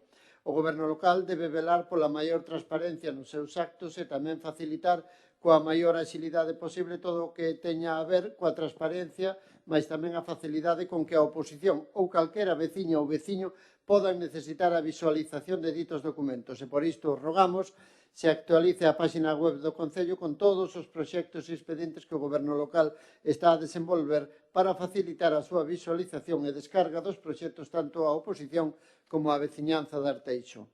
E por último, o último rogo, non queda moito, non hai moito que se cumplirá un ano dos cortes de luz e correntes que está a sufrir a zona alta do Rañal xa anteriores ao gran apagón de abril do 25. Esta zona do Concello, que albergará aproximadamente 15-20 vivendas, tampouco teñen presión da auga no verán, nin tampouco se lles quere meter a fibra óptica para que teñan mellor calidade de vida. O rogo é claro, xa que pagan imposto como o resto da veciñanza do noso Concello, hai perspectiva de que rematen eses cortes de luz e volvan ter presión de auga no verán, así como a fibra na zona alta do Rañal? Eso é todo. Sí, comezo polas preguntas. Unha preguntamos por como está a situación da ordenanza de ruído. Recordo que no verán se fixo unha consulta pública. Recordo que o concelleiro aquí do urbanismo dixo que no mes de novembro, como moito, estaría aquí a nova ordenanza de ruídos. A día de hoxe seguimos sin saber nada dela. Díxose que se llevara antes aos grupos da oposición para analizala e non sabemos nada. Vemos como outras ordenanzas, o sea, dos taxis corre, pero esta dá a sensación de que lle pasa como a ordenanza de terrazas que quedou paralizada e metida nun caixón. Preguntamos tamén por dúas edificacións que denunciou o noso grupo na avenida de Borroa, no núcleo, unha porque obstaculiza o paso de camións de vehículos de emerxencia e, polo tanto, o alcalde incluso se falou de levar a cabo unha expropiación. Queremos saber como está o tema, e tamén unha que está en unha situación lamentable e que, polo tanto, deberá actuarse igual que se actuou con outras deste municipio por un tema de estar en estado ruinoso. Outra pregunta é con relación á situación que vimos fai poucas datas, que vimos nos medios de comunicación de como un veciño estaba vivindo nunha marquesina do noso Concello. Sabemos que a marquesina foi limpia e que o veciño non está, sabemos que debe estar nun centro, e o que queremos e que poñemos en evidencia é a incapacidade que ten ahora mesmo o Concello, porque nós trouxemos en máis ocasións de ter solucións habitacionais a situacións como esta ou outras, e tamén situacións para alimentar pois, a xente que está nestas condicións. Por lo tanto, nós o que preguntamos é cales foron as actuacións do goberno ante a aparición dun veciño dormindo nunha marquesina en situación lamentable, cales son as actuacións que van a tomar para que cando volte este veciño á rúa, creen que si deberíamos de ter vivendas a disposición de emergencias sociais, desafiuzamentos, violencia de xénero e un sistema para garantir unha alimentación nunha situación de emergencia. Recordo que este Concello incluso, baixo o goberno de Carlos Calvelo, dixo que iba a poñer en funcionamento un comedor social que logo quedou neso, nunha mera promesa que despois non chegou a utilizarse. E logo presentamos 3 rogos, pedindo solucións e responsabilidades ao asfaltado que se produxo no camiño do Cancelo. Eu creo que calquera veciño que pase por ali ve como quedou a situación prácticamente nun mes ou antes dun mes de que se fixera este asfaltado, e eu adjuntei media docena de fotos de como está en situación lamentable. Por lo tanto, habría que tomar medidas contra a empresa que se realizou e darlle, evidentemente, que se quede en unha situación óptima o antes posible, que é o que rogamos. Logo, pedimos nun rogo tamén que se mellore o sistema que ten o Concello para xestionar a comunicación no caso de xurdir incidencias industriais. A que me refiro? Todos vimos tamén que un incidente en refinería no cual moitos coches e vivendas apareceron cheas de suciedade dun certo aceite derivado dun problema, dunha incidencia na súa produción. Sabemos que a refinería comunicou con o Concello para dicirlle que estaba a disposición dos veciños para limpiarlle, darlle solución aos danos que foron realizados. E tamén sabemos que algún veciño que chamou ao Concello e o derivaron a Medio Ambiente dixeron que eles non sabían absolutamente nada de nada. Por lo tanto, nós creo que sí que deberíamos utilizar mellor as fórmulas que tenen de comunicación ao Concello para explicar ao veciño estas cousas, non só as redes sociais, non só os WhatsApps que tamén utiliza o Concello, non só os paneis, este tipo de cuestións para poder facilitarlle aos veciños, que aínda esta semana algún me preguntaba, oye, como fago para decirle á refinería que me pareceu o coche cheo tal cual? E hai unha metodoloxía, sabemos que a refinería deu un correo e certas formas de comunicación, por tanto, melloremos nestas cuestións precisamente para darlle tamén seguridade aos veciños, para darlle tamén fórmulas para que poda solucionar estes temas. E logo outro é sobre os proxectos industriais no Porto de Langosteira. Na iniciativa que trouxemos o mes pasado con relación a implantación do parque eólico que nós seguimos defendendo, que aínda que o Concello evidentemente non autoriza, si pode informar da situación na que están eses muiños e, por lo tanto, por esa distancia podería alegar contra eles, pero, bueno, máis alá de todo eso, oímoslle falar o alcalde de novos proxectos industriais, de ampliación do que ten Repsol, de ampliación de unha empresa que ven a traer depósitos de gasolina, que era o que dixo, duns jackets, alguén que ven a fabricar jackets, dunha planta de hidróxeno. Estas cuestións foron utilizadas aquí polo alcalde o mes pasado.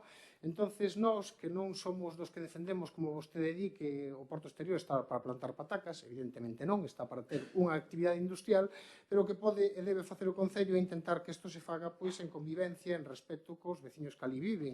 E, polo tanto, vimos que unha asociación do Núcleo de Xogos presentou alegacións, precisamente o anuncio da autoridade portuaria de que Repsol iba ampliar a súa concesión. Vostede dixo que a ver se alguén pregunta aquí, vamos a preguntar ahora mismo, non temos ningún tipo de problema. Queremos coñecer, porque somos descoñecedores, de cal é o proxecto que presentou Repsol para estar informados sobre eso, que se nos poñan, a ver, o rogo o que ven a dicir é que se nos poñan a disposición os proxectos que chegan ao Concello para ser informados ou para ter información, que se nos den tamén a oposición, porque creo que sería bon. E logo o que pedimos, que algo eu creo que é esencial, é que os proxectos industriais que chegan a esa zona, que se fagan xornadas de información, que se faga reunións informativas cos veciños desta zona para explicarlo, porque, evidentemente, eu creo que os veciños tenían que saber que tipo de actividades chegan á súa zona e saber ao que se van a dedicar e darlles, como antes decía co tema dos incidentes industriais, darlles seguridade e explicarlles que vai a facer cada un nese ámbito, sexa Repsol, sexa Inditex, sexa Pescanova, écheme exactamente igual. O importante é que os veciños estén tranquilos e coñezan, e, por suposto, a oposición, que non temos, eu, a día de hoxe, sei o que vai a facer Repsol por outras vías, pero non sei por que o Concello nos puxese a disposición ese proxecto de ampliación da concesión.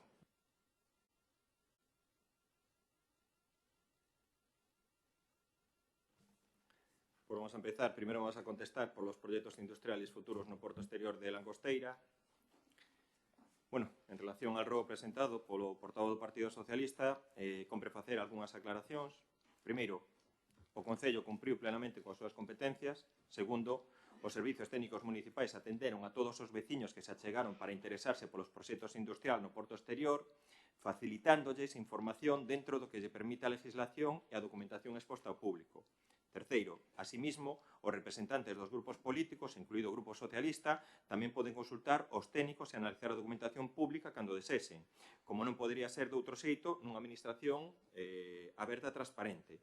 É importante lembrar que o Concello non autoriza nin aproba instalacións industriais. O volvo a dicir, o Concello non autoriza nin aproba instalacións industriais como parques eólicos, plantas de hidróxeno, instalacións de depósitos de combustibles, que esa responsabilidade compete á Xunta de Galicia ou á Autoridade Portuaria. Pretender trasladar ao Concello de Arteixo responsabilidades sobre a aprobación de proxectos ou supostos incumprimentos normativos non se corresponde ca realidade competencial e xera unha imaxe incorrecta por parte da veciñanza, non? Con todo isto, o Goberno local reitera o seu compromiso coa transparencia e información. Todos os proxectos que chegan ao Concello son revisados polos servicios técnicos municipais, dentro das súas competencias. Se facilitará a oposición ao acceso a documentación, como non pode ser de outro xeito. Se facilita sempre tamén a información tanto aos veciños de Xovos como de Rañobre e o resto da veciñanza. Este Concello sempre tratou de explicar proxectos, os procedementos legais e as vías de participación pública, aínda que se lles negara lamentablemente a posibilidade a membros deste Concello e deste grupo de goberno se lles negou a posibilidade de intervir nalgún caso e explicar distintas actuacións. Se lle negou aos membros deste goberno. Este goberno, mal que lles pese, seguirá actuando con rigor, responsabilidade e cumprimento escrito da legislación, defendendo o interese xeral e evitando que se utilicen estes asuntos para xerar alarma ou confrontación política sen fundamento real. O porto exterior, isto é terrible. O porto exterior inicia a súa actividade en setiembre del 2012, hace 13 años. Hace 13 años. Y hoy, 29 de enero del 2026, preguntan por las actividades que se van a hacer en él. Septiembre del 2012, hace 13 años que se puso a funcionar el puerto. 13 años después, el Partido Socialista pregunta por las actividades que se hacen allí. Allí están instalados Pérez Torres, Galigrain, Bombeos y Transportes Carral, TMGA, Terminales Marítimas de Galicia, y Repsol. Y la primera fase del traslado de Repsol al puerto exterior se inició en octubre del 13. Nadie preguntó nada. Nadie preguntó por los proyectos, nadie preguntó, oye, hablar con los vecinos, nadie preguntó, oye, qué se iba a hacer allí, qué se iba a instalar allí. Oye, 13 años sin nadie preguntar.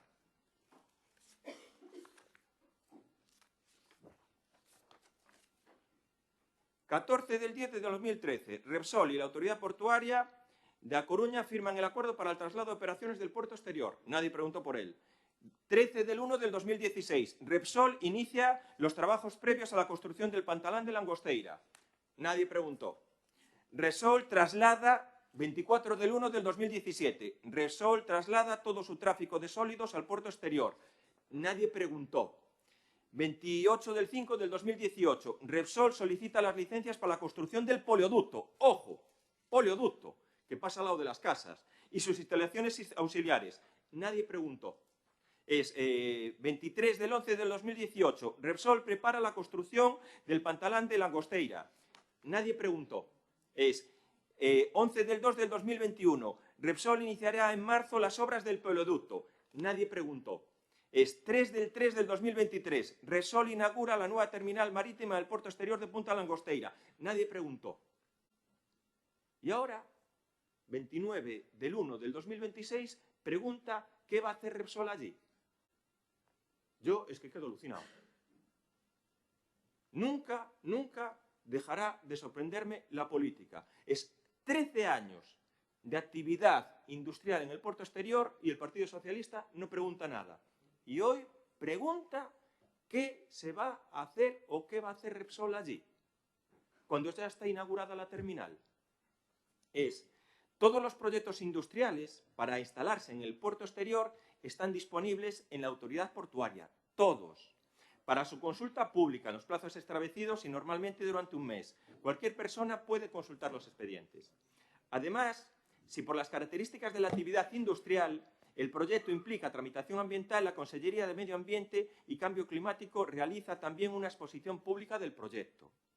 Además, la autoridad portuaria informa de todos los proyectos mediante su publicación en el Boletín Oficial del Estado, así como a través de la página web, medios de comunicación y distintos eventos.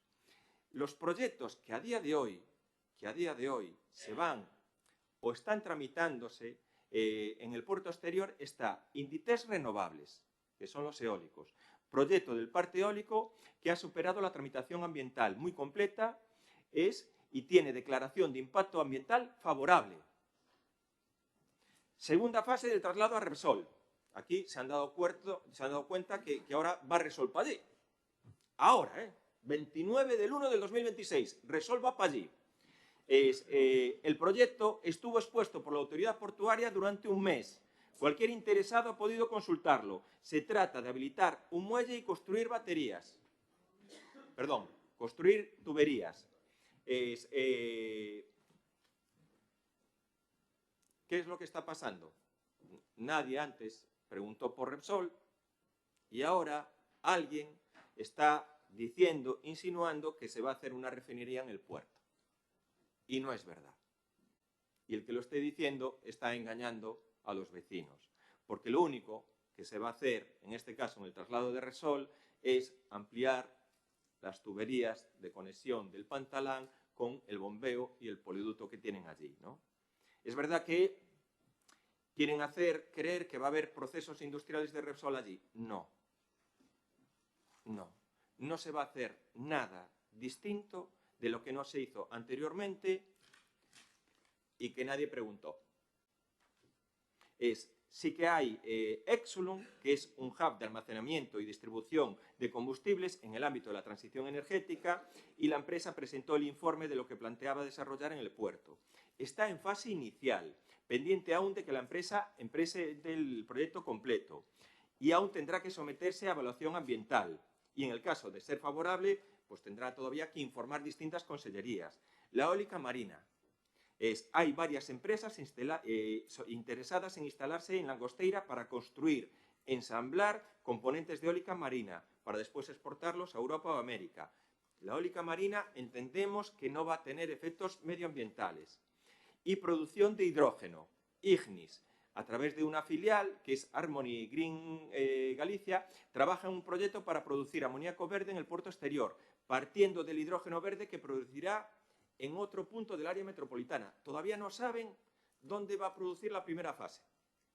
Está en discusión que si va a ir para Alcoa, ahora ya no saben dónde. Entonces, esta es una segunda fase. Es verdad que tiene la DIA favorable y todavía se puede consultar en las páginas de medio ambiente. Y luego Ignis, a través de otra filial, también tiene un proyecto para instalar depósitos de combustibles también en fase de estudio y modificación.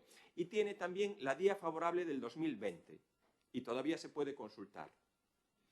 ¿Qué pasó desde el 2013 al 2026? No lo sabemos. A nunca nadie le preocupó lo que se iba a instalar en el puerto, ahora sí.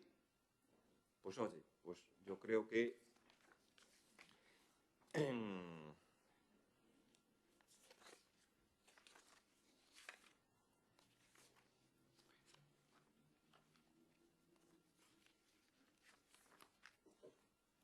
sobre el ruego pidiendo una mejor gestión da comunicación no caso de surdir incidentes industriales, pues mira, quisiera en principio poner en contexto el incidente del 7 de enero del 2026.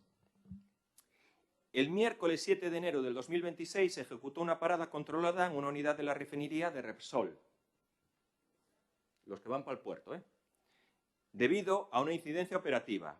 Dentro del procedimiento previsto, una vez interrumpida la carga, el vapor de agua generado por la caldera fue venteado al exterior en forma de vapor de agua. En un momento determinado, el personal de Repsol presente durante la operación se detectó que, de forma simultánea con el vapor de agua, se estaba emitiendo partículas de aceite pulverizado. Ante dicha situación, se procedió a la parada inmediata y al aislamiento del equipo, con el fin de eliminar la emisión. La caldera se dejó fuera de servicio y aislada del proceso. En ese momento no se registraron incidencias externas.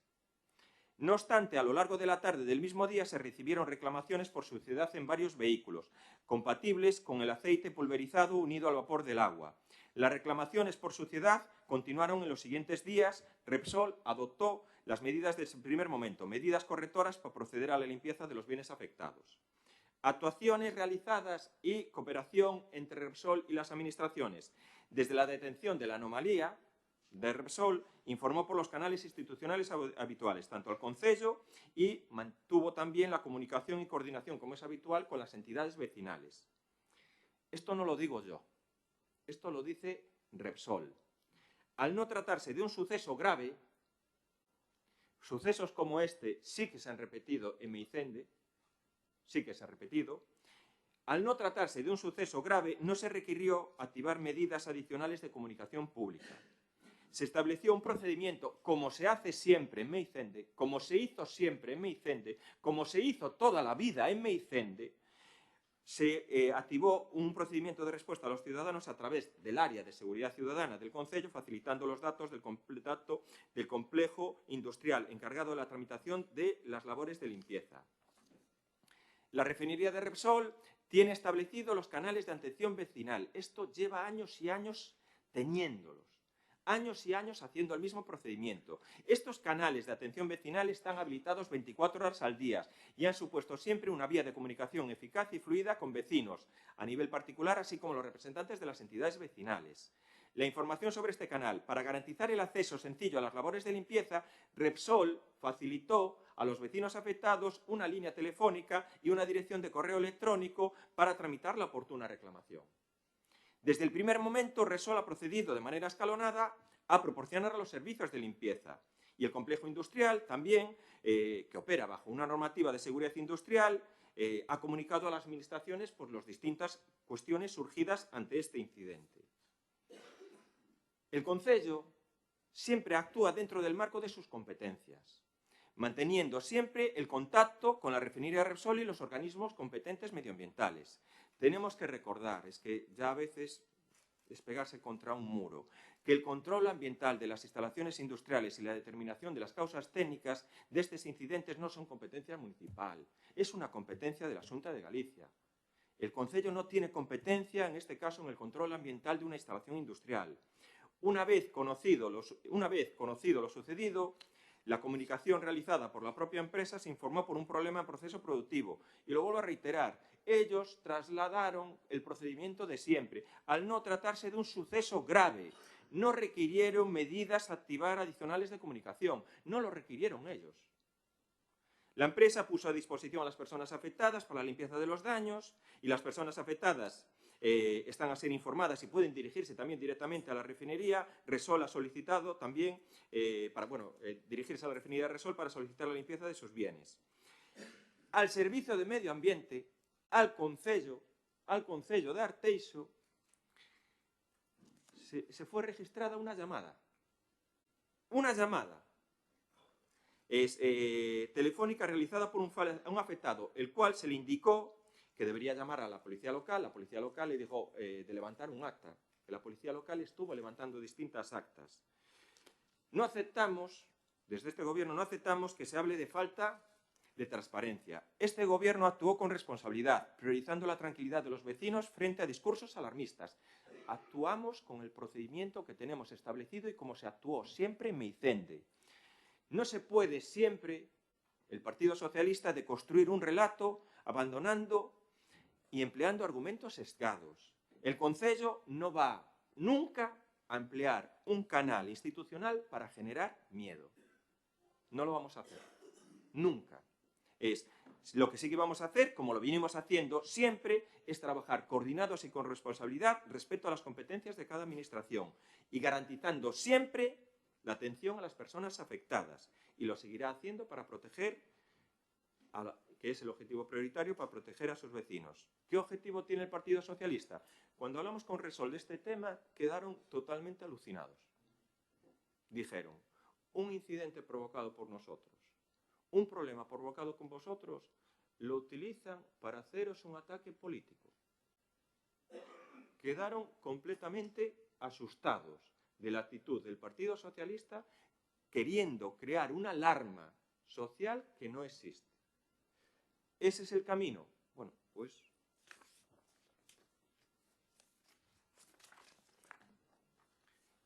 sobre el tema y la pregunta de la licencia de la gasolinera de Noelia. A ver, el mundo es negro, negro, negro, negro y el mundo es blanco, blanco, blanco. Es decir, es imposible a veces, aunque lo expliques, aunque no lo expliquemos nosotros, aunque lo explique el mayor o la persona habilitada jurídicamente del Concello de qué es lo que pasa con estas gasolineras. No hay ningún problema con las licencias de estas gasolineras, ninguna. Toda la problemática que hubo, tanto aquí como en otros concellos, es un tema competencial de colegios profesionales. Las gasolineras, y en este caso esta gasolinera, la licencia la dio un ingeniero técnico industrial. La denuncia llevada a cabo por el otro colegio profesional, el de ingenieros superiores, es el que lleva a anular esta licencia. Es anulada esta licencia, la propia empresa ya presentó un proyecto. Mira, el proyecto está firmado por la misma ingeniería. La misma ingeniería que firmó la licencia en el 2018. ¿Qué ha cambiado? Que en vez de firmar el ingeniero técnico industrial, firma el ingeniero superior que tiene la ingeniería. El proyecto es el mismo, las autorizaciones son el mismo, la tramitación es la misma. A día de hoy, esa gasolinera y todas las gasolineras de Arteixo tienen licencia. ¿Qué es lo que hemos hecho mal nosotros? ¿Cuáles son las ilegalidades y falcatruadas que hemos hecho? Yo, de verdad, oye, el muro está ahí, pues tiremos siempre hacia el muro. No puede ser, es que esto es inconcebible, es que por más que lo expliquemos, ¿cuáles son las responsabilidades del concejal que yo protejo, que el concejal... No lo sé, quemémoslo en una hoguera. Yo creo que, oye, oiga, lo vamos a quemar a usted en una hoguera porque firmó un ingeniero técnico industrial cuando tenía que firmar un ingeniero superior. ¿Qué ilegalidad es eso? Yo, Dios mío, tienen que perdonar, pero esto para mí es inconcebible. Responsabilidad ninguna. Repercusión hacia el concello no tiene ninguna. Todas las gasolineras tienen licencia. Oiga, que se arreglen los colegios profesionales entre sí, pero que no lo trasladen a nosotros. Bueno, es lo que hay.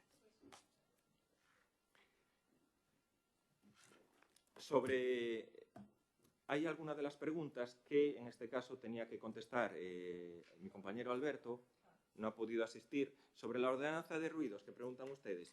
Efectivamente, en la próxima Junta de Portavoces, se les entregará el borrador de la ordenanza, que ya está aquí remitido al Concello. No quiere decir que la llevemos a aprobación, pero en la Junta de Portavoces, antes del paso previo también a la exposición pública, a la consulta previa, sí que queremos que ustedes tengan también todo lo que es el documento, en la próxima Junta de Portavoces. Vale. Sobre las edificaciones en la avenida de Borroa, nosotros, en principio, la idea no es expropiar. La idea es negociar con los propietarios para proceder, en este caso, a adquirir esas edificaciones, o en el caso de la que esté en una situación más crítica, habrá que hacer un expediente de ruinas, pero siempre previamente negociando con lo que son los propietarios.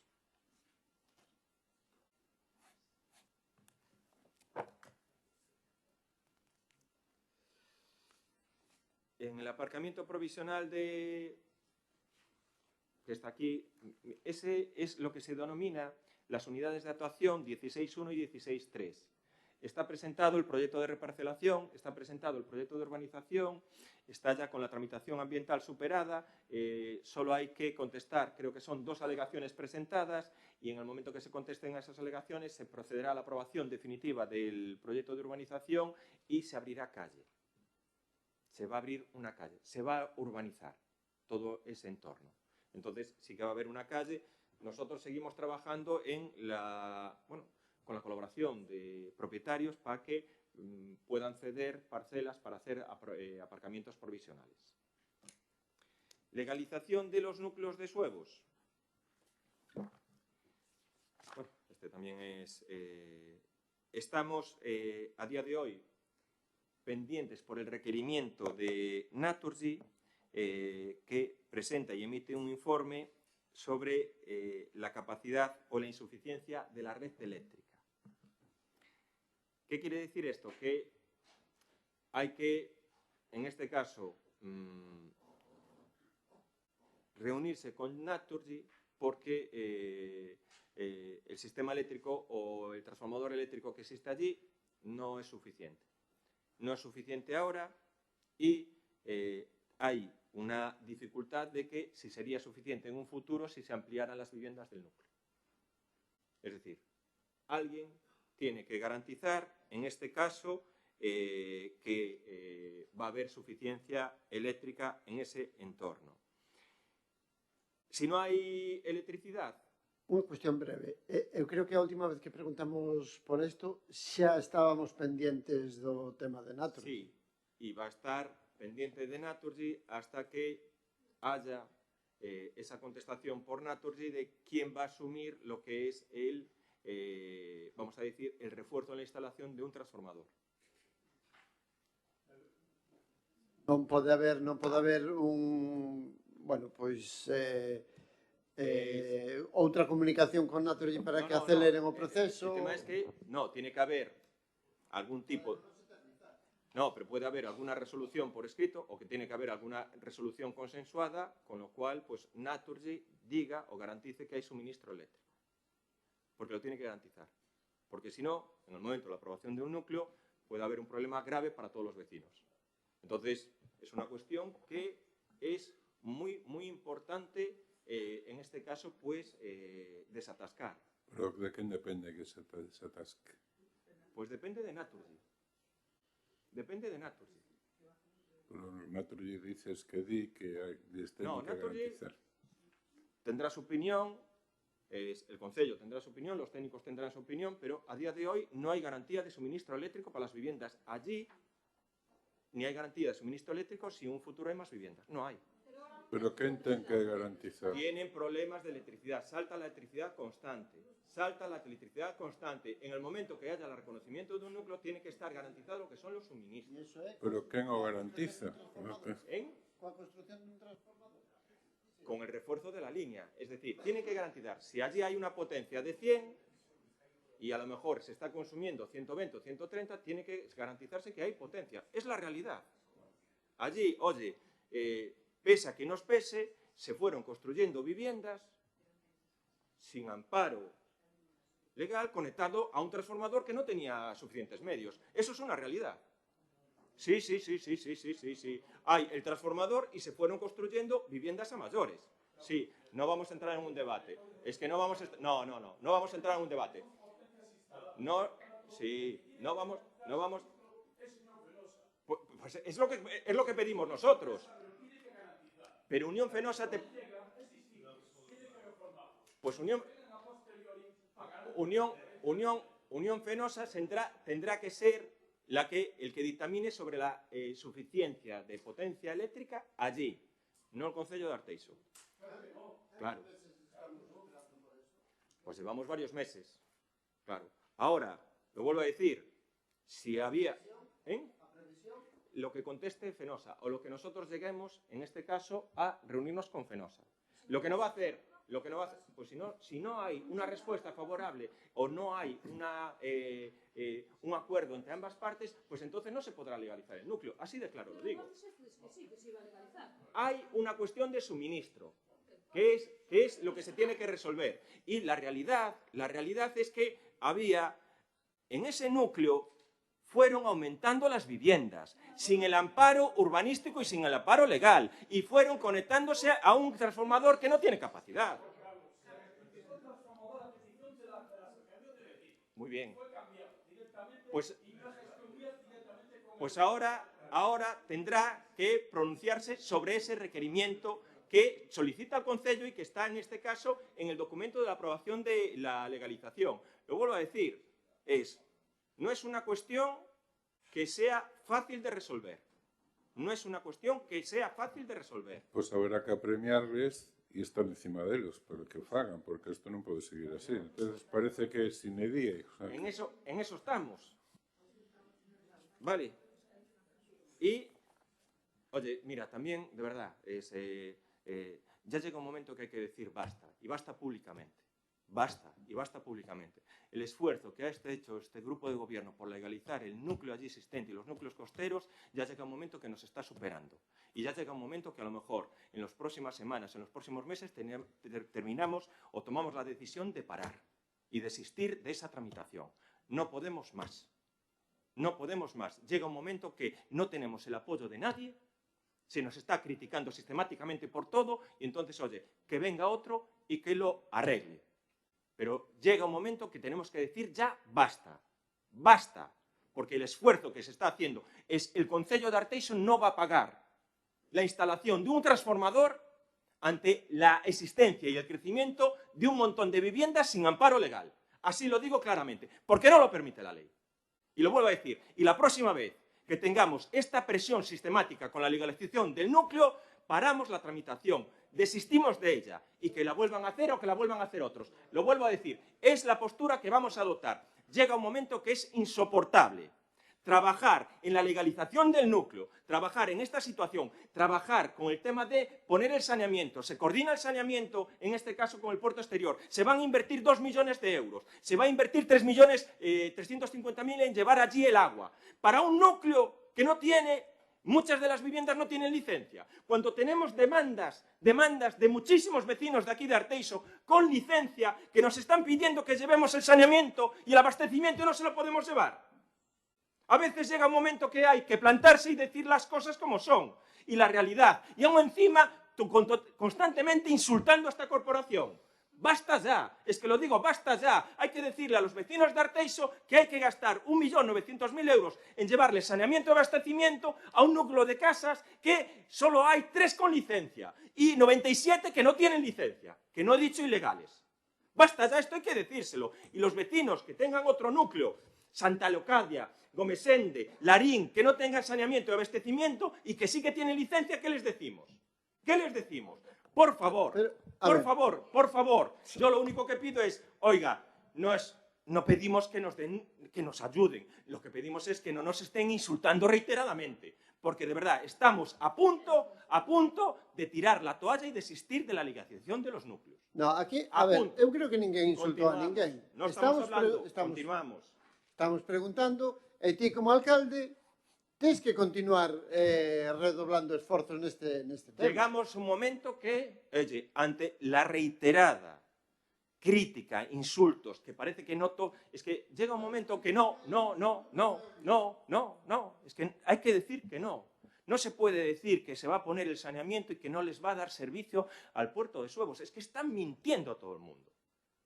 No se puede decir, una entidad vecinal no puede decir que se va a refinar en el puerto exterior la refinería Repsol. No, ya estamos cansados de mentiras. Oiga, y el esfuerzo que se hace para hacer un reconocimiento de núcleo,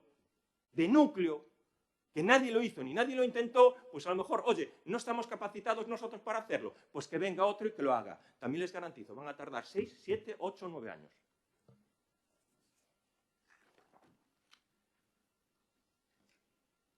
Mira, Camaño, sobre la rotonda de Solimar. Bos días de novo a todos. Bueno, respecto da pregunta formulada por Noelia acerca da rotonda da urbanización de Solimar, bueno, citar que estivemos xa na zona e que a rotonda é totalmente funcional, non, para os fluxos da urbanización. Non existe ningún tipo de problema ca mesma. E, aparte, non supón ningún perigo para a circulación nin para os peóns, dado que teñen as súas zonas de tránsito debidamente habilitadas. Se ben é certo que esa rotonda en momentos puntuais, cando hai algún tipo de tráfico pesado, como pode ser un camión que decide acceder a ela para facer un cambio de sentido, claro, que se produce que dá unha volta de 360 grados. Entón, dentro dese diámetro da rotonda, do vial, pois a verdade é que invade a zona xardiñada desa rotonda, non? Entonces, Creemos que non, digamos, que funciona perfectamente esa rotonda dentro do ámbito da urbanización e para os fluxos de tráfico que hai, pero, sen embargo, vamos a revisar un poquinho o tema para tratar de mitigar ese problema de que, en circunstancias puntuales, haxa algún camión ou algún tráfico pesado que, cando fai ese cambio de sentido, pois pisa esa zona xardinada e, pois, bueno, pois pon un poquinho todo mal e aparecen esas fochancas, non? Entonces vamos a facer de tratar un poquinho a rotonda e a ver se eliminamos ese tema, vale? Sigo tamén co rogo de Noelia respecto á pasarela de madeira do Paseo Marítimo, a altura do Rañal. Creemos que é un rogo ben achegado no sentido de que, bueno, hai a necesidade de limpiar esa pasarela, entonces nos próximos días procederemos a quitar ese verdín para evitar que, bueno, que se poidan producir episodios, algún tipo de peligro para os veciños. Xa que estou, xa continuo tamén por o rogo formulado por Xurxo en representación do Bloque Nacionalista Galego, é relativo aos cortes de luz, pouca presión de agua e fibra óptica na zona alta do Rañal. Respecto dos tres temas, bueno, empezo polo tema que é competencia municipal. Queres comentarlo ti, Carlos? Da auga. Vale, pois comenta ti da auga, se queres. Mira, del agua, según nos traslada el Servicio Municipal de Aguas, son conscientes que desde el Servicio de Aguas de Sumarte, que en los meses de verano, en las acometidas más alejadas de la zona del Rañal, se producen algunos episodios de oscilación de caudal y presión en horas pico. Cuando hay horas pico, que le llaman. Cuando hay mucho consumo, les baja la presión y no tienen suficiente presión de agua, ¿no? Y al tratarse de una red ramificada, las acometidas están en la parte final.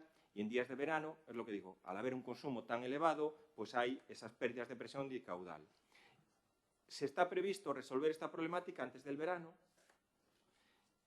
para lo que se están analizando dos opciones, incluso las dos opciones que pueden ser complementarias. Una es dotar de más caudal y presión la tubería que alimenta esa zona. Para eso teníamos que poner en marcha una alimentación desde el sistema de Sabón, es decir, podríamos dar agua desde el depósito de Sabón, que complemente el actual sistema que tenemos tanto en Sisalde, como en Bío, como en Sobrado Pastoriza. Esto está actualmente dentro del estudio del Plan Estratégico de Abastecimiento del Concello del Agua. Y la segunda opción, que también se analiza, en su caso, es la opción de instalar un pequeño grupo de presión que solvente este tema. Algo parecido en Montepequeno. En Montepequeno se han limpiado completamente los filtros. Al producirse esa limpieza de filtros, ha aumentado la presión 1,5 kg a mayores de la que había, y a lo mejor en este caso va a posibilitar reducir lo que es el tamaño del grupo de presión que se instale allí, y en este caso también pues, podría ser pues, instalar un pequeño grupo de presión que les dé más capacidad de caudal, sobre todo en esas horas punta. Perdón, continuo eu entonces co tema dos cortes da luz e do tema da fibra óptica. Respecto aos cortes de luz, digamos, é un tema que tampouco lle compete, digamos, o Concello, pero nos preocupamos por el. O que nos trasladan desde a empresa distribuidora é que as instalacións de distribución na zona son correctas, pero que se están encontrando con dificultades de forza maior.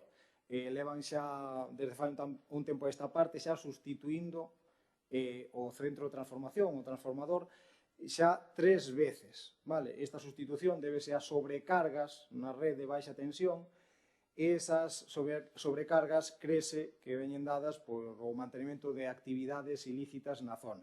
Vale? O sea, son consumos fraudulentos, non registrados, e que fan eso. Entonces, estánse levando a cabo tamén esas labores de investigación por parte deles, pois para poder tamén abordar esa circunstancia, non? Entonces, o que é a redistribución está ben, pero tamén hai que ter en conta este tema. Respecto da fibra óptica, outro tema tamén que non é competencial do Concello, pero sí, non sei se coñecedes, que existe unha páxina onde está a cartografía digital do despliegue da banda ancha, non? Entonces aí podes consultar, digamos, aqueles puntos en todo o territorio onde existe ese despliegue de banda ancha, onde existe esa fibra óptica, non? É unha páxina da Secretaría de Estado de Telecomunicacións e Infraestructuras Digitais, E aí podedes ver como na zona alta do Rañal sí existe ese despliegue de fibra. E incluso dentro desta páxina se pode acceder aos operadores desa red para tratar de contactar con eles e contratar ese servizo. Se ben é certo que habrá casas, eu polo que vi na páxina, sí que está implantada casi en todo ese lugar, pero habrá algunha casa que evidentemente teña que solicitar esa conexión con un operador, e ese operador fará ese despliegue hasta a propia vivenda, vale? Entonces, bueno, claro, é unha xestión particular con ese operador na que nós, en principio, non interferimos. E xa que estou para rematar, procedo tamén a contestar ao rogo formulado polo Grupo Municipal Socialista respecto das fochancas aparecidas no camiño do Cancelo. Totalmente de acordo, fixéronse eses traballos a finais do ano pasado en unhas circunstancias climatolóxicas, había moita auga, entonces isto fai que ás veces a capa da rodadura non pegue como debería, se produzcan este tipo de situacións. Evidentemente, a empresa que executou eses traballos ten unha responsabilidade acerca do que fixo, e esa responsabilidade xa lle foi reclamada a principios deste ano, é dicir, xa levamos fai máis de 15 días que se trasladou porque xa apreciamos eses defectos nos traballos executados. Posiblemente vamos a esperar un pouquiño a que o tempo se estabilice, para facer as cousas ben e, digamos, velar que se fagan eses traballos nunhas condicións óptimas e que isto non volva a suceder, vale? Nada máis pola miña parte. Mira, todos los ayuntamientos que han ejecutado obras en los últimos meses de este año, principios de ahora, han tenido la misma problemática. La problemática fue la situación continua de lluvia que hay, que se reconoce, pero esto ha pasado en Carballo, ha pasado en Culleredo, ha pasado en Coruña, pasa en Santiago, pasa en todos los ayuntamientos que tuvieron que ejecutar obras. Y que a lo mejor en alguna ejecución de obra por la mañana estabas aglomerando y estaba buen tiempo, y por la tarde, cuando estabas con los equipos allí, te viene un chaparrón y te complica todo lo que es la ejecución. No es ni mala actuación ni mala ejecución de la empresa, ni en este caso mala actuación por parte de los técnicos municipales. No, no lo es.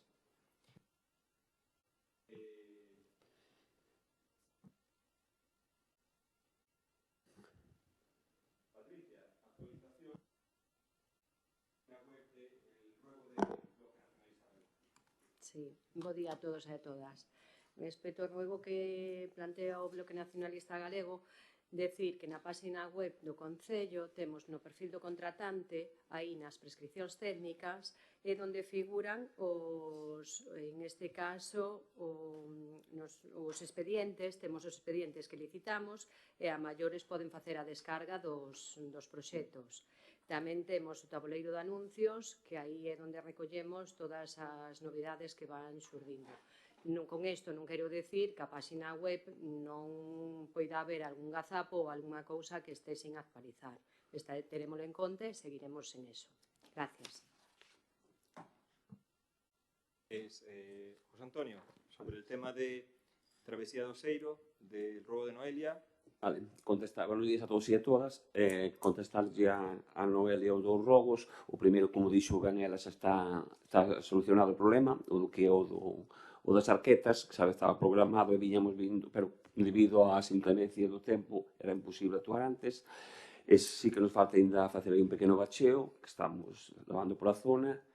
E o da AC552, pois, dicir que esta semana, o lunes, me parece que foi, xa falei co jefe, co vigilante da Xunta de Galicia, tema de carreteras, e comuniquei-yo, pois, co problema que había, pois, precisamente, non, todo o tramo, pero precisamente en frente do que é unha cafetería, bueno, pois, Slick, que é o máis fastidiado. Despois a pregunta ao bloque sobre o área recreativa.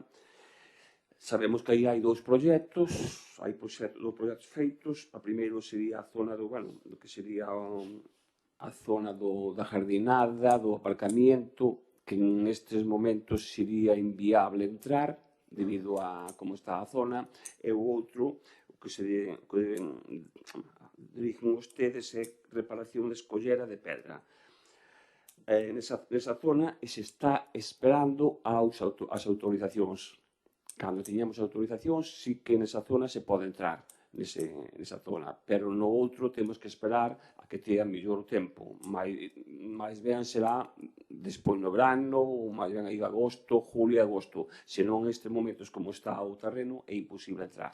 E se digo, no primeiro estamos esperando, o proxecto está feito, sabe que xa yo enviei os dous, esperando as autorizacións. No momento de ter as autorizacións, o que son as coller e eso, se facerá.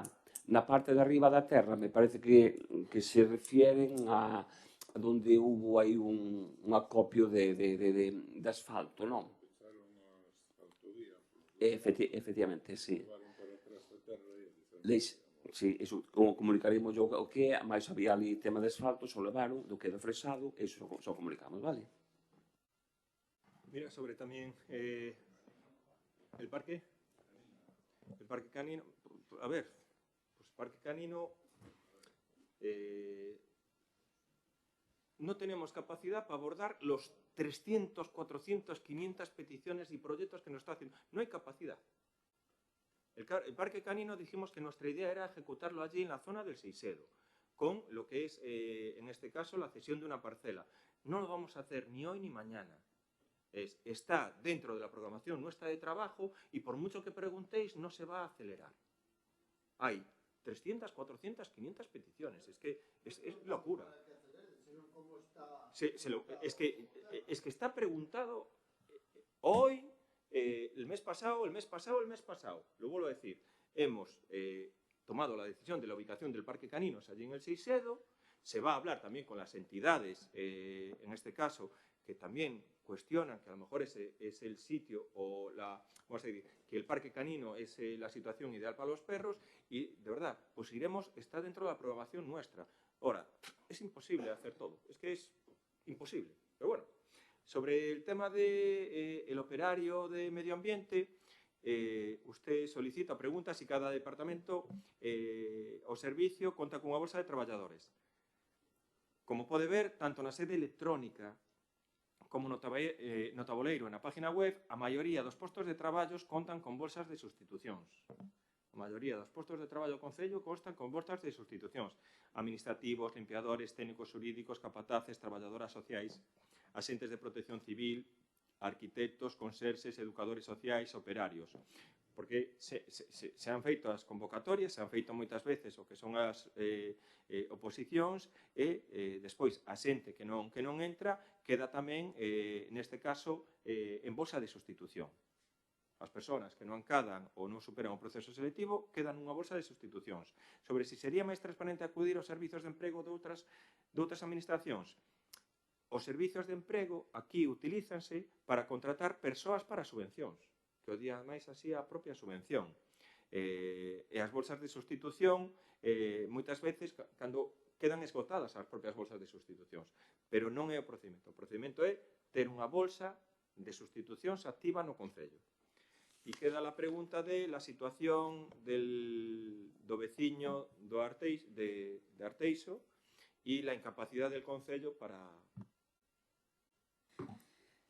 Bueno, pois para despedir, en realidade non me parece de moi bo gusto traer isto aquí, máis que nada por mencionar o que é as non actuacións e incapacidade por parte dos servicios sociais, non? Porque, en primeiro lugar, para anunciar iso, entendo que primeiro terían que coñecer e ter a información para poder anunciar e afirmar pois isto, xa de cara ao respeto aos profesionais que levan traballando en este caso e en outros que é o noso día a día. Por tanto, eu hasta lles pediría que deberían de pedir desculpas respecto a isto, porque anunciar algo que é falso, non é unha verdade. Os servicios sociais levan traballando anos con este caso e con outros dunha maneira totalmente profesional, nada politizada, no sentido de que non vamos a traer aquí tema de datos, nin de que se está a facer ou non facer por protección de datos, por ética profesional e por respeto a esa persoa ou a calquera outra que así o merece. Por tanto, non vamos a entrar ao respeto deso, sino en dicir que realmente esta persoa, a día de hoxe, está sendo atendida, os servicios sociais, e igual que mencionan aquí tamén os corpos de seguridade do Estado, que traballamos coordinadamente para poder dar unha resposta, que sí que tamén quero dicir que non é que sexa unha resposta quizáis definitiva, ou sí, por que motivo? Porque a persoa ten a súa liberdade para decidir e para saber onde quere estar, como ela, calquera outra. Polo tanto, en este caso, actuouse de maneira coordinada cas administracións competentes en esta materia, porque se falamos de competencia, o Concello de Arteixo, os concellos a nivel municipal non teríamos competencia en certas actuacións que hai que facer en este caso, polo tanto, se coordinadou dunha maneira para darlle solución e vamos a seguir facendo desa maneira.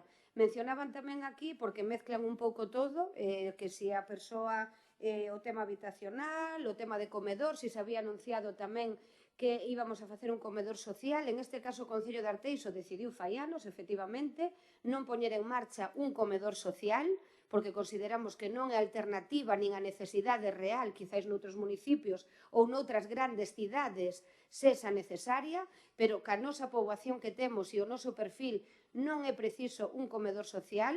Estamos apostando por outro tipo de medidas. Estamos destinando 296.000 euros para o comedor, un comedor no que alimentamos as nosas persoas, maiores, nenos, vulnerables, as persoas que así o demanden e cumplen os requisitos. Temos unha partida de máis de 296.000 euros destinados a comedor e temos máis de 150.000 euros destinados a axudas de emerxencia social, donde canalizamos todos esta casuística.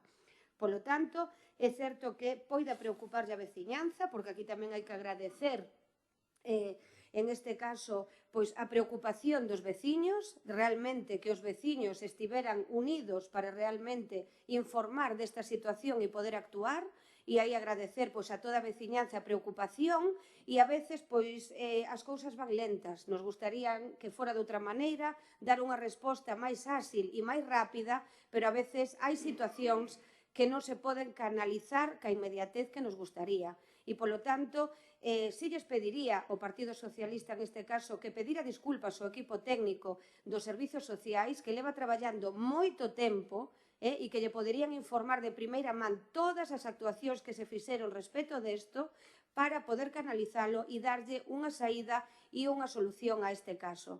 Polo tanto, vamos a seguir traballando con discreción, porque así o pide esta casuística, por respeto, por ética profesional, por protección de datos e demais, igual que con esta persoa, con calquer outro ciudadano do Concello de Arteixo. Gracias.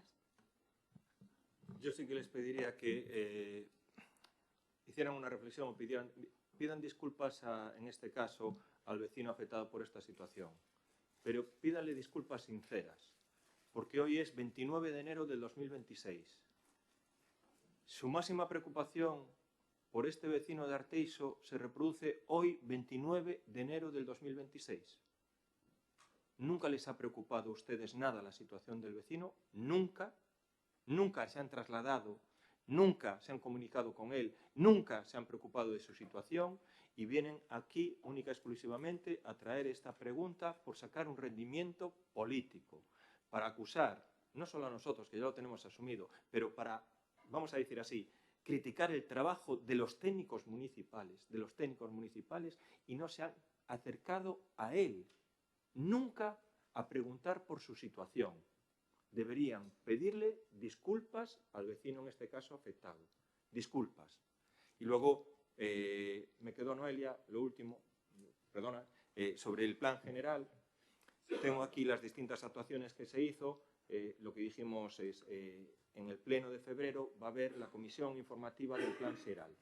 Pleno de febrero. Se va, cuando hagamos la junta de portavoces, la comisión del plan general coincide con las comisiones normales, ¿vale? Pero en el pleno de febrero se celebrará la comisión.